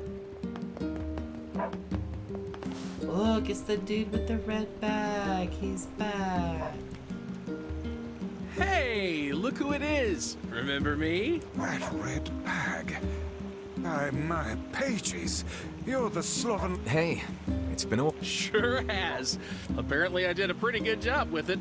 Oh yeah, huh? Thanks. Still, don't it's tell not me all about your puppies and wife. unicorns. The old ball and chain as always. Anyway, if you got... No, just let us go somewhere. Where are we supposed to be going? Back to the Lost Shrine? Yeah, to the Lost Shrine. Okay. Oh, there...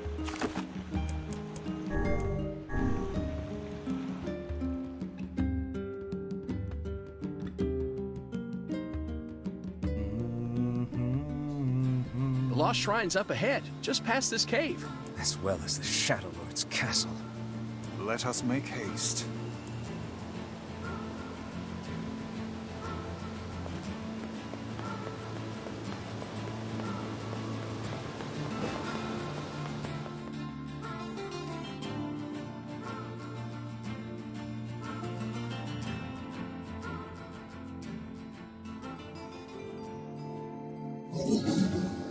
Cancel.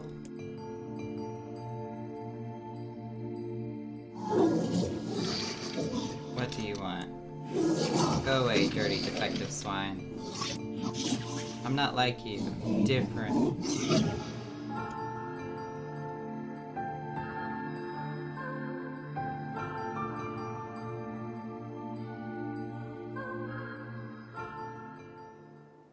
So for now, just concentrate on MSQ. Nothing else matters. Okay.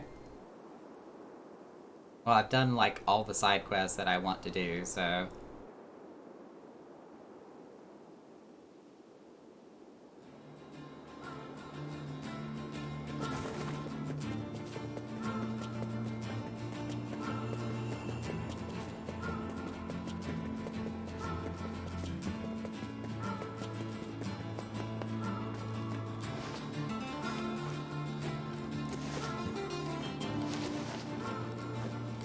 Emil, I hate you for being able to float around like that.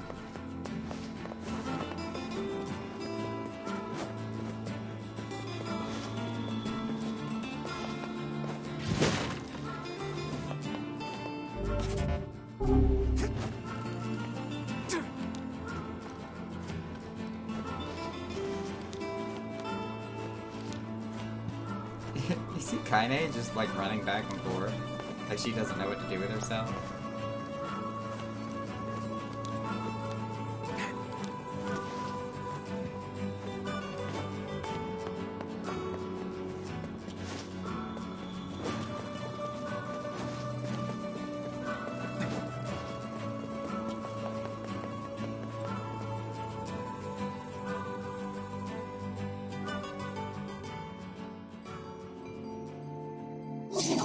You again? Stop bothering me! Grimoire Weiss has been taken away. Ansel is dead.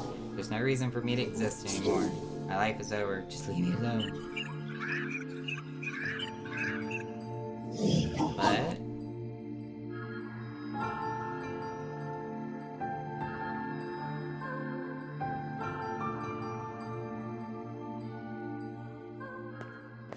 Ain't you excited, Sunshine? We finally get to bathe in blood. Don't talk to me. I want to kill so bad I can barely stand it.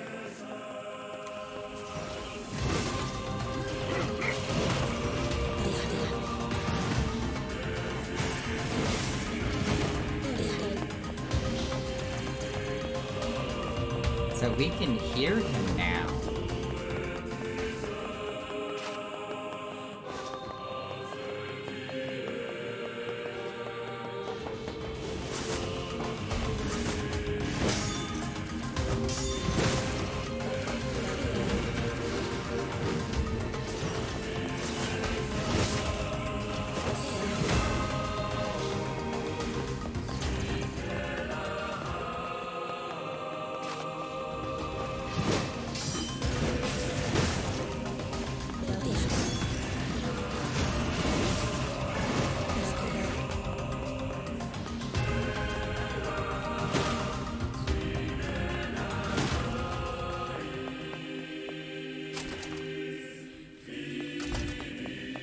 Aw, I gotta move the boxes again.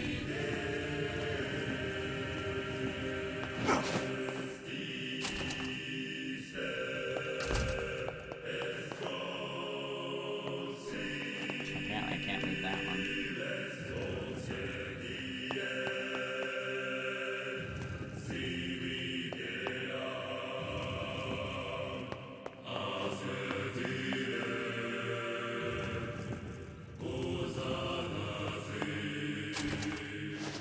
This is all too easy.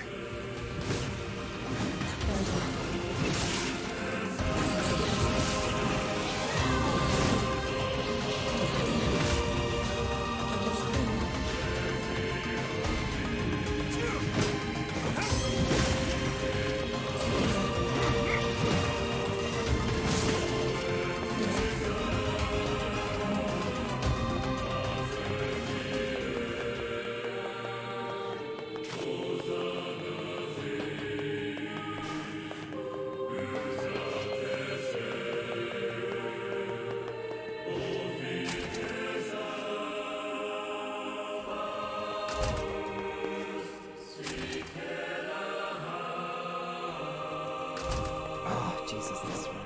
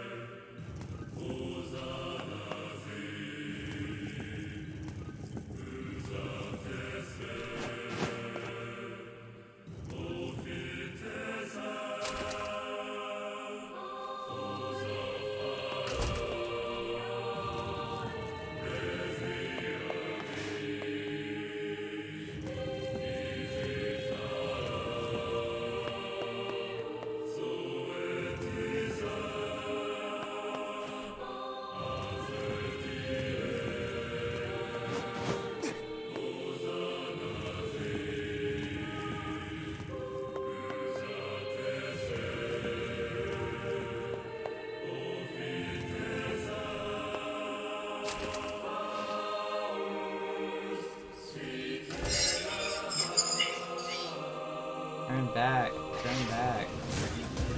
What's with these guys? Certainly not your garden variety, Shades. Their bodies aren't fully functional. Say, I've heard of this. A cursed area where incomplete shades gather.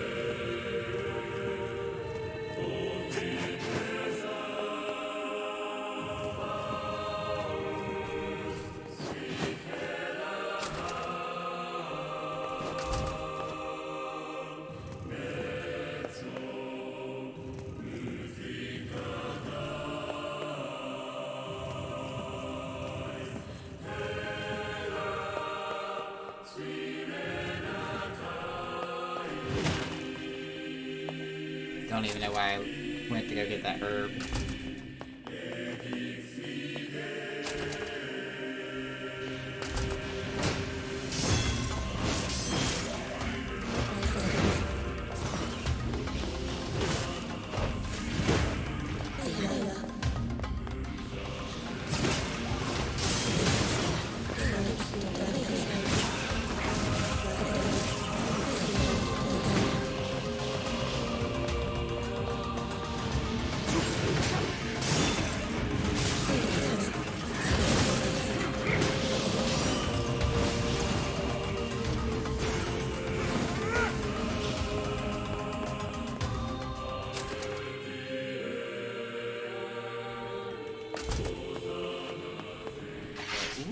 Big boy.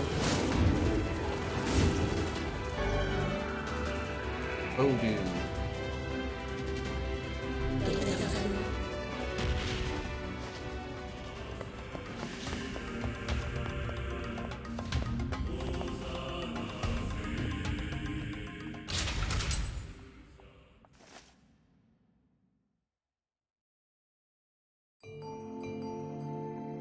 Oh crap, I gotta do this puzzle up top. I've treated you all poorly. I mocked you, betrayed you, all because you went to stop before the change was complete. But after all this, I think I can understand you. I think we can speak as equals. This makes me happy. I hope we can spend the rest of our lives.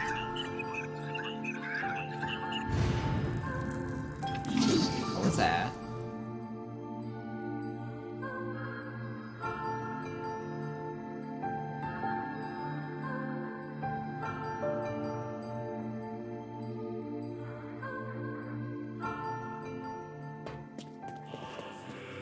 Kaine, Emil, look, from now on, I'm going to sleep outside with you. Why? I can't accept that you aren't allowed in the village. It's stupid. So you're staging a protest? Fun. Don't waste your time. But it just feels wrong. Well, that's really nice of you, but you still don't have to stay out here with us. Emil. You got a super important mission. You can't sleep out in the rain. What if you catch a cold? Besides, I like camping with Kaine. Sometimes we sit around the fire and tell stories, or roast... Emil, that's enough. I got a fucking image to maintain. I forgot she gets all defensive about that.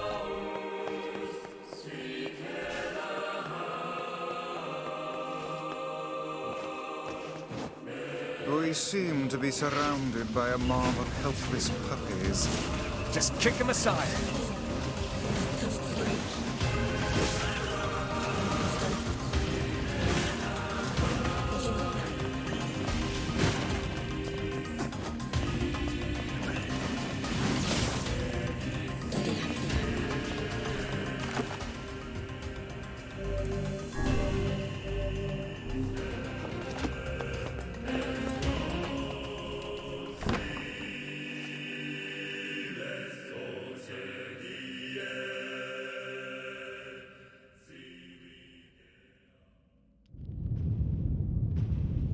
Earthquake!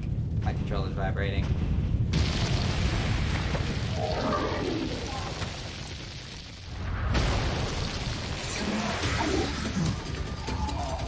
Rattle smash.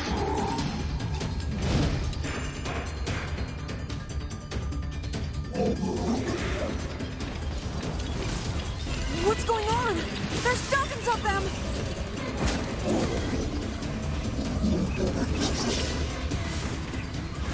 These are creatures of the darkness. Lure them to the light.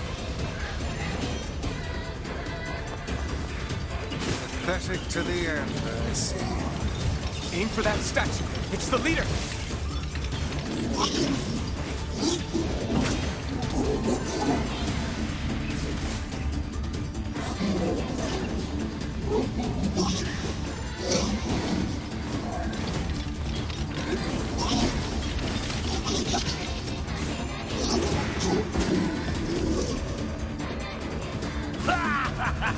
Oh, you're funny. I'm gonna start crying.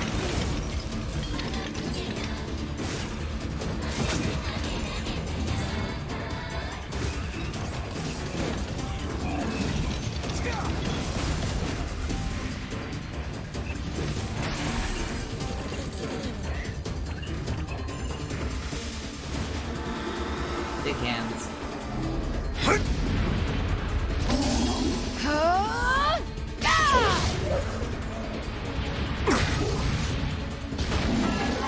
Mill, do your thing. Have you felled the beast?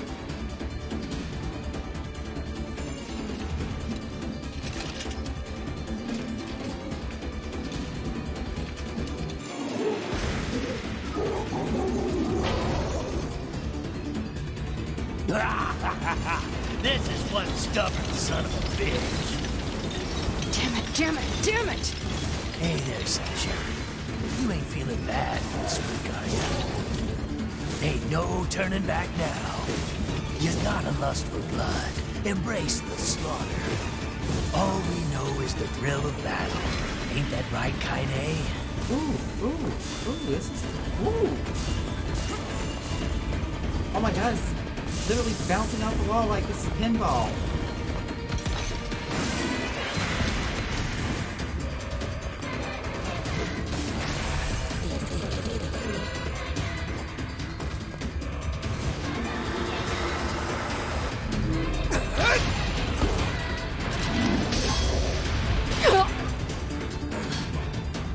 Kaine!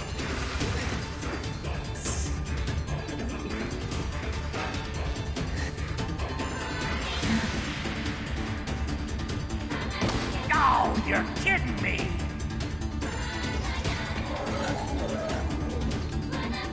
Kaine!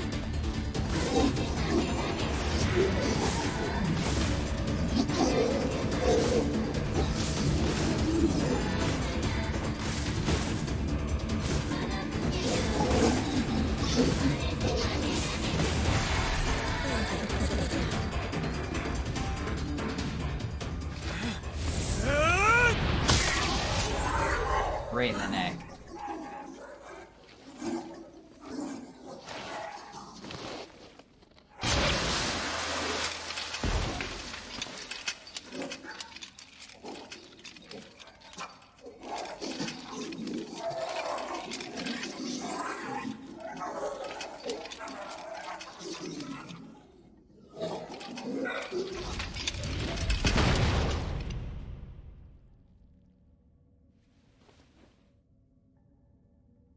All samurai style. Kaine! Are you alright? Kaine! I fear there is little we can do for her. No! Kaine!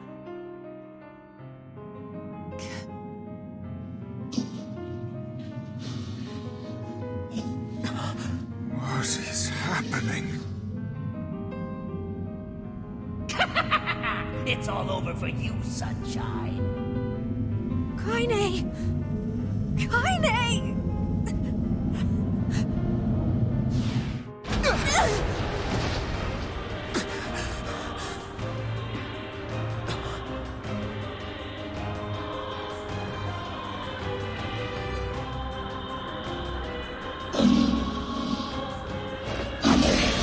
Oh shit.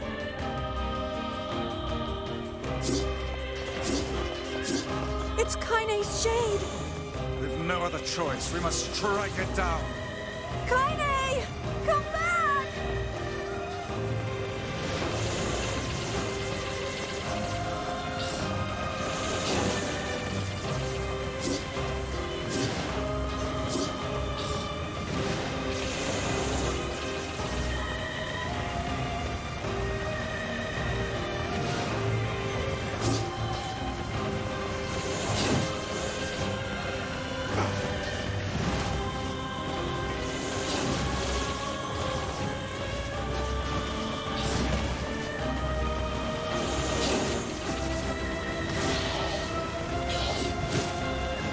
Now, pin her down.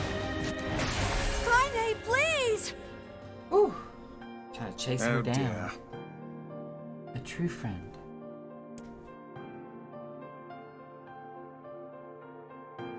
Kaine! Kaine! Kaine! I couldn't hold it back.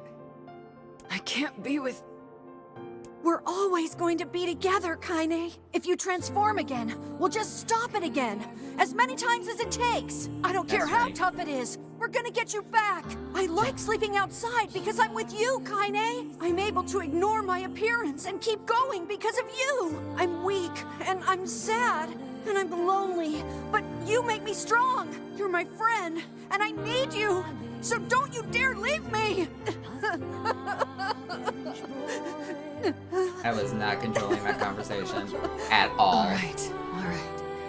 Stop crying.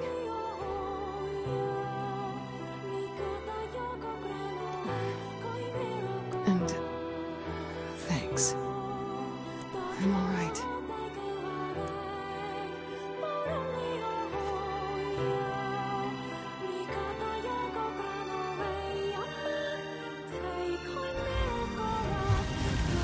Over there.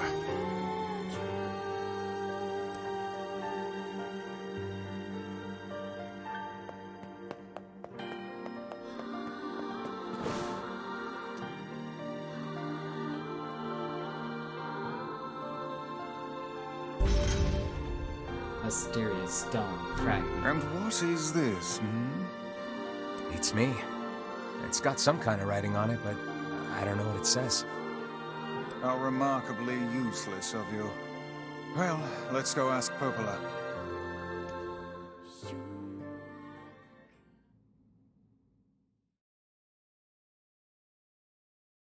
It's a cipher of some kind. Can you determine its meaning? I think this is the key to unlocking the Shadow Lord's castle. Here, take a look at this. I wrote down all the words I can understand. This fragment is called the Stone Guardian. Given that you found it in the Lost Shrine, the words must mean something. There are spaces here for 4 other fragments as well. Sacrifice, the Law of Robotics, the Memory Tree, Loyal Cerberus. The Law of Robotics probably refers to the Junk Heap. And the Memory Tree might be the Forest of Myth. But as for Sacrifice and Loyal Cerberus, I don't have a clue. Not a problem. If we want to fill in the words, we just run around the world killing every big monster we find, right? Oh, splendid. By all means, let us undertake a murderous rampage. They're just shades. Besides, it's the only way to reach the Shadow Lord. It's a dangerous task. Yeah, well, Yona's in even more danger. But how can you even be sure that she's... Because she is! Right? Playing this over again is really awkward. The Junk Heap and the Forest of Myth, yeah? I'm on my way. Please be careful. Oh, and listen. About Kaine and Emil. The villagers know how much they've sacrificed, and they're thankful. It's just... they're scared, you know? People can't change overnight. I'll hurry them along the best I can. But can you please give them a little more time? I'll try.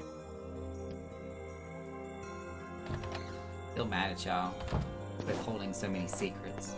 Meh.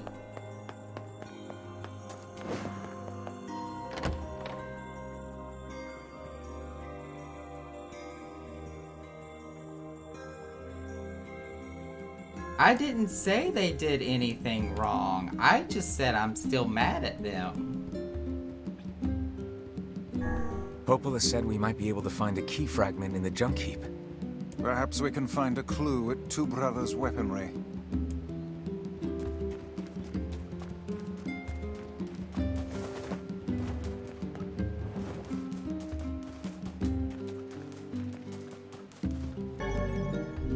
Of course, I can't carry anything.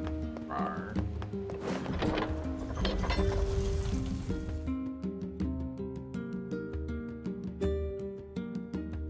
I hope I can see him kick butt someday.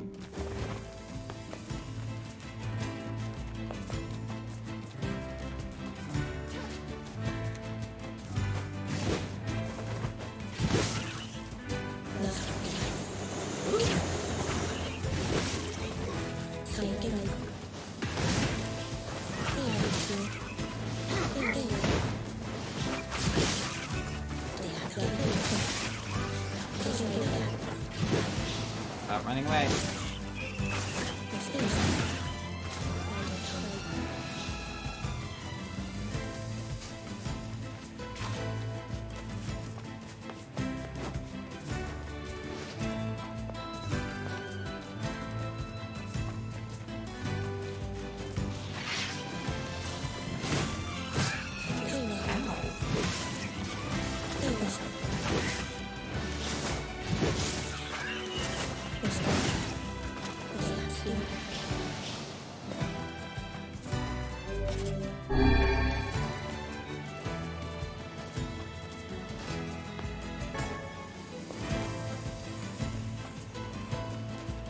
Ooh, that was a lizard.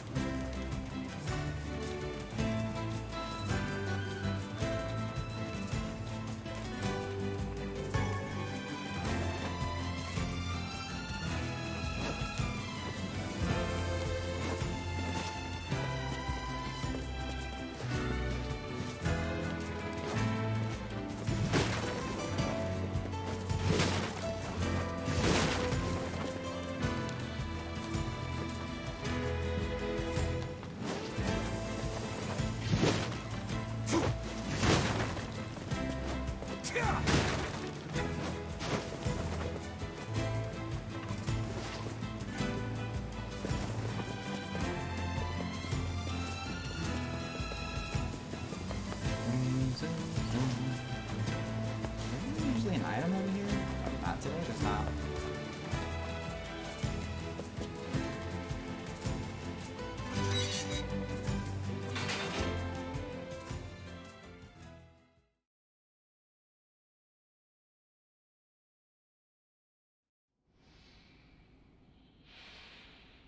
Damn! Where'd they go? Get him! Don't let him escape!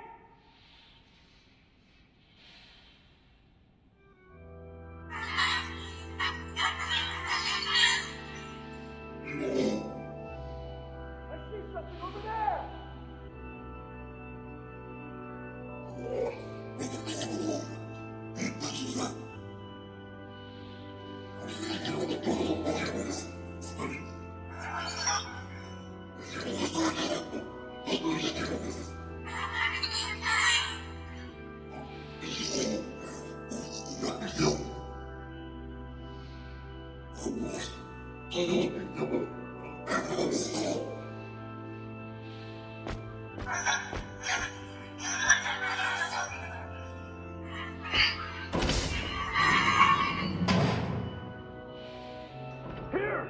They're in here!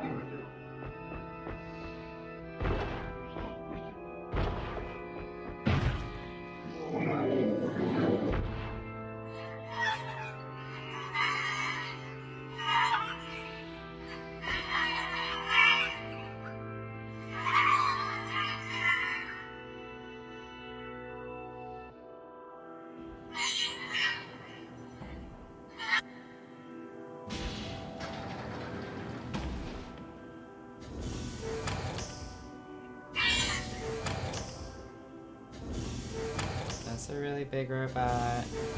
Who are you?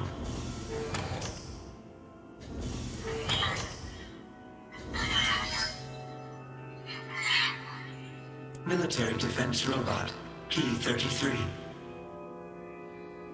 You are an intruder. You must be eliminated. Error. There is something leaking from your eyes. Something leaking.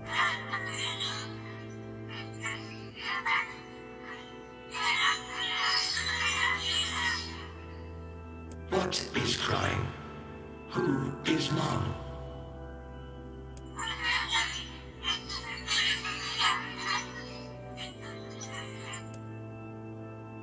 Robot doesn't know how to respond. My creator is also dead.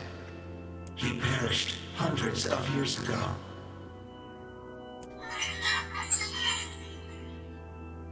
"874 years, 10 months, 14 days, 4 hours, and 43 minutes. 44 minutes.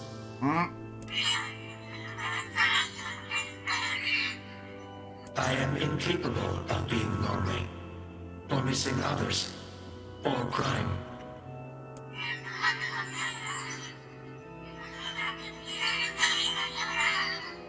You will die.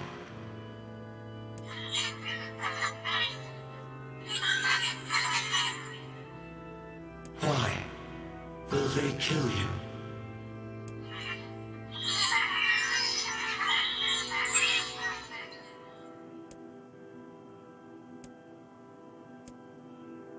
I will not permit the humans to kill Khalil. Oh god. The laws of robotics just changed. Military defense robot P-33 will protect you.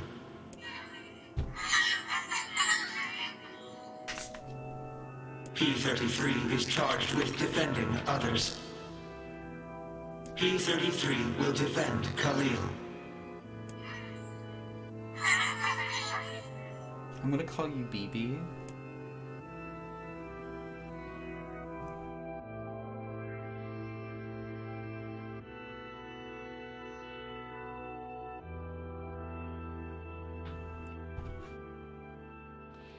Man, there's gotta be tons of machinery here. Yeah, but I don't know how much we can actually use. Oh, wow. Check this out. It looks brand new.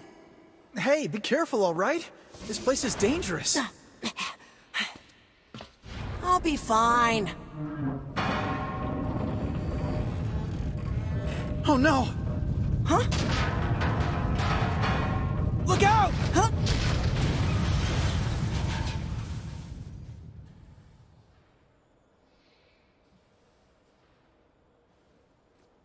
Huh? And this is where Gideon gets all left alone.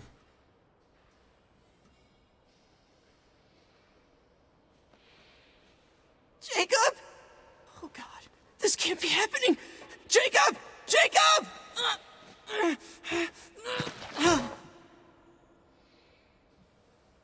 His arm just came off, didn't it? No!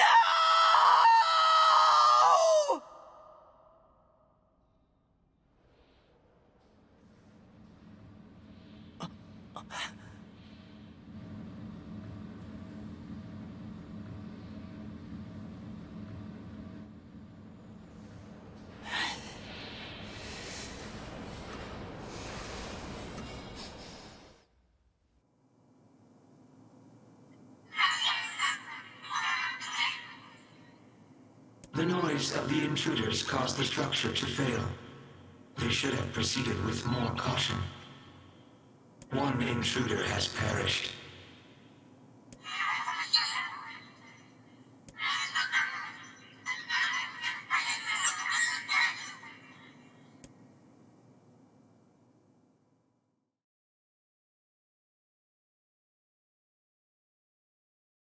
What is going on here? I'm so The Junk Heap. confused. Perhaps we should speak to the brothers. They might know something about this.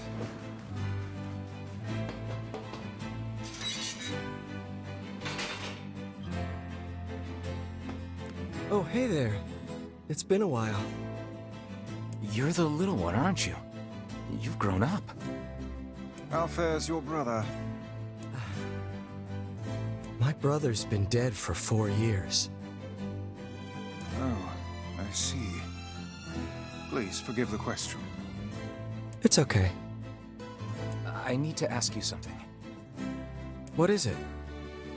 You heard any rumors about shades around here? Not the little ones.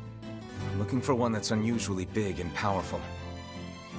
No, I haven't heard about anything like that. But I haven't really been listening. All I want is to destroy robots. Just rip them up. Okay. Never mind then. See you later. Wait! Yes? I recently got my hands on a weapon. A very powerful weapon.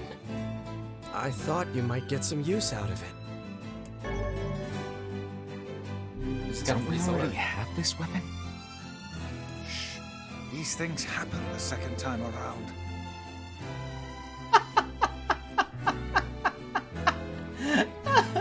Vice just breaking the flippin' fourth wall. His sword has seen better days. Yeah, it's pretty beat up. I mean, there's potential, but it's fairly powerless right now. Can you repair it? I can repair anything with the proper materials. If you'll fix it, I'll get the parts. I'm so glad I decided not to throw this out. I'm gonna need some memory alloy. Only the real big enemies on the second basement level have them, so watch yourself. Also, here's the passcode to get down there. Use it on the elevator. You got it. I'm gonna need some. Only the real big enemy. You got it. By the way, what can I help you with?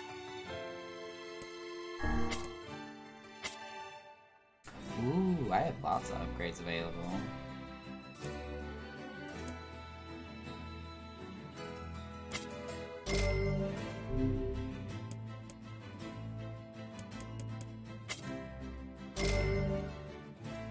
Wow, look at that sword.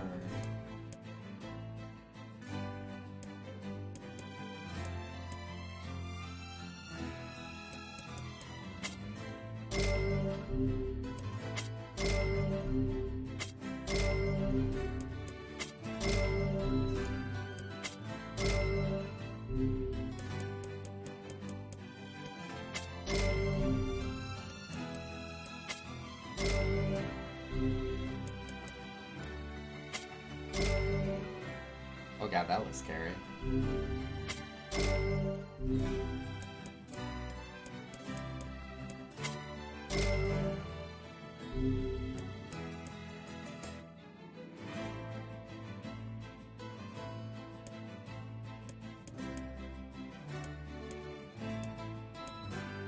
Not bad. I was able to upgrade a good handful of things. Come back soon.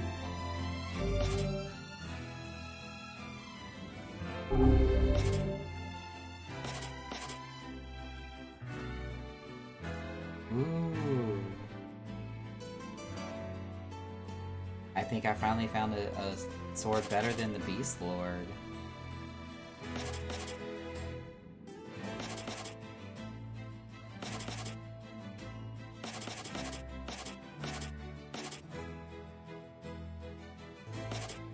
Ooh, wow. Ooh, wow. Put some power words on it.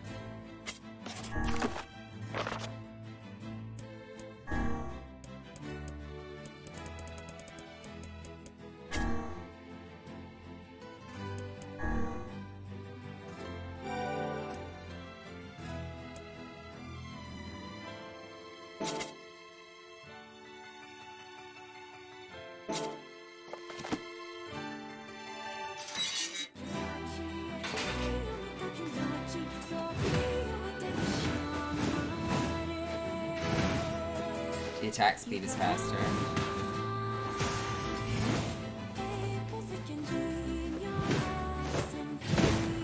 Nice.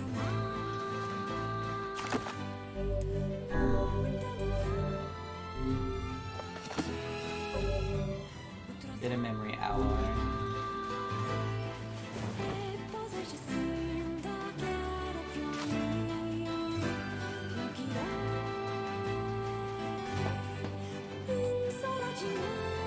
Be sure to do that sometime.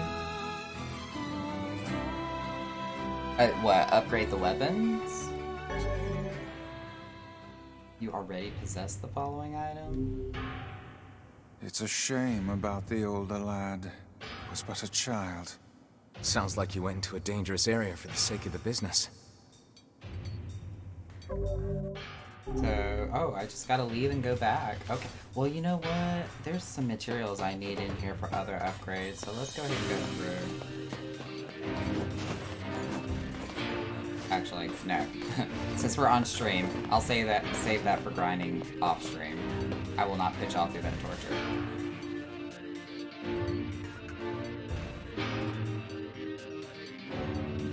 Out of curiosity. Oh. How many weapons do you have? A lot? A large seagoing vessel that carries freight and passengers over bodies of water.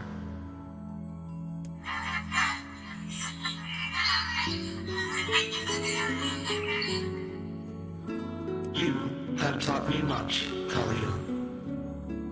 You have helped to expand my vocabulary. You have instructed me in the ways of the outside world.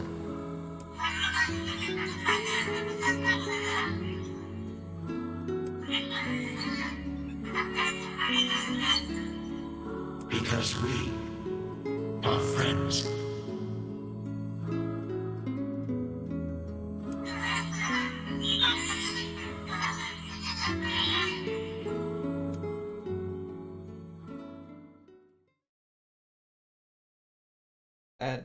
I don't know where this Shade and robot relationship is going to.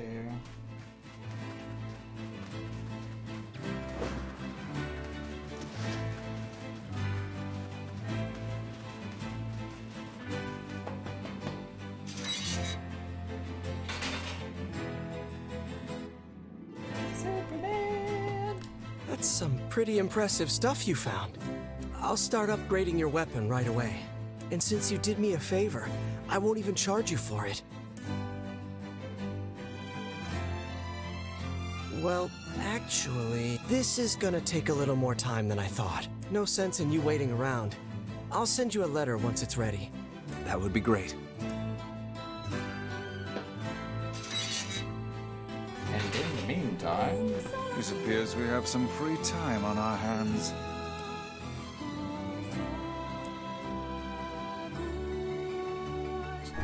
Popola said we might be able to find something in the Forest of Myth. You will forgive me if I seem less than enthusiastic about such a trip.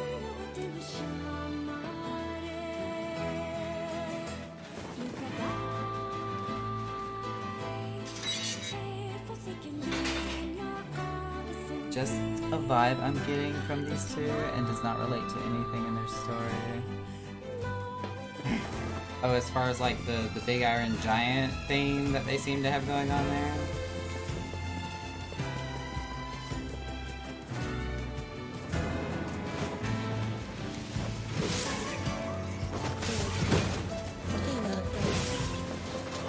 Oh my god, my attack speed is so much better.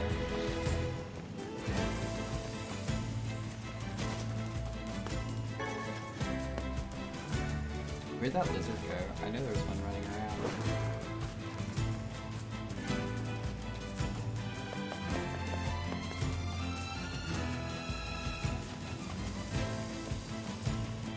Well, wherever it went, it disappeared.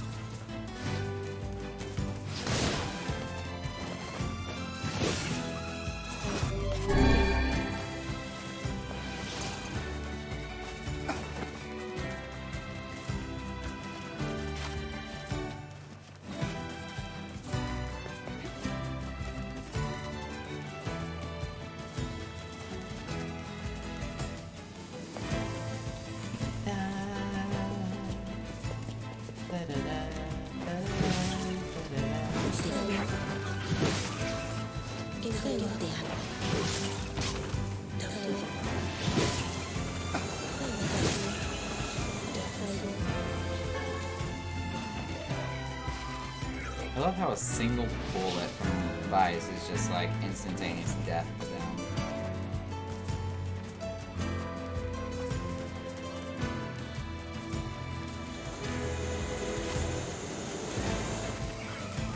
Squish.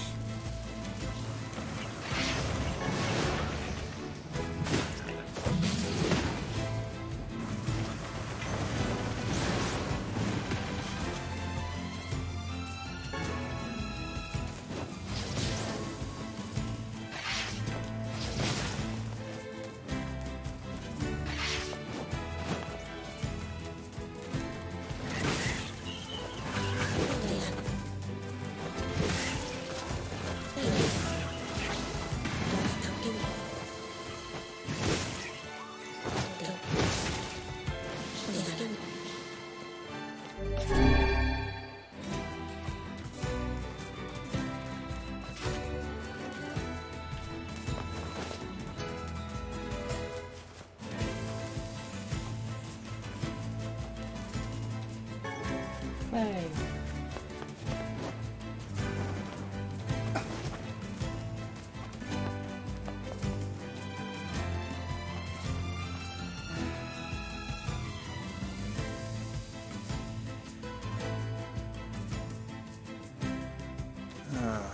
The home of that blasted dream. Yeah. Truly a nightmare I hope never to experience again. I hear you.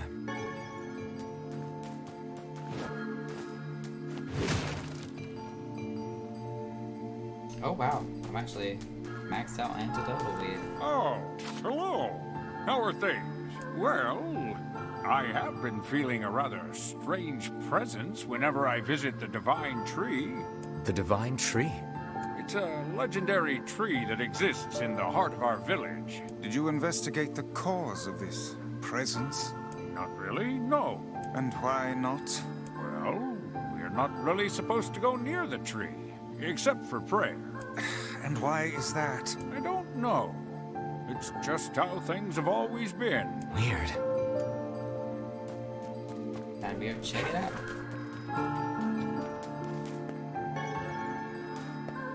After I make sure I can pick up every little ass itty bitty thing. We are the grass, the trees, the woods.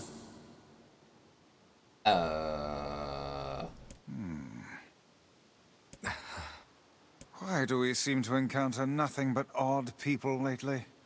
You should talk, Vice. As if Grimoire Vice is capable of spouting such nonsense. Hang on. I don't think it's done. Is the dark entity that governs all memories. The reverb on the vocal editing really fucked me up just now. May the words form themselves to your liking. Does that mean it'll tell us what we want to know? That'd be nice. Oh, please don't. No.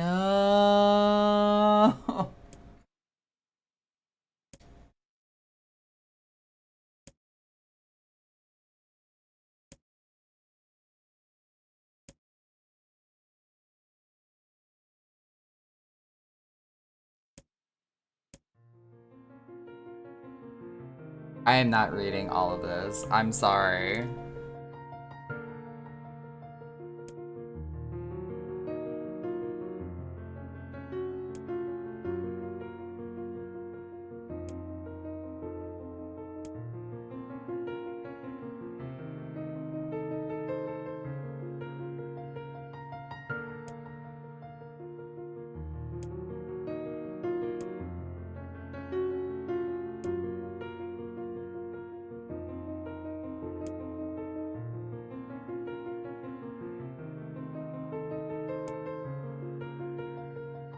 Tucks chat into a nice crispy warm blanket with hot cocoa, itty bitty marshmallows, and a plushie of their choosing. I mean, the music's nice.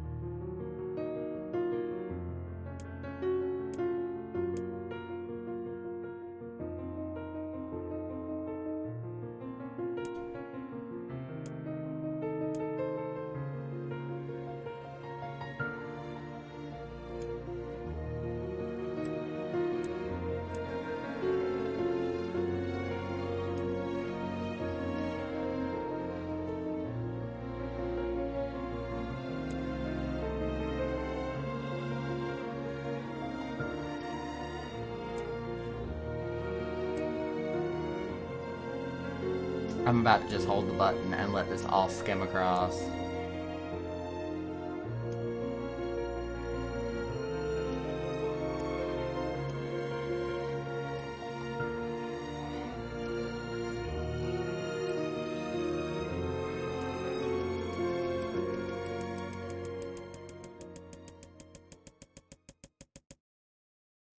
Oh crap, this is... I knew it was gonna do this to me. I'm cheating.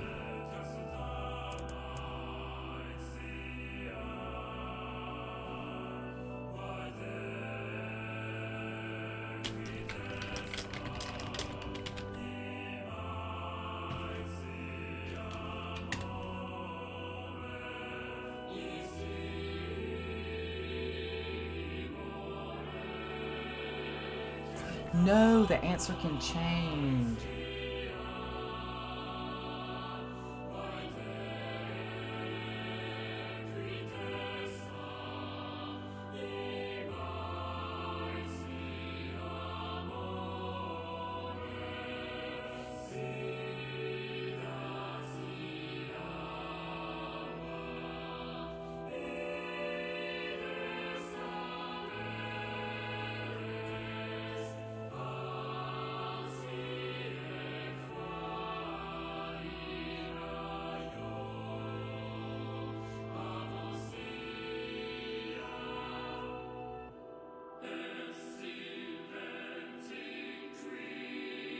Well, it says the most common answer is green.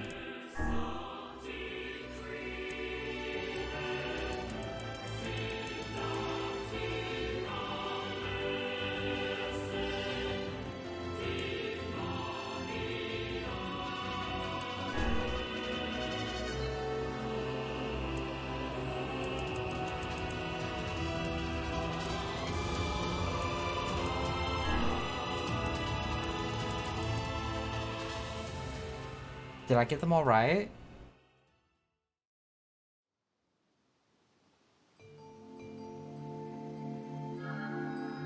What in the... I never realized shades were capable of rational thought. I don't care if they can tap dance and play the fiddle. I just want to kill them without all this hassle. With the tree defeated, we no longer have to worry about being buried in its world of letters. Unless, of course, time itself begins to rewind.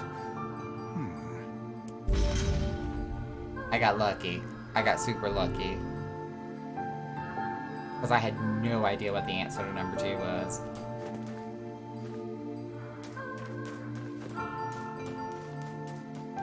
GTFO.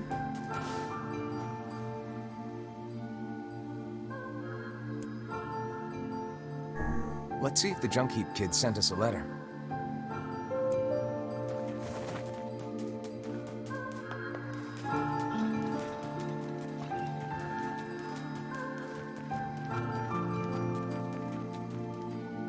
Vice, I swear, stop being metal.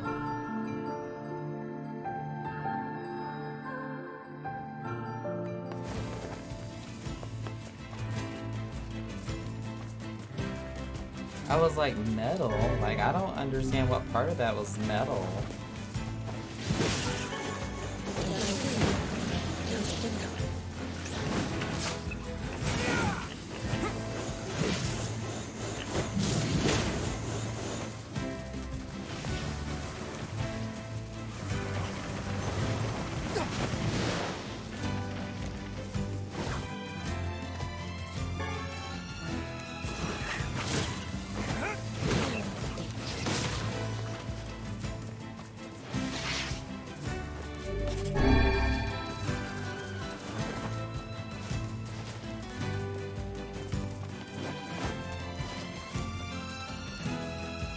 Stop running for me.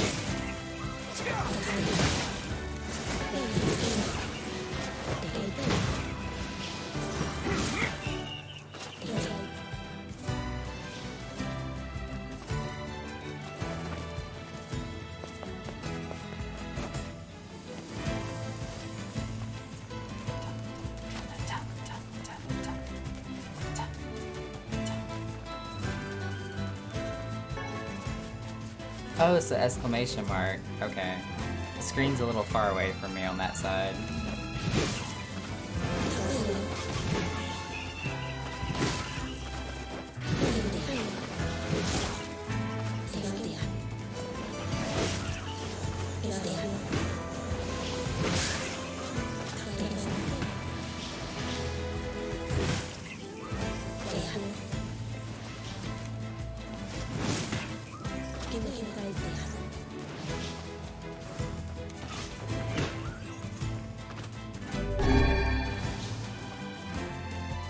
So many more. Kill them all.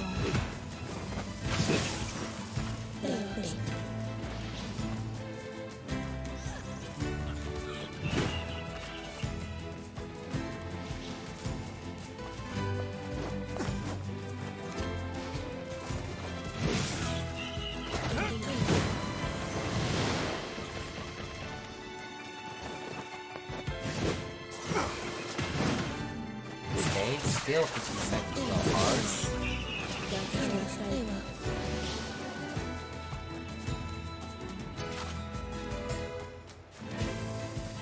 I love this sword. It swings so much faster.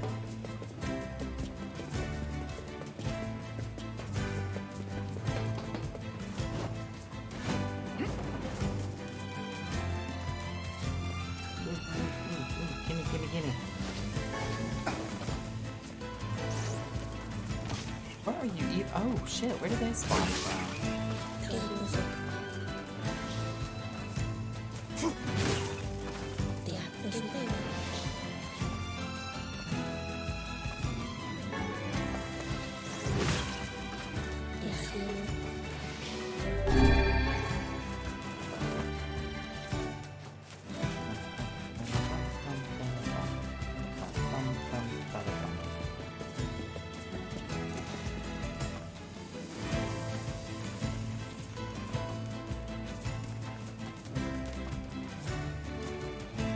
Run, little knocker.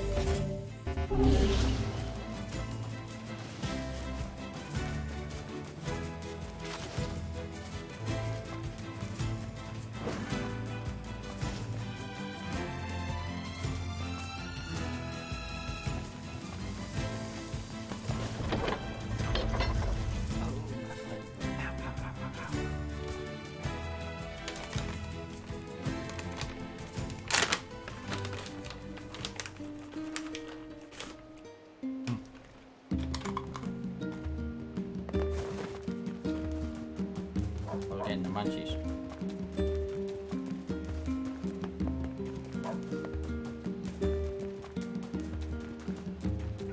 You have a letter, it would seem.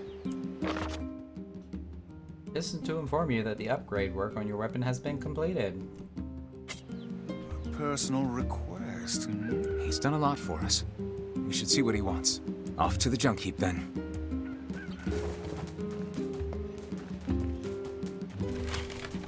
Too bad we can't take the boat to the junk heap.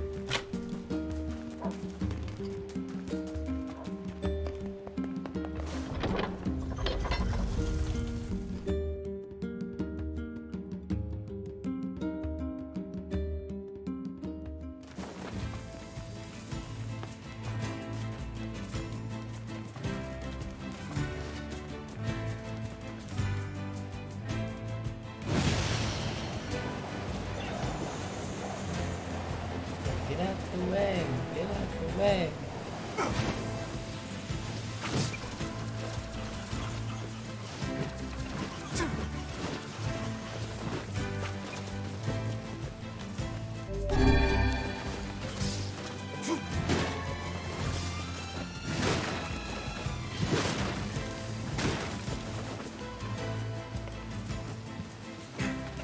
So even though I can swing the sword faster, it does not nearly have as much range. Sad.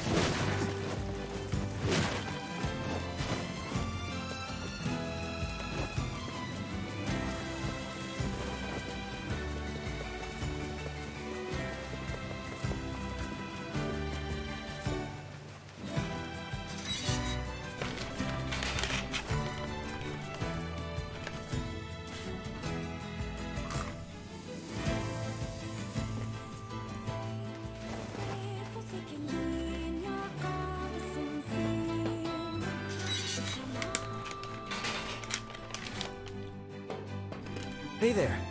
Your weapon is ready to go. Great. Thanks. You know, with a weapon like that, You were going to say? I need to ask you for a favor. Oh, yeah? I want you to avenge my brother. That is a rather ponderous favor. It's my mission. It's the whole reason I've been creating these weapons for the past 4 years. I don't care about money. I only care about making a weapon strong enough to kill those bastards. Which bastards? The ones in the mountain. That little Shade and his robot. A Shade has joined forces with a robot? There's a Shade in there? Yes. And what have we decided, We're gonna kill it.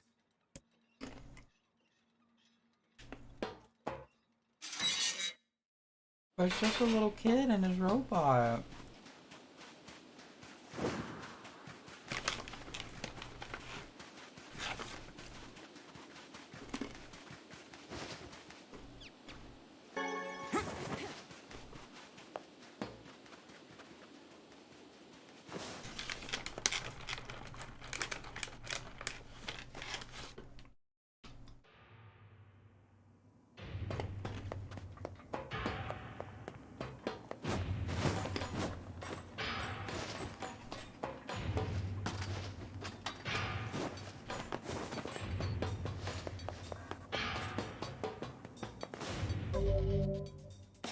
I don't even know which way I'm supposed to be going.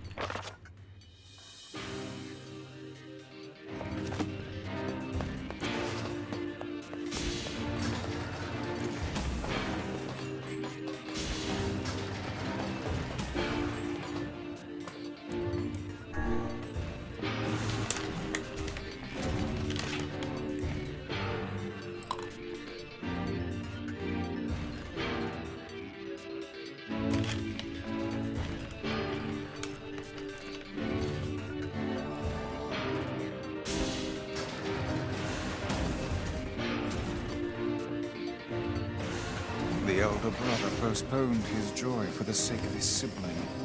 Do you think he was ever truly happy? Just making his little brother happy would have been enough. That's what being an older brother is like.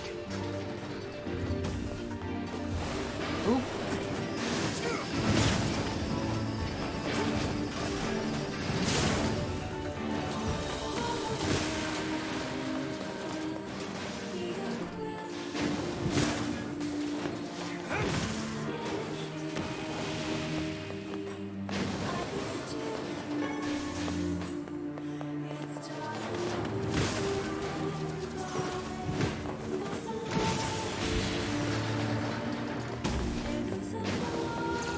Oops, this way.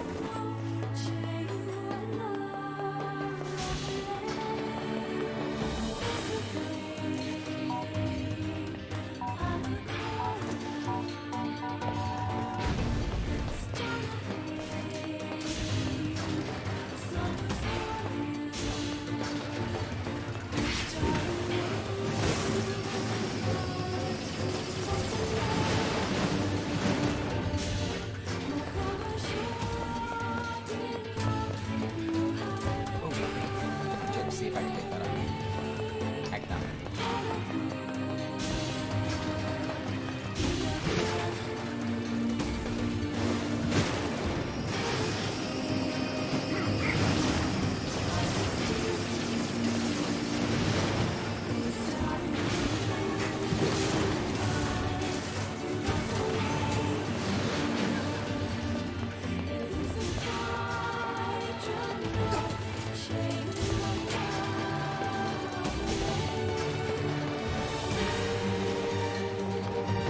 Ow!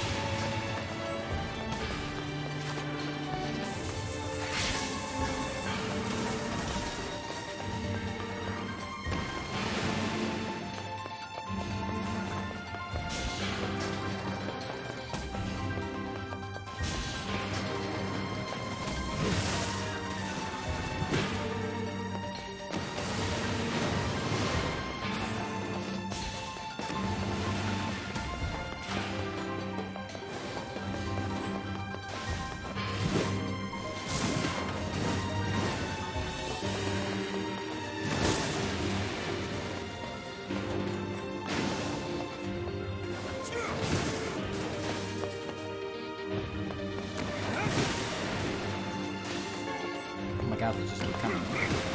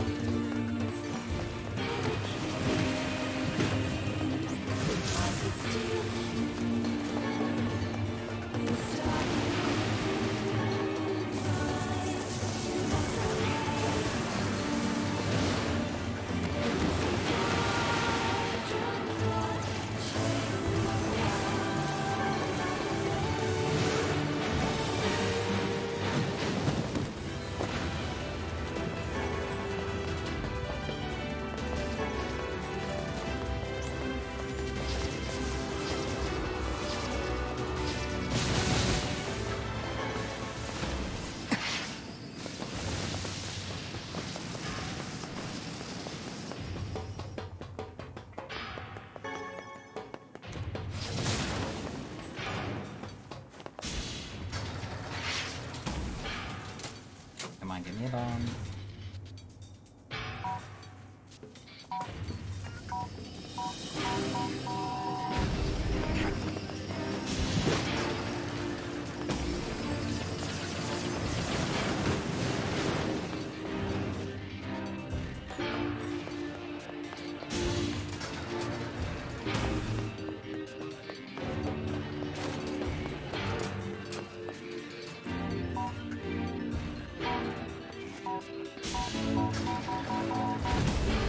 Ow.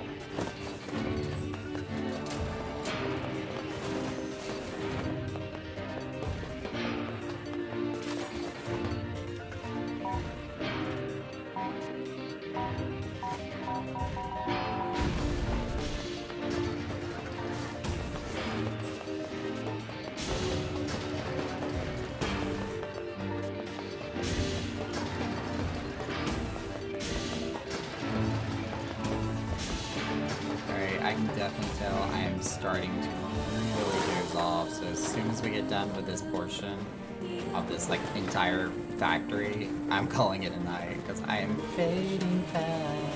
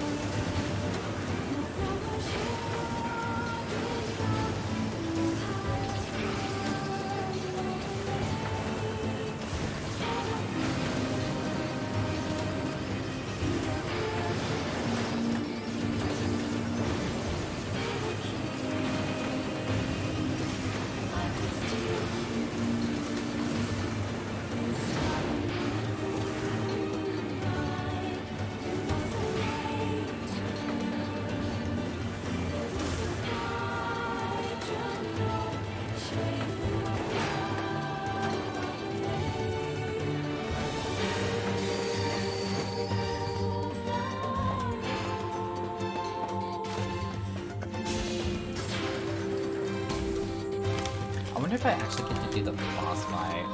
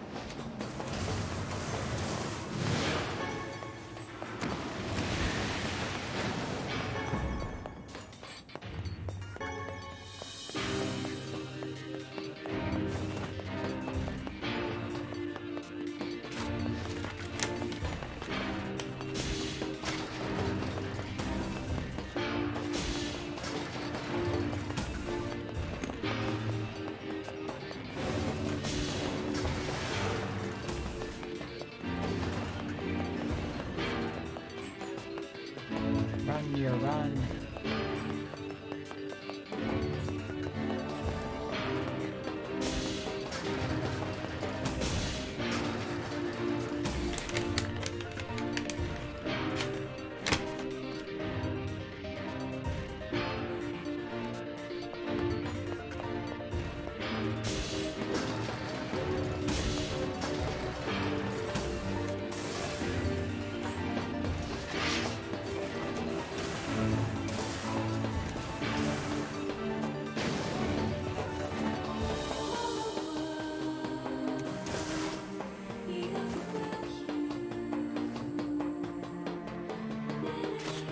I've never heard of a Shade living with a machine.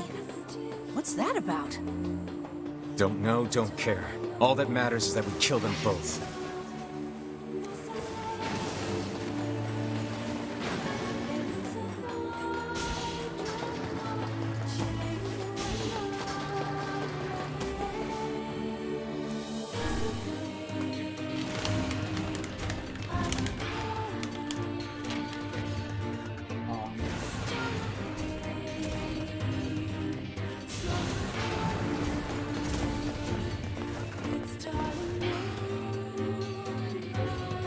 It seems we have found the entrance to our robot friend's hideout.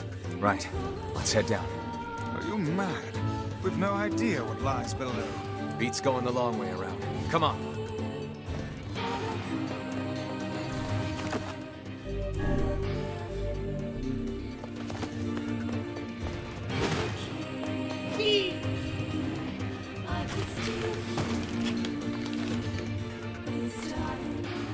Oh, we do get to fight the robot.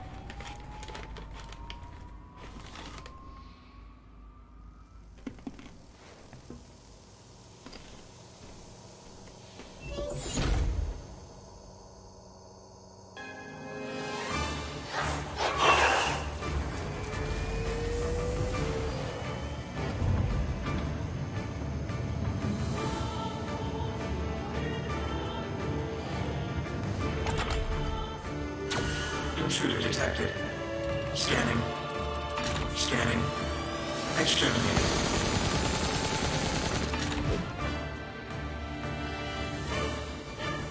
Looks like we found him. Oh, Lord, it's enormous. Intruder detected.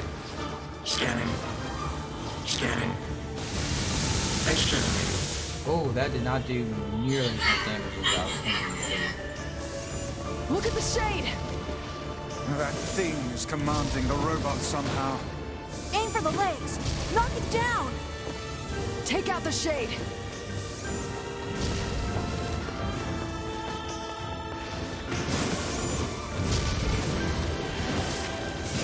Exterminating. Ing. Ing. Ing. Ing.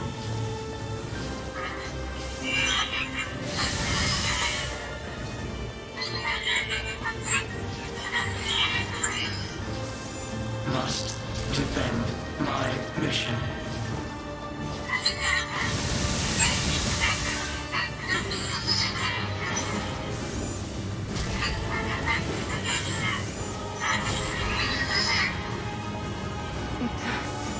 Oh, damn it. That's a Shade. It's a Shade! Kill him. Kill him. Feel the hate inside you. What is happening?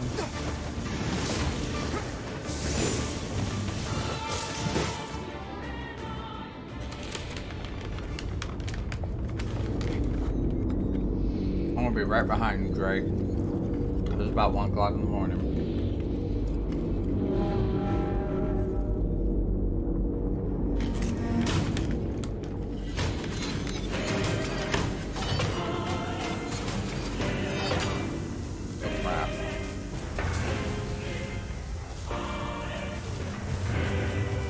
Exterminating. Ing. Ing. Ing. Ing.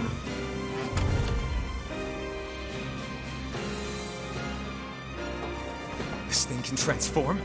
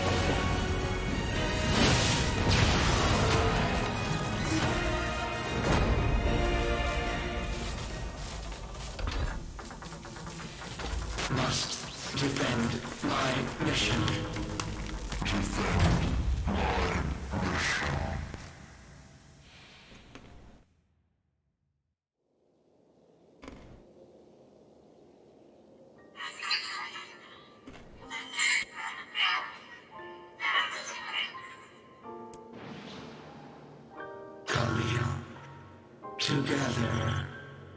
Be alone. Be cry.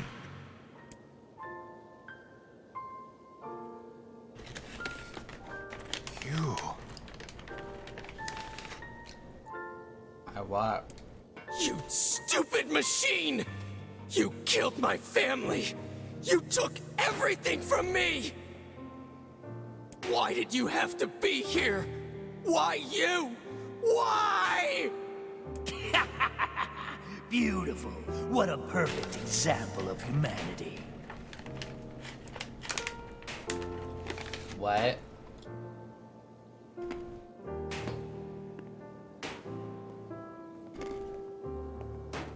You took everything from me. You killed my brother. Hey, come on. That's enough. I did it!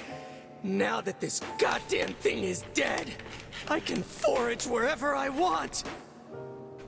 Just wait, you goddamn freak! Now I can make all kinds of powerful weapons! Just leave it to me! Leave it all to me!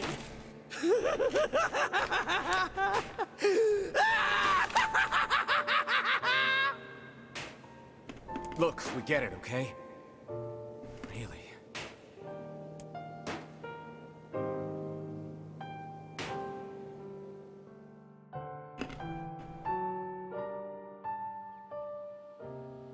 Hatred and madness will never heal a wounded heart. Maybe it's just all he's capable of right now. Revenge is a fool's errand. Yeah, I know.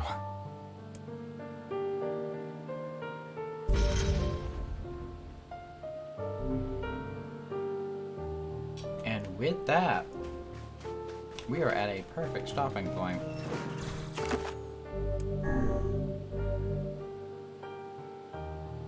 So we are going to end it for the night. We will pick back up on Saturday night, where we should be back into some Final Fantasy at that point in time, Final Fantasy 14. But I want to thank y'all for coming out tonight. I am definitely going to go to bed because I'm exhausted, I'm tired, and not as emotionally drained as yesterday, but still have a lot of questions that have gone unanswered in this game. Yeah, so yay for my dreams and whatever I end up thinking about while asleep tonight. So, anywho, y'all have a good one. Thank you for coming along for the stream. I will see you next time. Sleep well, sleep tight, be kind, all that lovely stuff. I'm out. Goodbye.